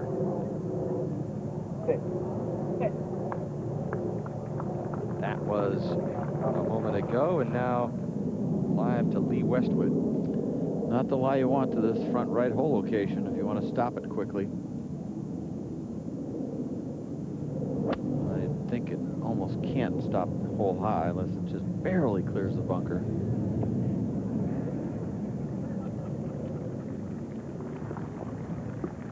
Back to 15 for Birdie putt for Ernie Els up the hill. Big swing left, another slow putt.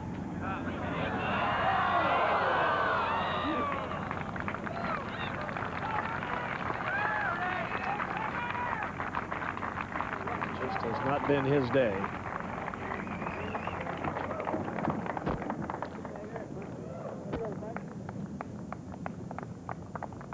Tiger heading off the 30 or 40 yards to the 16th tee with 403-yard dogleg right par 4.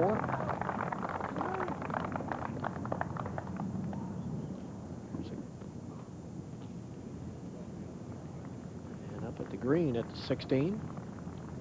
Third shot for Padraig Harrington. Difficult one out of the bunker, front right. Boy, that is really well done. Seen putts on this hole not get that close. Back on the tee, Tiger Woods.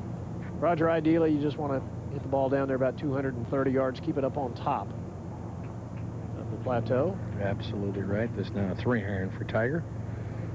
I think it's the right club. That's where the fairway really is at its widest. Certainly the safest shot to play. It's been a little bit of an awkward tee shot for a lot of players today. I guess what wind there has been earlier was coming across a little bit to the right. Players have only been able to hit this fairway 56% of the time. Quite surprising on a hole where most are using irons or fairway woods.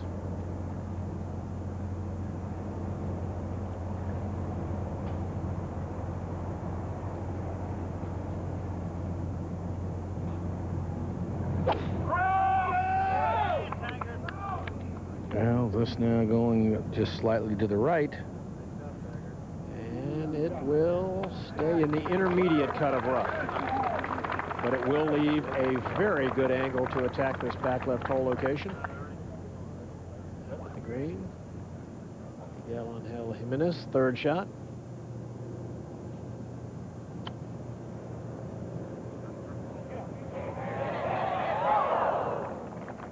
Well played.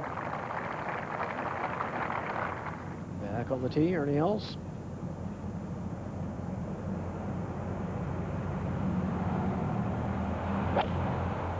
So with a long iron.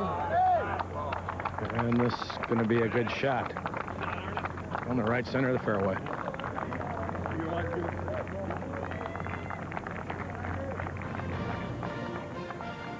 And a beautiful scene here at the Pebble Beach Golf Links, Pebble Beach, California. Tiger Woods is putting on a clinic. 4 under par in the final round. And how about that? Sorry, Dad, I had to see Tiger. Well, I don't blame you. We're all glad we're here to see it, too. It's something to watch.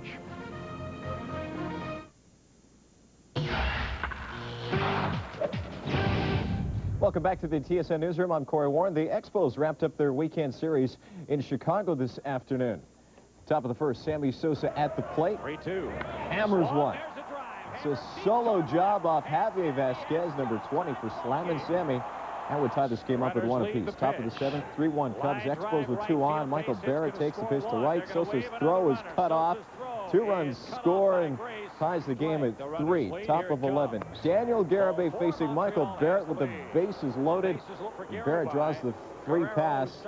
Vladdy Guerrero would trot home. Expos outlast the Cubs 4-3 the final. The New York Post is reporting Lenny Wilkens will be named the next head coach of the Toronto Raptors, and the Minnesota Wild have called a news conference for tomorrow where it's expected they will name Jacques Lemaire their first head coach. Stay tuned for the completion of the U.S. Open after this.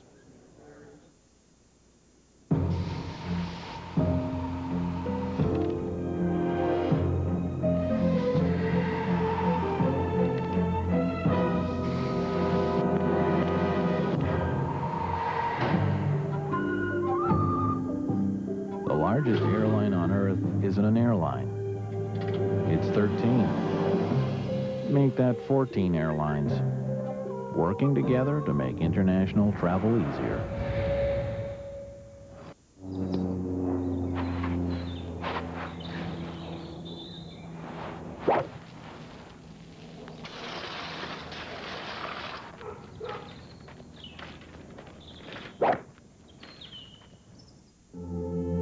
There's no law says you have to help out. To work up a callus or a blister from lending a helping hand. But to all of you whose nature it is to chip in, not for gratitude or glory, but just for a good, warm feeling inside, we'd like you to know we build every Ford truck to share the load till the work is done. Ford, for now, forever. Shot, Roger. Has 172 to the hole, 153 front edge, and that's got to be the yardage he's looking at, because this ball, although in the intermediate cut, has settled down a little bit. This one is going to be a little tougher to spin, I think. Be interesting to see if he can control the distance coming out of that intermediate cut that the ball carries. If he can land it in the front third of the green, it's got a chance to chase right back to the hole.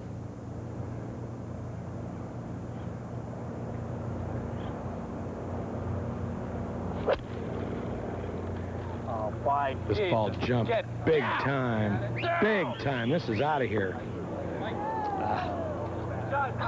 Perfect lie. Once again, it appears as though the ball's sitting up. How about that fly, huh?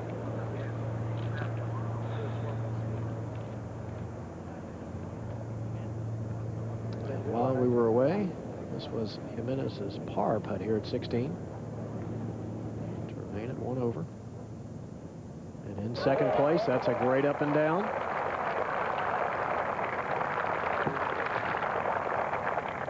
Good guy doing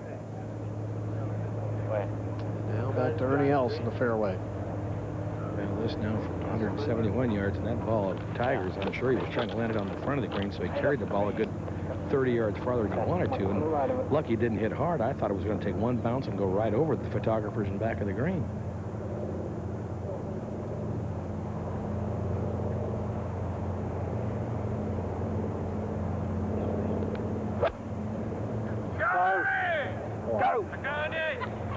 Wants it to get up. Looks like the wind's holding it back a little. Well, it does pitch forward, Roger, and just trickles off the green, but actually a pretty good position to putt from up the hill. That was blurred on the left. Up to 18. And Houston for par.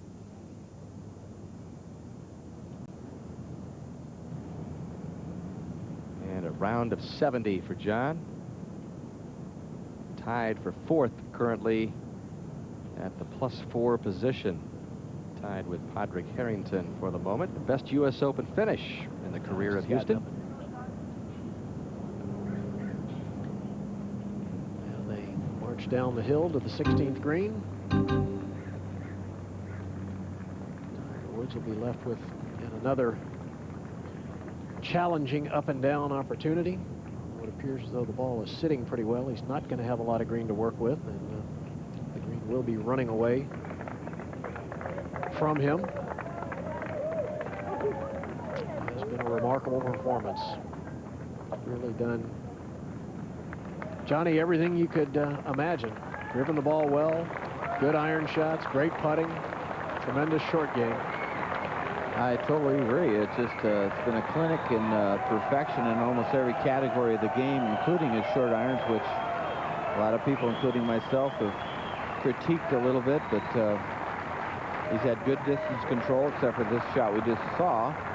And composure's been pretty darn good. A couple little hiccups, but very good.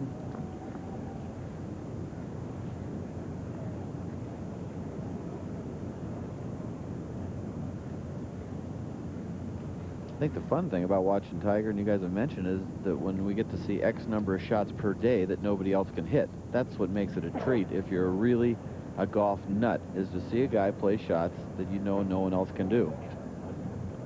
And Tiger's mother, Clotilda, watching anxiously from the gallery.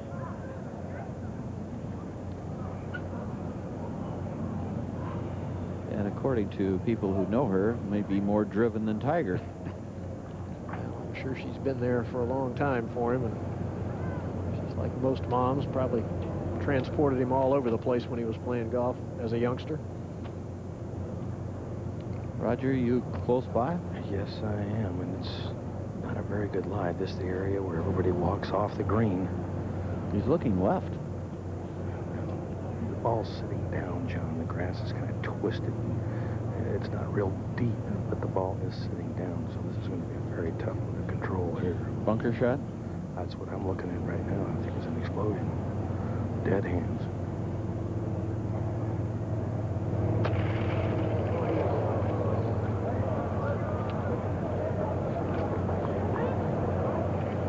One of the few times he really just kind of hit it in the spot. He couldn't do much with it. Was he trying to throw it way left, Gary, and just drop it dead and then trickle right? Trying to get it to utilize the slope in the green, John. I think the other thing, at least by going that far left, he makes sure he kind of leaves himself an uphill putt.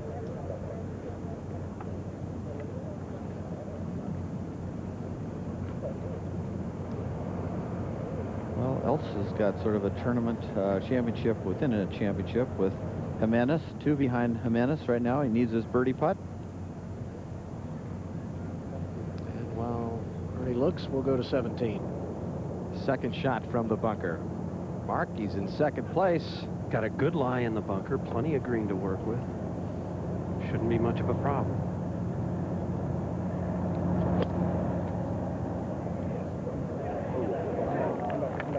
For the moment, a 2-shot lead over Ernie Els, who occupies the 3rd spot by himself, back to 16. Uphill birdie putt for Ernie Els. About 18 feet uphill putt. Should do a lot. Might try to go a little left.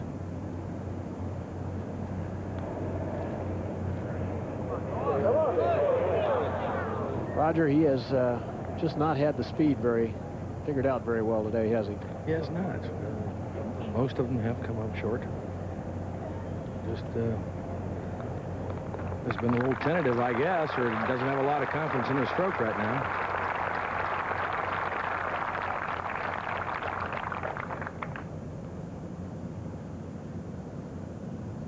Well, you got to know, Gary, how badly he wants this putt, don't you? Yeah, I'm sure he will grind on it. See him there trying to just picture the line, feel the speed, and that would be what I would call this putt, a speed putt. It definitely will move left. How much will depend on how firmly it's struck. And we talked about the scoring record, the lowest score ever shot in the Open, 272. He is on pace to tie that right now if he were to par in. Of course, he does have the 18th hole, the par 5, which he can certainly reach into. So this a huge putt.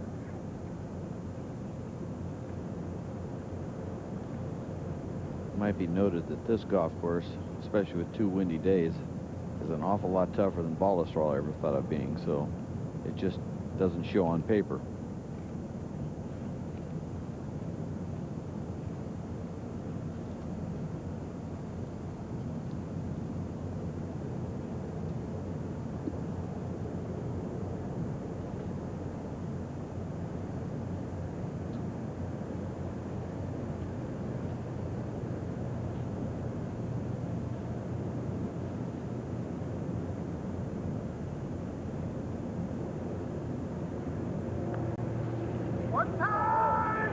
How about it? Oh, my goodness. You see that look of determination when that ball went in the hole?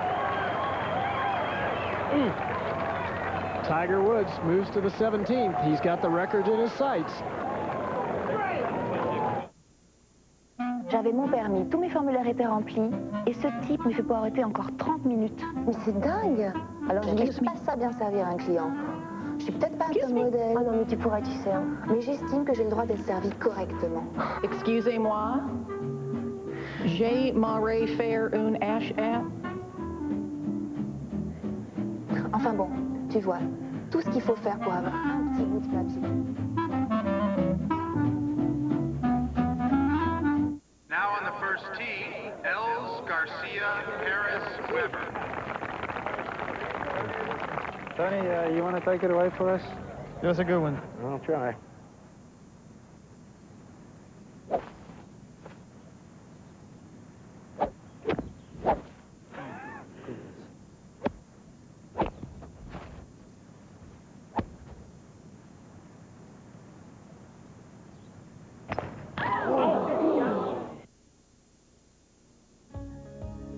The finest golfers in the world have gathered at the storied Pebble Beach Golf Links for the 100th U.S. Open.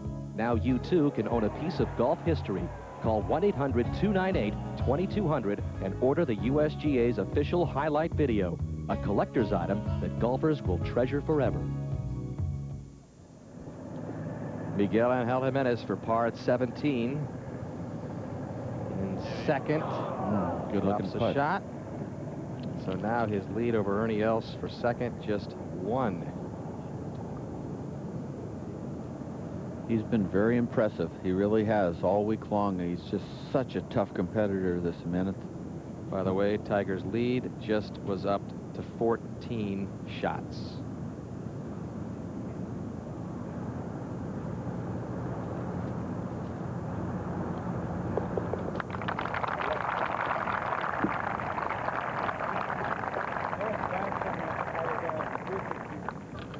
Tiger getting ready to hit at the par 3 17th. Here's another look at the focused eyes of Tiger Woods, so geared into that save at 16. Look at this. This Wow. is so cool. This one look right now is a great look. Like, look at that. Ooh, boy. Now on the tee at the storied 17th, where Open champions before him, 72, 82, didn't have near the cushion that this young man has. 215 yards. Whole location's way over here. It's hard to see it. That's why I'm marking it.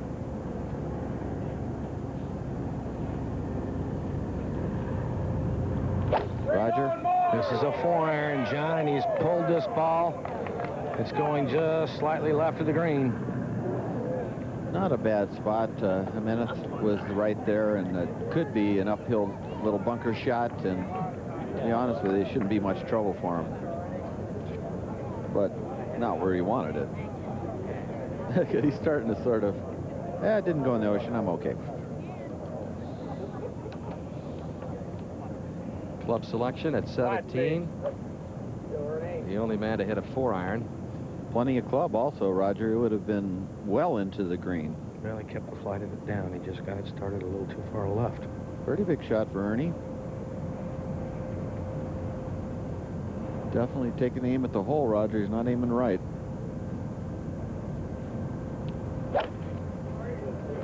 Three-iron here, John, and this is a good-looking shot. Well, this now turning just slightly left at the left edge of the green, and that comes up short as well. It might be literally touching Woods' ball. It looked like from when it entered the bunker. Can't see it. Tiger Woods, look at that bicep on his left arm. I mean, Tiger Woods has proved to us that this game is more just about talent and mind. I mean, he pretty much got everybody, all the top players in the world working out. It was Tiger, Johnny, that would get up at 6 in the morning, still does, and prove that you could get up, lift weights. The day you played a round of golf, the day you played a very important round of golf, he's the guy that was proving to us that I may have the talent, may have the mind, but I'm going to make myself better. This guy bench presses 300+ pounds. And his strength around the board has been in full view at Pebble Beach this week.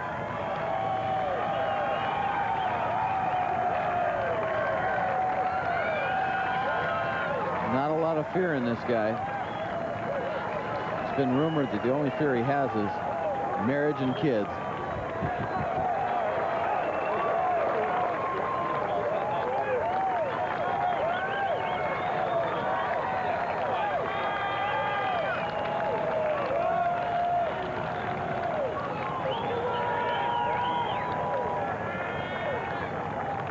Get the feeling this wasn't an Open as you look at Coltita, who he draws a lot of that mental strength from. She still takes Tiger to a Buddhist temple once a year, and Tiger says he uses those Far East philosophies a lot on the golf course and has been using them since he was a very young child. So his father Earl got him going with the golf clubs, got him going with the physical portion of the game, and his mother just as instrumental with the way he's able to focus in all those mental powers, which are already legendary at 24.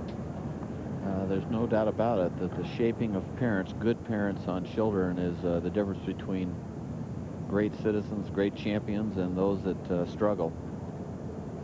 So I give a lot of credit to Earl Woods for his positiveness, to Tiger, the affirmations of greatness, the putting him in position to really achieve, and grooming him. And he doesn't always get all the credit he deserves, but Earl has been a tremendous force along with his mother. Look at the graphic. Tiger at the par 3s, par 4s, par 5s. Similar story. 24 consecutive holes, by the way, without a bogey as you look at his position in the bunker at 17. This is not a good break right here. He's just got enough where it went slightly on the downslope, Roger, and he's going to be tough to stop it. It did. It's a little below his feet as well, so this will make it a little tougher to stop it. He's tougher got to get altitude on it. You almost like play an on-purpose push. Look where he's aiming. His body and everything's at the left edge of the green, and then he'll sort of just push it over to the right. Oh, he caught that awfully good, John. Look at this. Look at this. Oh, my. Thought we were going to see another great drama at 17 and opens past. Wow, that even pleased him, Roger. Nicholas Watson, it almost turned out to be another. I thought it was going. Well, he set himself up perfect now, Raj, to birdie 18 and break all the records. Set the record. Another look at how close this came. There's a shot not many people could pull off, Roger. You can see how he stays down on it, holds that club with that left hand, flips it up, and for a minute, it was looking mighty good. And this is also an important shot for Ernie. It's one behind in a minute. Much easier bunker shot of the two. That one hit rather hard. He'll have a good 4.5, 5 feet left.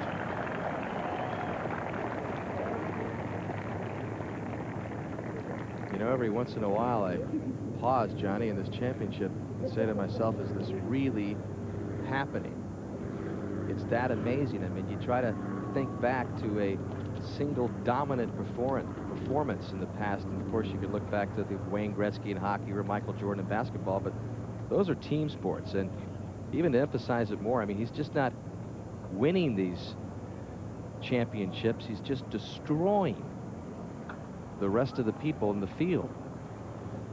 There's going to be a lot of stepping up that needs to be done to keep this real exciting. Otherwise, it's going to be the next 10 years of Gulf War and Gulf Wars in golf, and that you got Tiger and then the rest of the golfing world trying to beat him.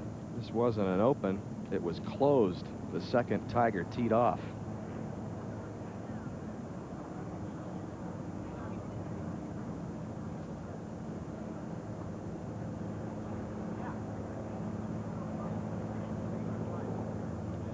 Rod just moves left, huh?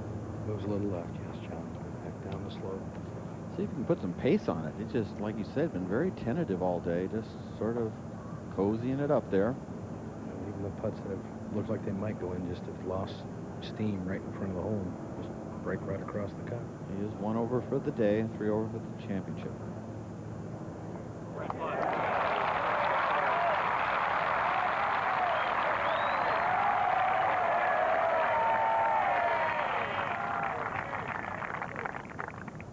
Just a formality, the par at 17, and that sets up the drama at the par 5 18th. Needs a birdie to set the all-time scoring record in a U.S. Open. He already holds the Masters scoring record of 270, 18 under par when he won that championship by 12 shots. His lead now is 14 shots. Well, Johnny, does he hit driver? Yeah, I think for sure. You know, he's at 4 under par for the day, looking at 67. If he gets the driver in the fairway, it's just about a done deal that it's going to be a birdie unless something weird happens. So he's looking at 66 today, so it would be 65, 69, Out comes 71, the iron. 66. Well, wants to try to do this another way, I guess, once he drove this ball here in the water. Please, thank you. The other day, that he's just gone with the iron since. Yeah, well, maybe once in the ocean a week is enough.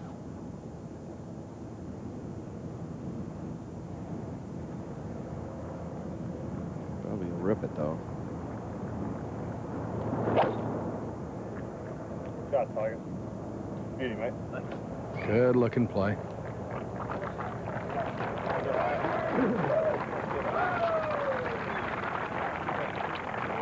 Tiger positioned in the fairway at 18, and while we have a moment, let's go to Jimmy Roberts. Dan, thanks very much, and what a week this has been. The history of the 100th Open, the beauty of Pebble Beach, there was no way it could have possibly lived up to the expectation. Now, maybe we wish in retrospect that the competition had been just a little bit closer, but here's one thing you can count on. Years from now, if you were here or you watched it on television, these will have been a handful of days in June we won't soon forget.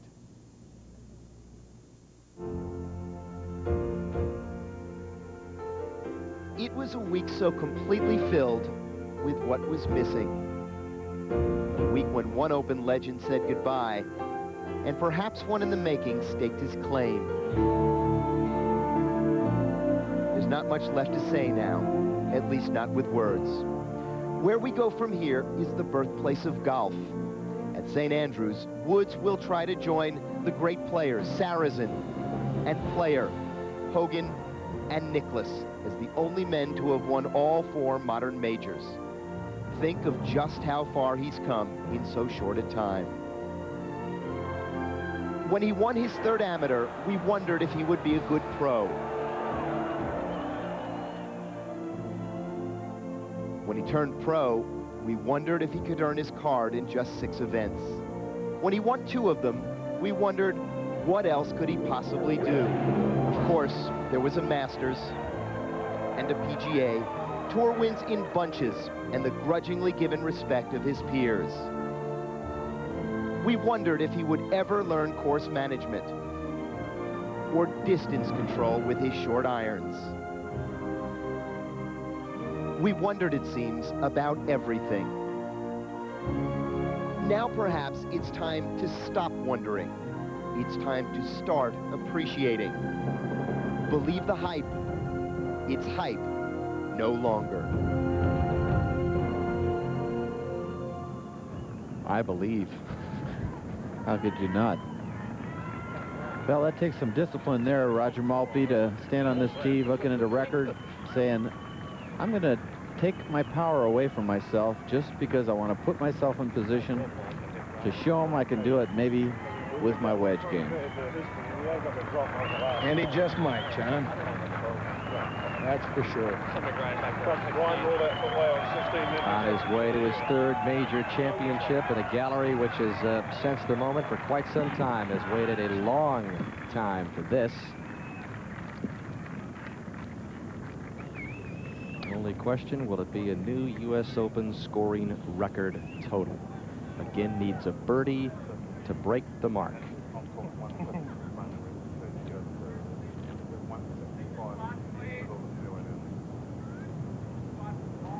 Yeah, it's not an easy layup, is it, Roger? It never is. Well, no, it depends just how far you want to try to get it up the neck. And the further you try to get it up the neck, the narrower it becomes. And the worse angle on that hole location. Absolutely. If you leave it further back and further left, you'll have a much better angle at this hole. 280 yards to the hole. I'm sure he's going to try to leave himself a shot of, in the area of 100 yards.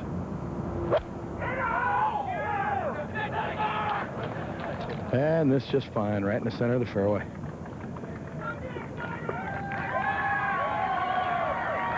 Up ahead, near the green, 4th shot for Jimenez. Buried. This is almost impossible. This is going to be an expensive hole for him, Johnny, if he doesn't get this putt down, perhaps. Only had 77 yards for his 3rd shot. Trying to stay in 2nd place. 2nd would be the best finish ever by a Spaniard in the U.S. Open. Something Seve Ballesteros never did in his prime. Well, it might get to the point now with this small lead he has that he can check out the water and the scenery and the wildlife.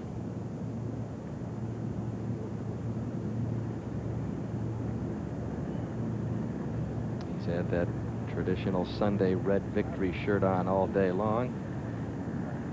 And now it's just a matter of time before he gets crowned an Open champion for the first time. Tell you what, it might have just hit him. Roger and Dan, just might have just hit him. Well, of what he's just about to accomplish. If it can hit you standing outside there along the cliffs of Pebble Beach, is as beautiful a spot as you can imagine. There's nothing more treasured than a U.S. Open win. It's the hardest to win. It's a grind mentally. When you do it, you've heard from the other champions what it feels like, and I think right now it's finally sinking in.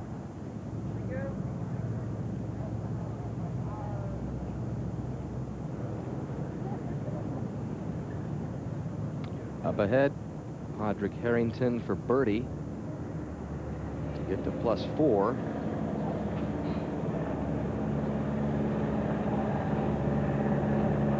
To get into a tie for fourth.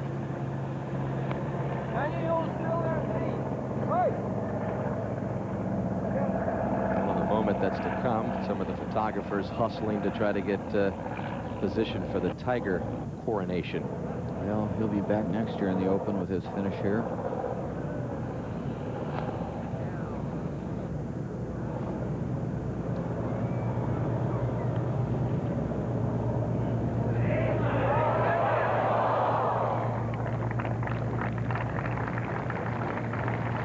Never in history have so many people from Great Britain and Europe played so well in this championship. It's almost a signal that the European Tour is closing ranks with the U.S. Tour, I think. Really? Yes, I believe that. For a time, all the talk was about all the young, talented Americans, the Justin Leonards, the David Duvals, of course, the Tiger Woods. You just got to be impressed, and this is going to give them more sort of opening in their mind that, hey, we can do this championship also. Johnny, I'm impressed at this stage at how tough some of these European players are, particularly a guy like Jimenez. Really doesn't seem to fear any shot and can shake off a bad shot or a bad hole. They are grinders. Yeah, for years they were very comfortable at the Masters, thanks to Seve and the boys, but in Faldo. They are tough, but not the best today. No, I mean, we're not taking anything away from Tiger.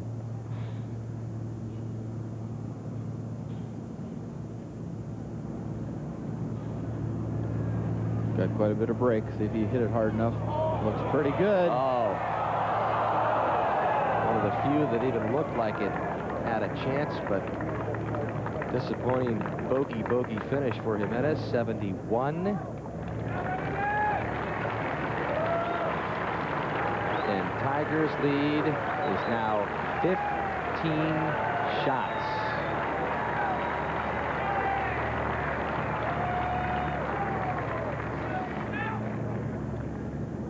Harrington for par.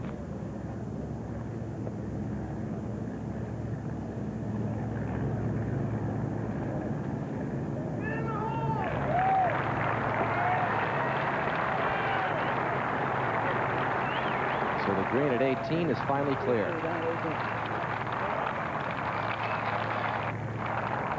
And everybody else now tied for second is going to give it a go out there, Raj. From 246 yards, 235 to the front edge. No question he can get it there. Definitely aiming at it, Roger. He's not aiming right.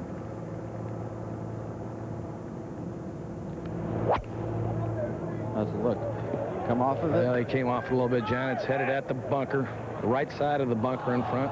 Catches the tree and drops back in front of that bunker with not a lot of green to work with. And you can see where that ball went in is a real lush patch. Very thick. Well, we've been digging up the records in this championship, but perhaps the most impressive is going to be the record margin of victory for any major championship. Before today, it was 13-shot victory in the British Open back in 1862 by old Tom Morris, 138 years ago, in just the third British Open played. Put it even further perspective, golf hadn't even begun in this country back then. Well, for years they said it would never be that another dominant player like the likes of even Watson, of course, Nicklaus, and the great players of the past. But he's here, and it's now. Well, Roger, what do we have? 123 yards left of the hole, John, and this is, well, not a full pitching wedge for him, just a nice one. It's just fluttering this way a little bit. Barely.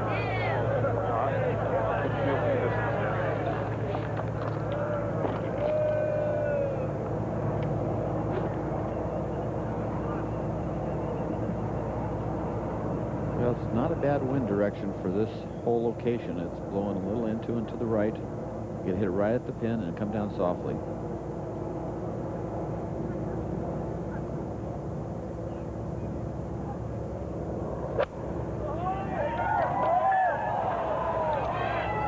Shot a little left of the hole. Needs to get down a little bit, it looks like. They'll have a crack at another record.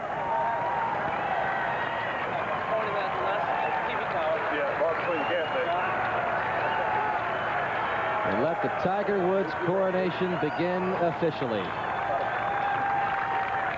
In front of the fans at 18.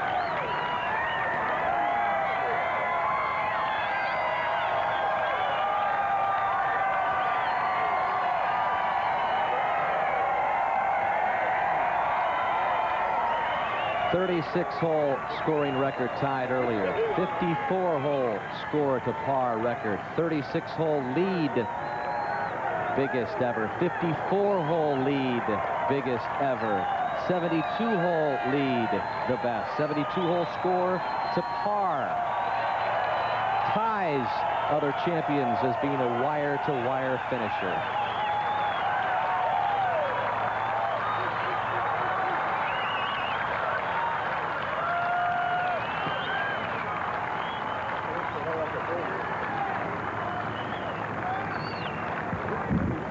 Still one record left at 18.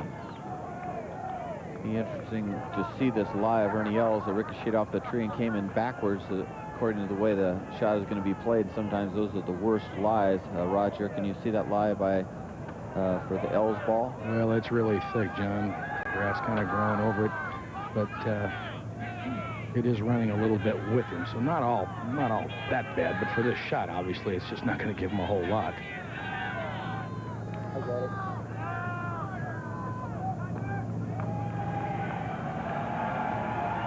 I think he'd have much rather been in the bunker. Well, the gallery's pretty excited right now, Roger.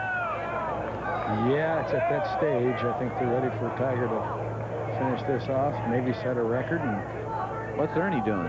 Pardon me? What's Ernie doing? Looks like he's looking for a ruling. Maybe he's trying to see if he's thinking somebody may have stepped on his ball.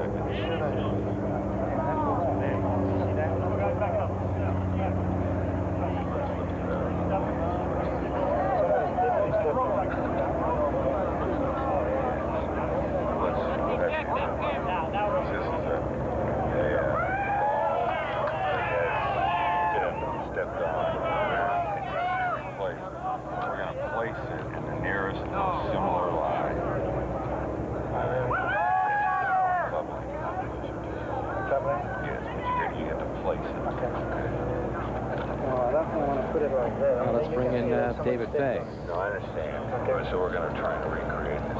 Okay. I just heard Trey say we're going to recreate, which means the following, that somebody must have stepped on his ball and altered his lie. And what Trey is walking him through now is recreating as nearly as possible the original lie.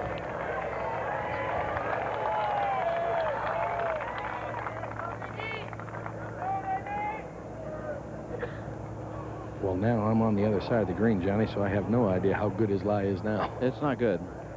You know, like I said, when you hit something and it ricochets backwards, you know, a lot of times it'll burrow itself sort of under the direction it's the opposite way, and then now you got to hit it from out of that, and then it looked like it probably did get stepped on because it was really pressed down.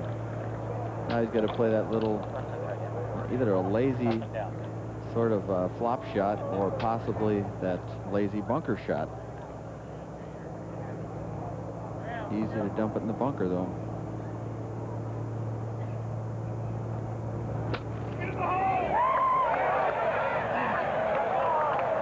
Is that going to be outside, Tiger, Roger? Well, it looks like it might be, John, yes. I'm sure he'll probably play and clear the way for Tiger.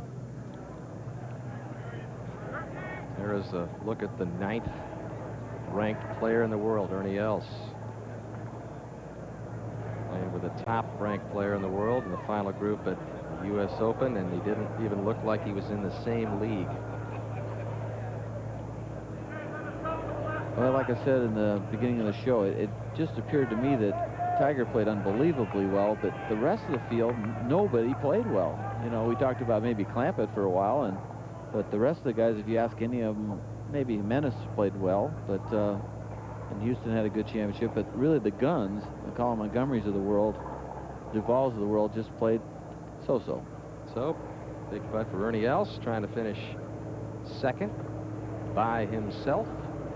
And I think this putt of Ernie's, Johnny, will give Tiger a lot of information here. As a rule, this putt seems to break much more to the right than most people think it does.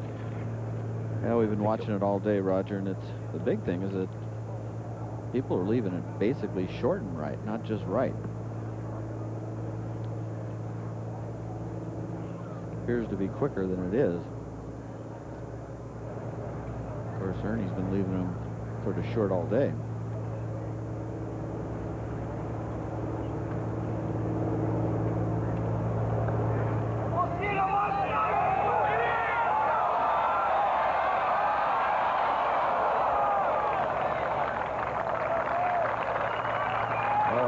Finished second in the Masters, and now he's going to finish tied for second in the U.S. Open.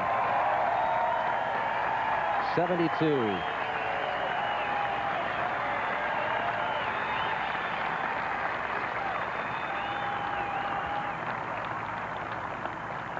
Well, only one guy is going to break par this year. The question is he going to be 12 under or 13 under? And that championship trophy awaits. The only player we saw all day make this putt was Nick Faldo, who was leading in putting going into the day. And does pretty much, I think, what Tiger figures it will, go right about, what, a foot, Roger? Yes, John, maybe even just a shade more than that.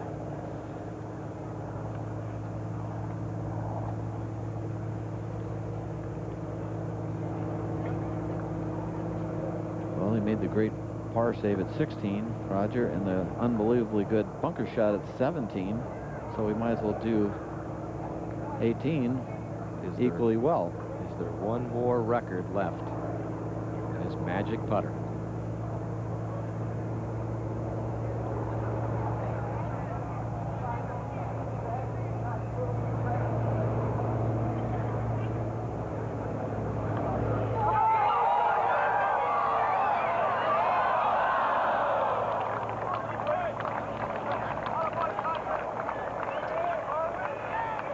It just carried a little too much speed, otherwise it would have gone in.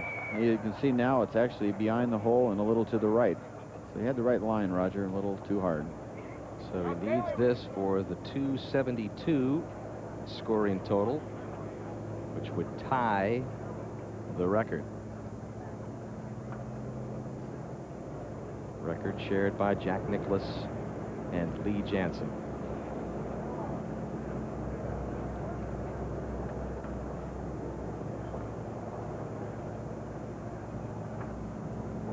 Inside right edge and solid.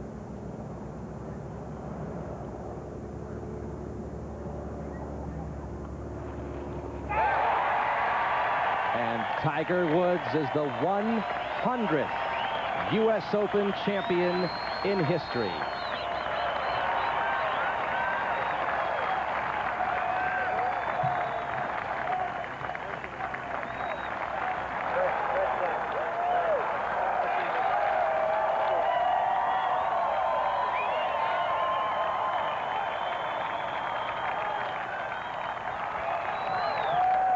A remarkable week by a remarkable player.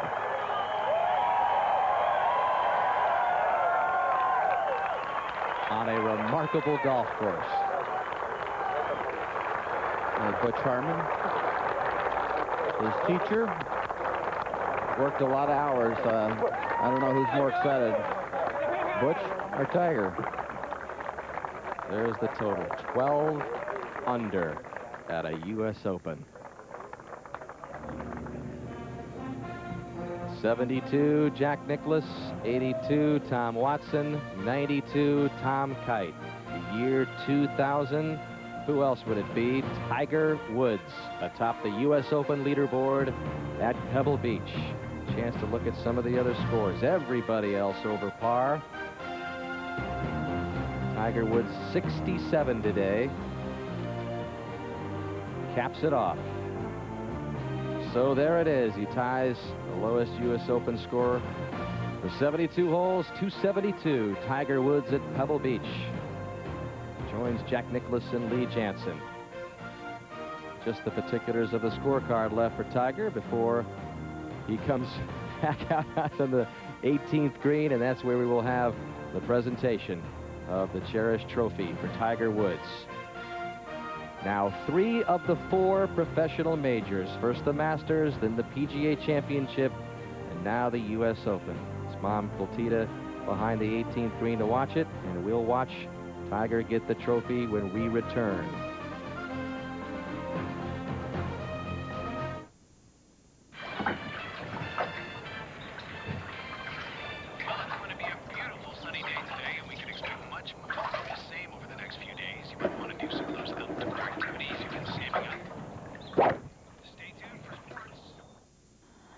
It's half science, half artistry. It is the first golf ball core that thinks. Strike it hard, crushing distance. Strike it softer, exceptional feel. Introducing Smart Core, pioneered by Wilson, powered by Goodyear. Smart Core reacts on demand to your game. How smart is that? Hi, I'm Mike. Watch my buttons in action.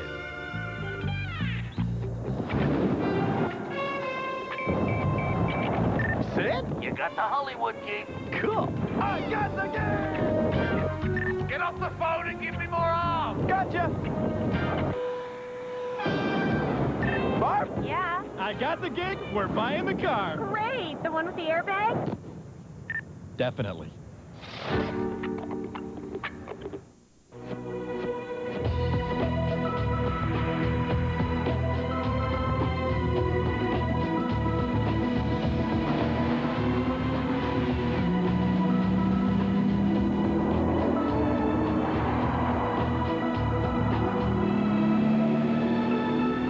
Wood, leather, adrenaline. The new Lincoln LS, Motor Trend Car of the Year.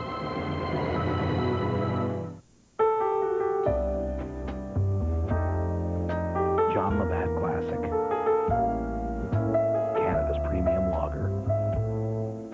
A great boxing combo. See it, live it, Friday on TSN. 100th year of the U.S. Open. They are a century of champions, 71 in all, from Newport to Pinehurst, from Rollins to Stewart. And for the 100th time, this American celebration has continued. For the men who triumphed before, for the men who have thrilled us, for the men who will always be United States Open champions.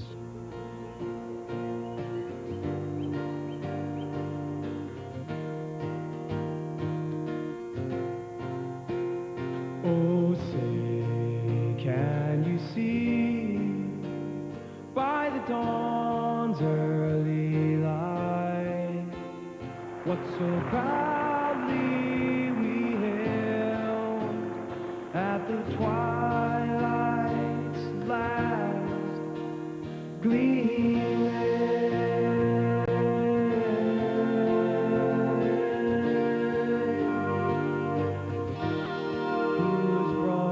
Stripes and bright stars through the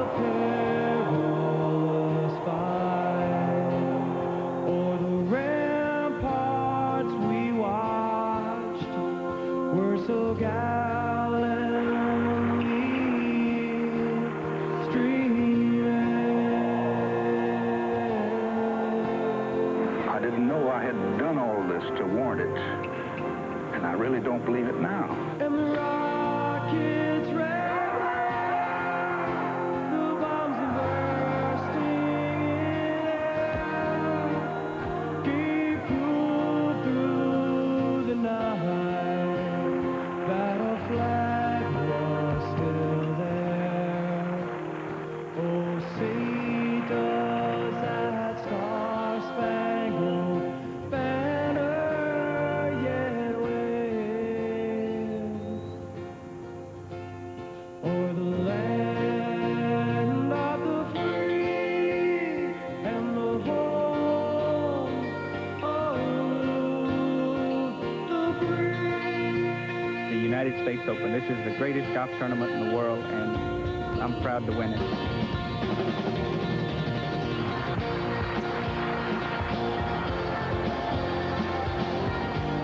The older you get, the more thrilling it gets because the harder it gets.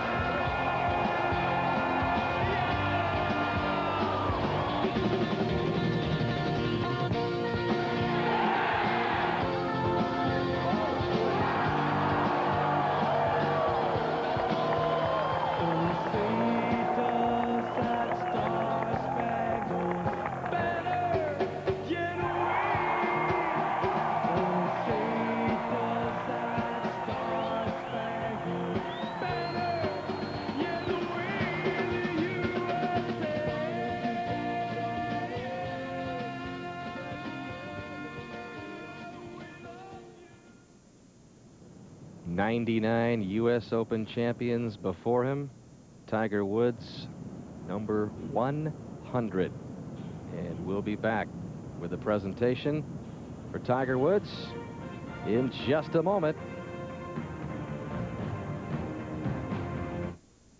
The U.S. Open on TSN is brought to you in part by AGF Group of Funds. What are you doing after work?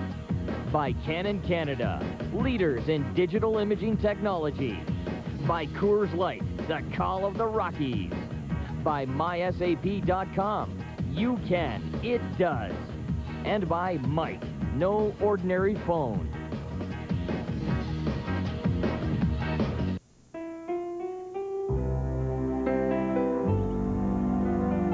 In 1996, 28 billion toll-free calls were made. By 2003, that number will double. Can your network cope?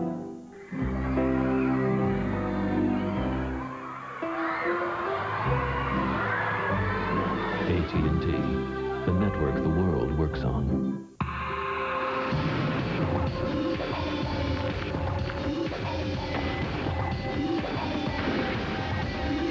The world is filled with obstacles and opportunities.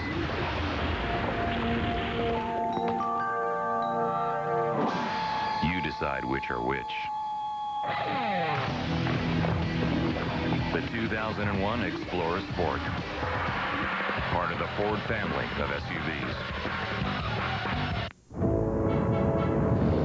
Business trip, $400 million.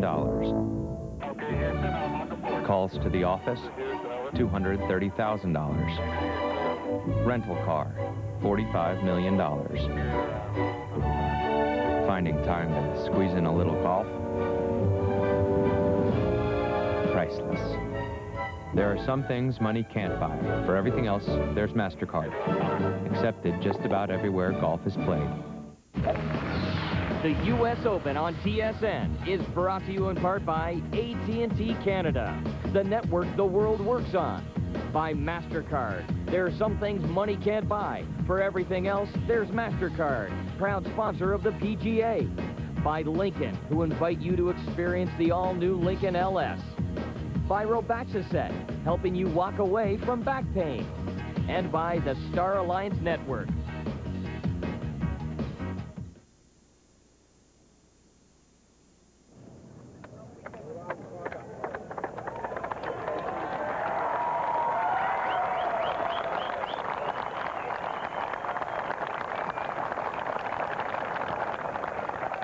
Tiger Woods heading down with Trey Holland, about to be crowned the Open champion at the Ladies 18th and at gentlemen, please join me in welcoming the 2000 United States Open champion, Mr. Tiger Woods.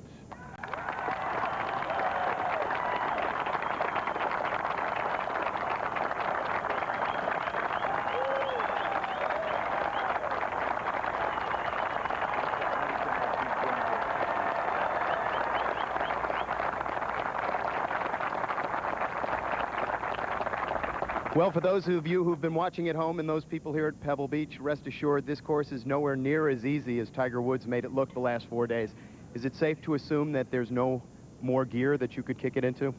Man, I played really well today, and all week I made those big putts, and that's what it boiled down to. I drove the ball beautifully all week, hit a lot of good iron shots, but more importantly, I made all those big par putts. You have long been a student of this game, not only a practitioner. Can you talk a little bit about the significance of winning the 100th U.S. Open Championship at this beautiful venue? You know, coming into this event, you know, that's what I had in mind, and this is the... Well, I'm honest. It doesn't always work out that way, though, does it? No, it doesn't. But you know, today and all week, you know, I was telling Stevie walking up 18. I said, you know, I've had a sense of calmness that I haven't had in a while. Very reminiscent to how I played at Augusta in '97. I felt very tranquil, very calm, even amidst, I guess, the stormy conditions yesterday. I still felt very peaceful inside, and you know, for some reason, no matter what happened out there, I was able to keep my cool, my composure, and focus 100% on each and every shot. Like many people watching, I'm sure your dad taught you the game of golf. Today, of course, is Father's Day. Your dad's not here, but I'm going to make a wild guess and say that I'll bet you he's watching. Any thoughts you'd like to share with him today? Well, it's not too bad a Father's Day present, is it? No, I don't think so. Tiger Woods, congratulations, the 2000 U.S. Open champion.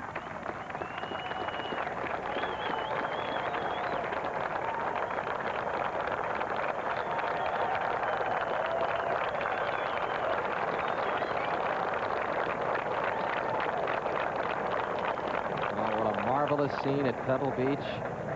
That storied 18th green, Tiger Woods hoisting the U.S. Open trophy. 3 of the 4 professional majors now for Tiger, and what an impressive back 9 to cap off the record scoring total here at the 100th U.S. Open. As we check in for the final round recap at the 10th for birdie, this to get to 9 under.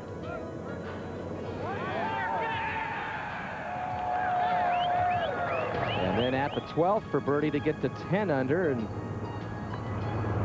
this was just the second time that a player had reached double digits under par in a U.S. Open.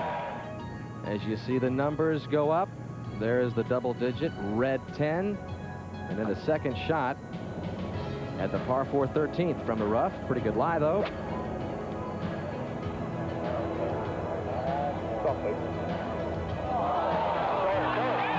Birdied that to get to 11 under. And then he was on to try to match Gil Morgan as the only player to go to 12 under in a U.S. Open, and he got that done at the par 5 14th. Talked about the importance of saving par putts all championship week long. There's the number 12. At 16, he was faced with this for par. Every time he was faced with them, he needed them. He got him. And then with that 272 scoring total record still in question, the par 3 17th, trying to get up and down. Did so. Flirted with that, dropping in for a 2. So then at the par 5 18th, this for par. And a guy that came into this final round with a 10-shot lead shoots 32 on the back, totals a 67, which turned out to be the round of the day. And Tiger Woods adds his name to that illustrious list, wire-to-wire winners in a U.S. Open. 15-shot win in the 2000 U.S. Open. Largest margin of victory ever in a major championship. And let's just stop talking about the numbers for a second, Johnny. Is this the best single golfing performance you've ever seen? Well, what I was going to say is, you know, come on, you can't win by 15 shots at Pebble Beach. Not in the U.S. Open. It wasn't a great duel. It was too good for that. And you have to look at the performance analytically, and you got to say, this is the greatest performance in golf history. Who knows? Maybe take it another step farther. It might be the greatest in history of sports, period. But it's one of those performances that you just got to tell your kids about. You got to learn from it. You got to suck it up, and you have to put it as a standard for all those who follow. And even though he's only 24 years old, who knows? It doesn't get much better than this. It doesn't get any better than this. One last look at this record-shattering Open Championship. Again, tied or set by Tiger this week in the Open. Largest 36-hole lead down the list. Most birdies, 21. Lowest 36-hole total, and then tying the lowest 72-hole total of 272. So what does this say for the rest of the golfing world? For a long time, they've been talking about, well, Tiger's raised the bar. I just think he might have raised it out of sight, at least this week. Well, you know, you just can't really talk about it too much, but it was so clinical today. In his mind, he said, okay, I'm going to play the front nine. I'm going to do everything right. I'm going to just try to make pars, keep it underneath the hole. He played the 9 holes, got that done. As soon as he teed off on 10, hit that great drive there, I think he said, okay, it's time to put the hammer down and go for the record. And he played just that way. The only thing surprising about the whole round to me, after the great bunker shot at 17, he didn't go ahead and turn it loose on the tee at 18. I would have liked to have seen him do that, but the bottom line is, it was unbelievably. It was a great performance. Well, the second youngest to win 3 of the 4 professional majors. Jack Nicklaus, the youngest to do it, but at age 24, Tiger Woods continues to amaze. A most appropriate Open setting to say goodbye to the best ever and welcome today's best as the 100th U.S. Open champion at Pebble Beach. What a week.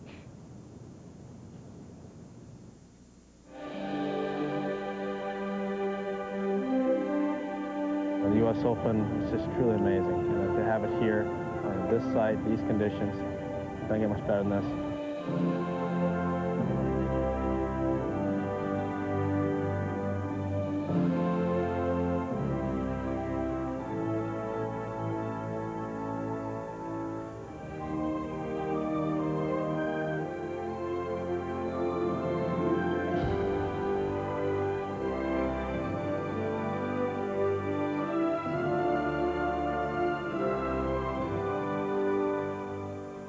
Pebble Beach has always been a great part of my life. To finish it up here was probably the place that I'd rather do it than any place else.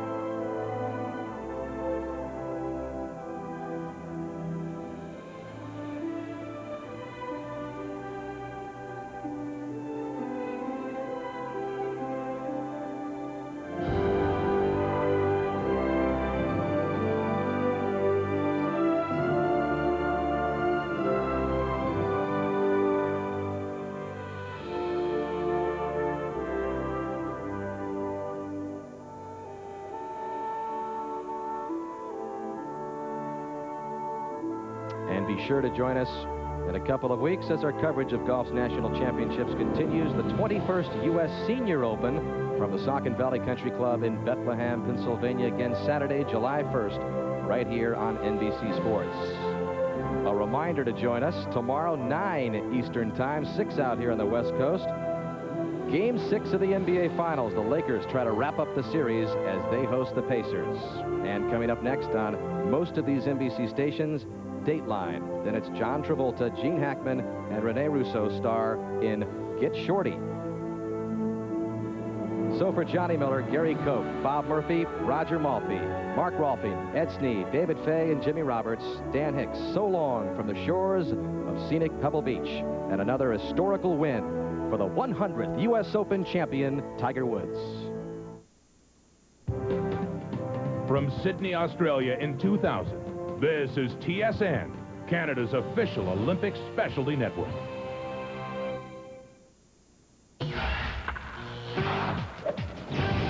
Boy, what an incredible story at the 100th U.S. Open. Ford, that's golf with Corey Warren. A complete recap and some post-tournament reaction coming up in a few moments' time. Right now, let's bring you up to date on another big event that was going on in Montreal today, the Air Canada Grand Prix. Jacques Villeneuve hoping for a little better result than he had at this event last year when he crashed, didn't even finish the race. Lap number 66 with Villeneuve already out of contention.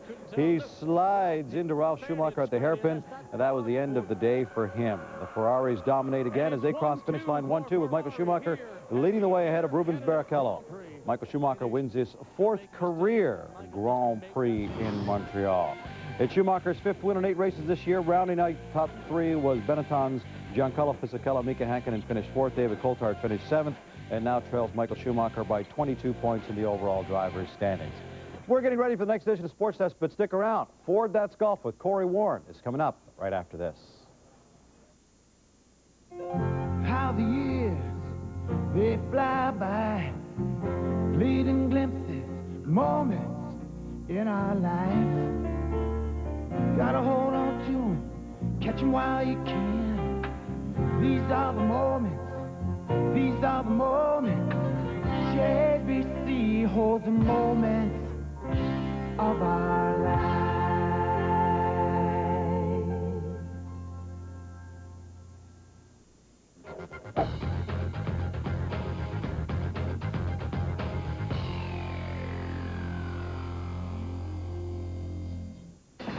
Coming up on Ford, that's golf. Tiger proves he is king of the jungle at the 100th U.S. Open.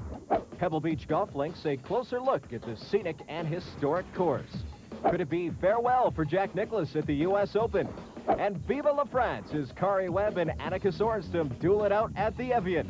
A special U.S. Open Shots of the Week is on its way. Stay tuned. Ford, that's golf is next.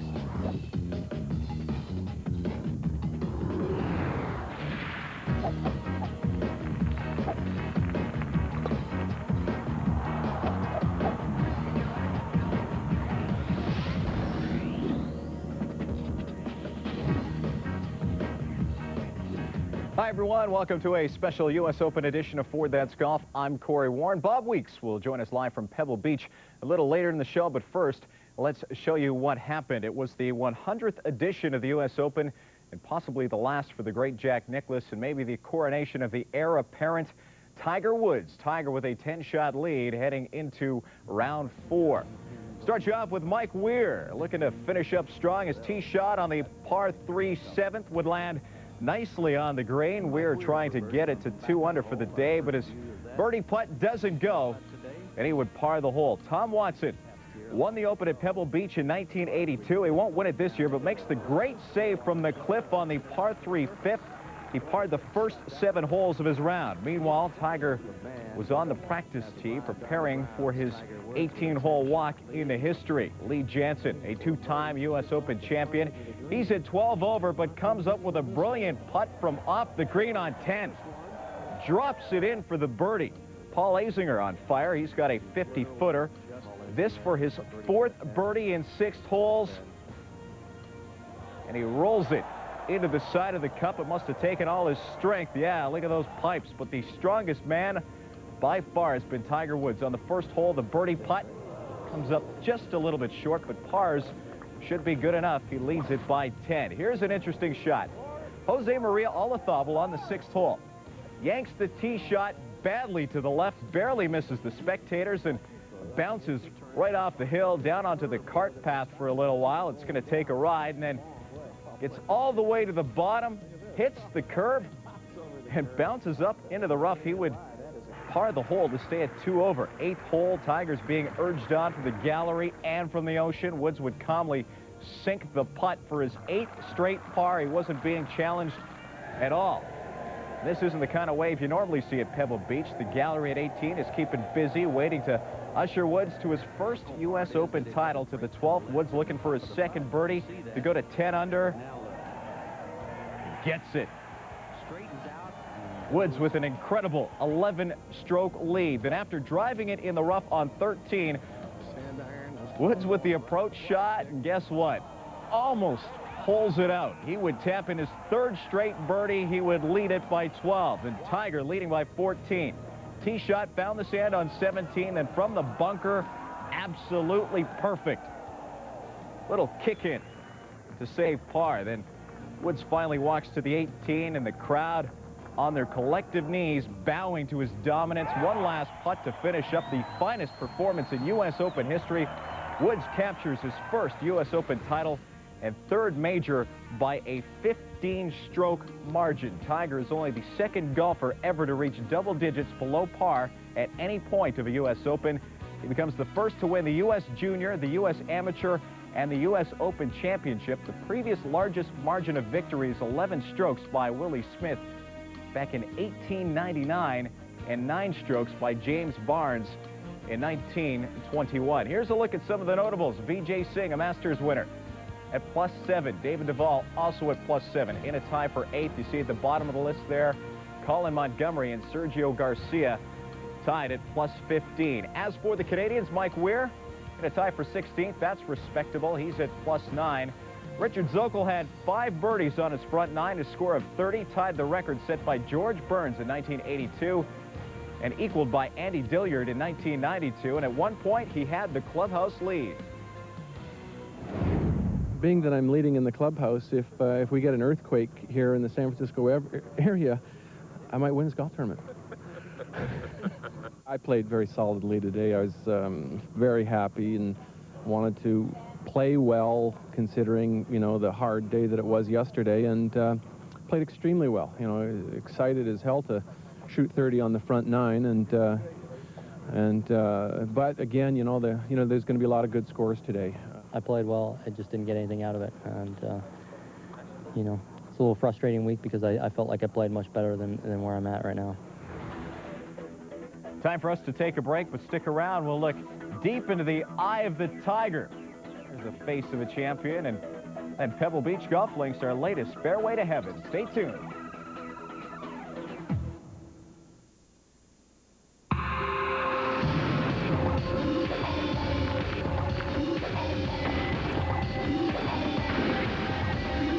The world is filled with obstacles and opportunities.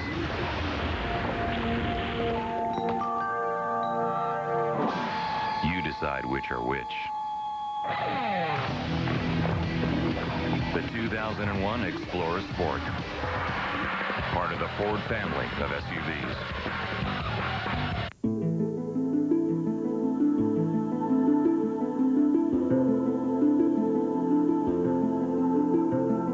Whoever said life is about enjoying the journey and not about getting there has never been here. So get here. For your free vacation guide, call 1-888-PEI-PLAY.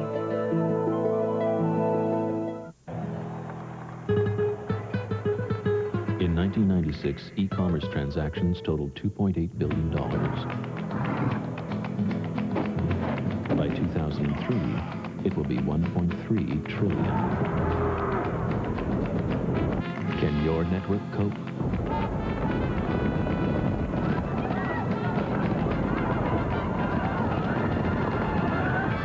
AT&T, the network the world works on.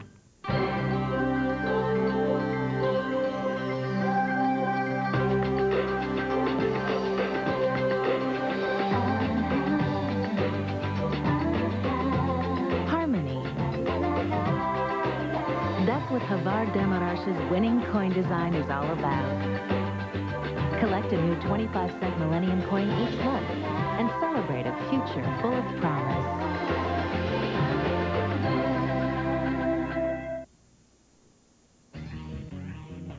Ford That's Golf is brought to you by Ford.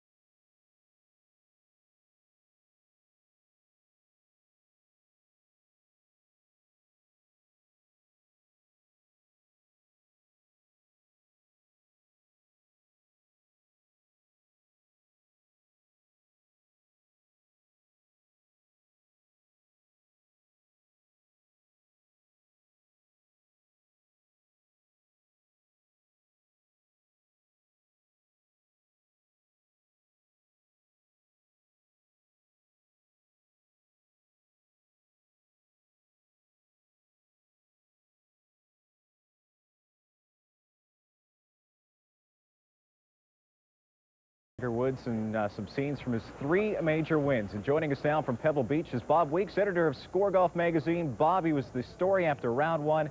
Tiger Woods, of course, was the story on Sunday. Well, it's hard to think of another superlative to put beside this performance. You know, 15-shot victory in a major championship, unheard of. 21 birdies through this week. That's to me is the most amazing statistic I think of all. I mean, players don't get 21 birdies in regular tour events. They don't get 21 birdies sometimes in 2 weeks. So he did it in 1 week today.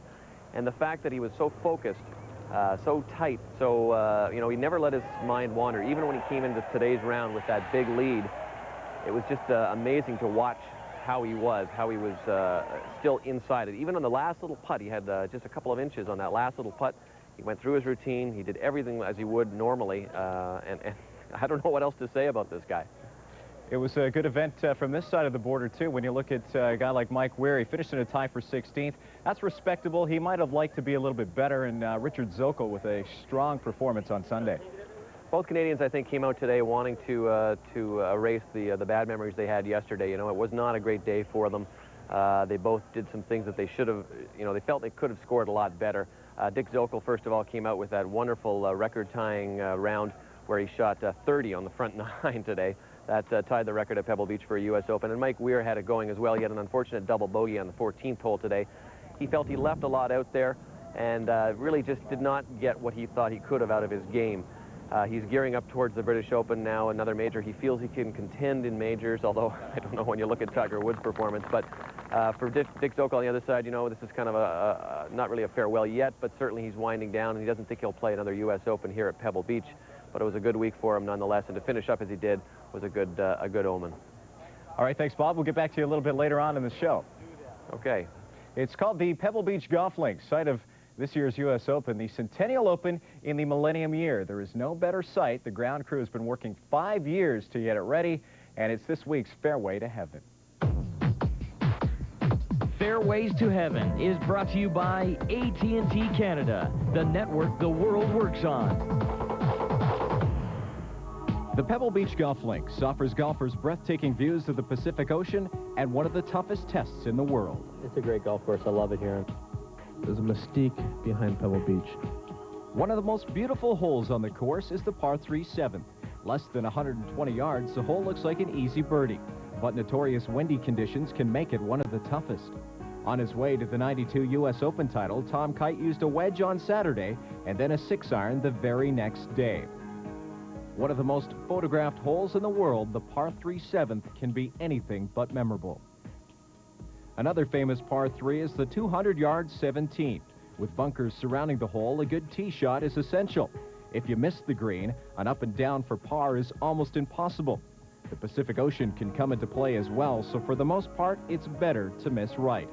It was here where Tom Watson made his famous birdie chip in 1982 to beat Jack Nicklaus. Looks good. Looks good. Do you believe it? Do you believe What it? can you say? But the most famous hole at Pebble Beach is number 18. Pacific Ocean isn't very forgiving. Both. Nothing good happens over there to the left. It's a fitting end to one of the toughest courses in the world. Most players will have to lay up, as reaching the green in 2 is a feat that is rarely accomplished. With your second shot, look out for the long bunker located on the left. Staying in the fairway is tough, but key to any success on the hole. Bunkers surround the green and must be avoided to even consider a birdie. For most, taking par or even a bogey 6 is a great accomplishment. Whether you shoot a 71 or 171, Pebble Beach is a little piece of heaven. That it is. Stay tuned. When we come back, a tribute to the Golden Bears. He says farewell to the U.S. Open. While on the LPGA Tour, Annika Sorenstam says bonjour to a win at the Evian in France.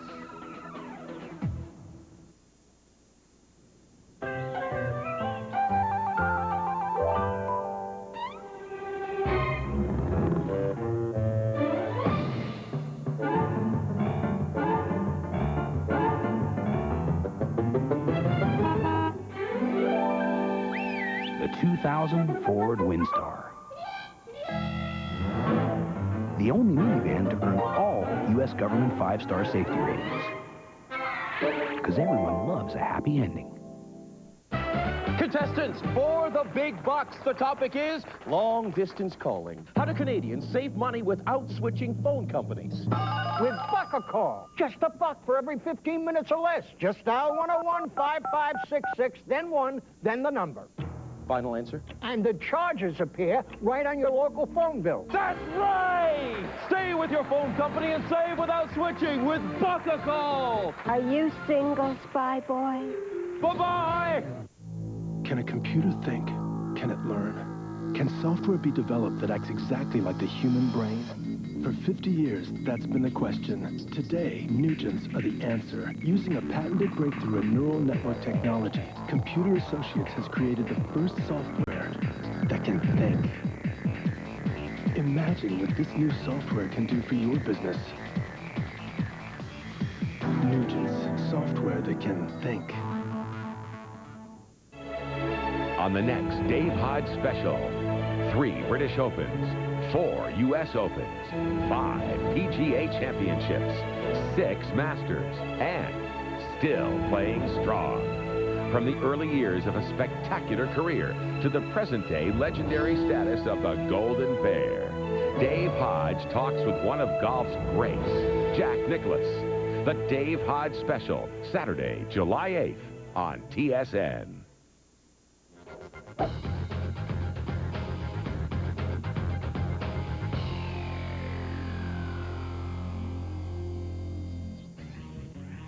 The Seniors Tour at the SBC Championship this week. Doug Toole is the winner. Walter Hall had the lead heading into the final round. He finishes 1 off the pace despite battling kidney stones. Tour stops coming up. The LPGA Tour is in Wilmington, Delaware for the McDonald's LPGA Championship. The Buy.com Tour is at the Buy.com Greensboro Open, and the European Tour is in Northumberland, England, site of the Compact European Grand Prix. Well, the LPGA moving from North America this week to France for the Evian Masters, the second largest purse on tour at $1.8 million, and the field limited to just 78 players. Kari Webb and Annika Sorenstam going to a playoff. 2 of the best in the world in a 1-hole shootout.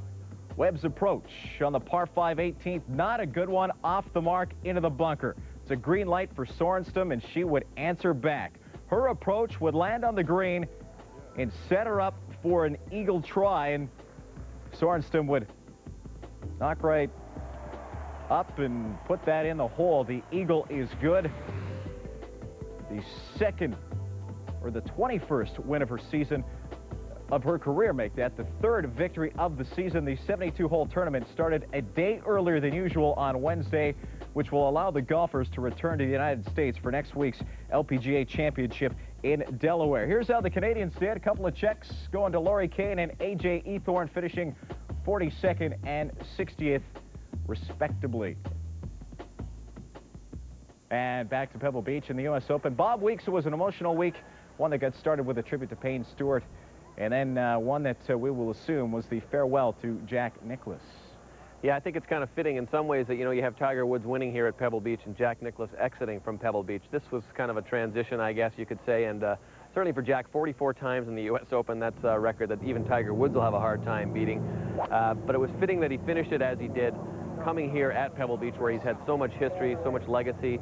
He designed a hole here on this golf course that was in play for this U.S. Open. So it was very, very fitting that he should end his career right here, and he did it with tears in his eyes. Yeah, tears in his eyes because, you know, Jack, more than anybody, was probably feeling that this was his last U.S. Open, and all things being equal, maybe a score that he would like to forget. On the Fringe is brought to you by Prince Edward Island Tourism. Come play on our island.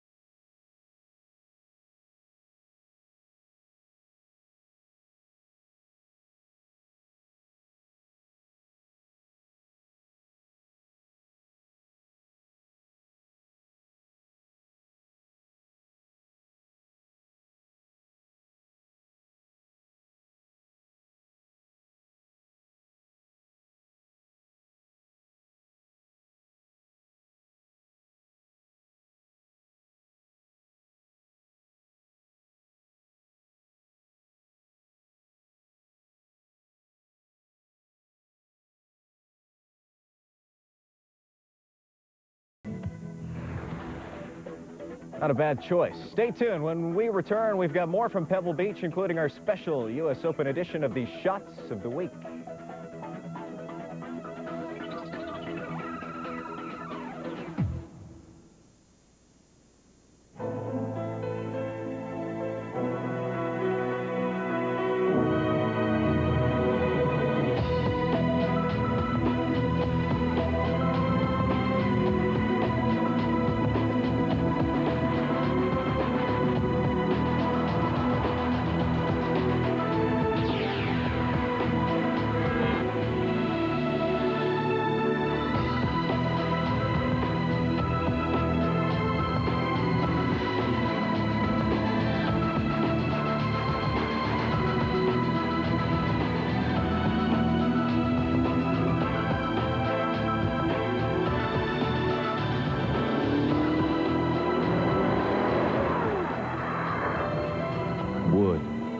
leather, adrenaline. The new Lincoln LS, Motor Trend Car of the Year.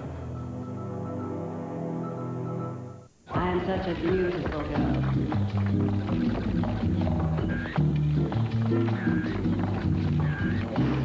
Look at me.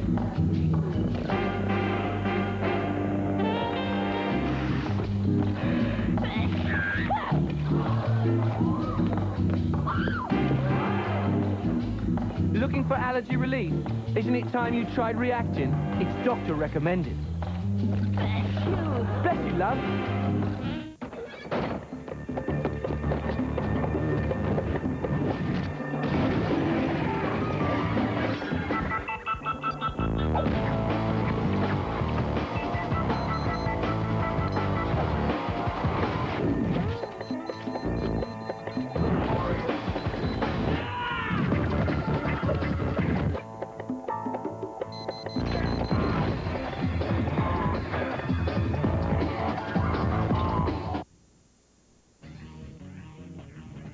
Ford That's Golf is brought to you by Ford. Here's a look at the Canadian Tour playing the TELUS Open. Paul Davenport wins in front of 3 Canadians. He had a 68 on Sunday to win it by 5. Next up, the Canadian Tour is down the road in Calgary. The Calgary TELUS Open at Heritage Point, a $150,000 purse. Jamie Gomez, the defending champion. The other 2 majors were obviously, I mean, they're great wins, but to win our Open championship, being an American, I mean, it's a great feeling. I mean, it's hard to describe. Yeah, hard to describe. Back out to Pebble Beach one last time. Bob Weeks, it was a record-setting win for Tiger Woods. Both Weir and Zokol made the cut. What impressions are you going to take with you when you get back on that plane? It was funny, you know, this is a golf tournament that really on the last day, I mean, everyone knew who was going to win. There was no drama in it. It was kind of as flat as the pavement in Saskatchewan. But, you know, when it came down to the last couple of holes, I think people realized there was history being made. There was a real passing of the torch, as we talked about earlier, with Jack Nicklaus leaving. But I think you just look at what Tiger Woods has done, what all the other players are saying about him, how good he is, and you just kind of are in awe of this guy as a golfer. Bob, how about all the Europeans that are right up there at the top of this leaderboard? There was really Tiger and then a whole bunch of other international players. Yeah, it looked like the Volvo Masters or something out there. It was amazing, actually, because they traditionally don't do that well out here. But they did put in a good performance, and I think, you know, there's really no there's no way you can say the Europeans don't do well in this kind of a tournament or the Americans don't do well in that kind of a tournament. So, I mean, all these guys can play, and they can play at any kind of a golf course. Just put them out there. It just happens to be that Tiger can play a little bit better than the rest of them. Yeah, and he certainly proved it this week. Thanks, Bob. It was an excellent job all week. We'll catch up with you real soon. I look forward to it. Pebble Beach, it's a test of golf. As we've seen in the last 4 days, it can bring out some of the worst and some of the best. Here they are now in our Shots of the Week. Shots of the Week, brought to you by Ford.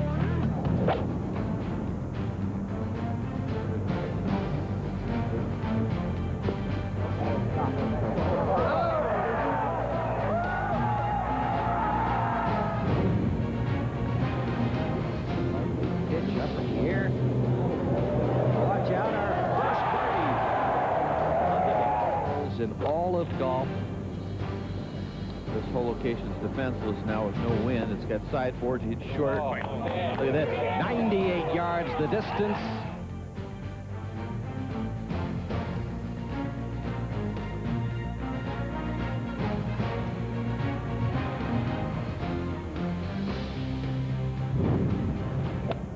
Incredibly, Nicholson has not made a birdie yet today. 3 bogeys and a double. Watch this baby spin back. How about it? How about it?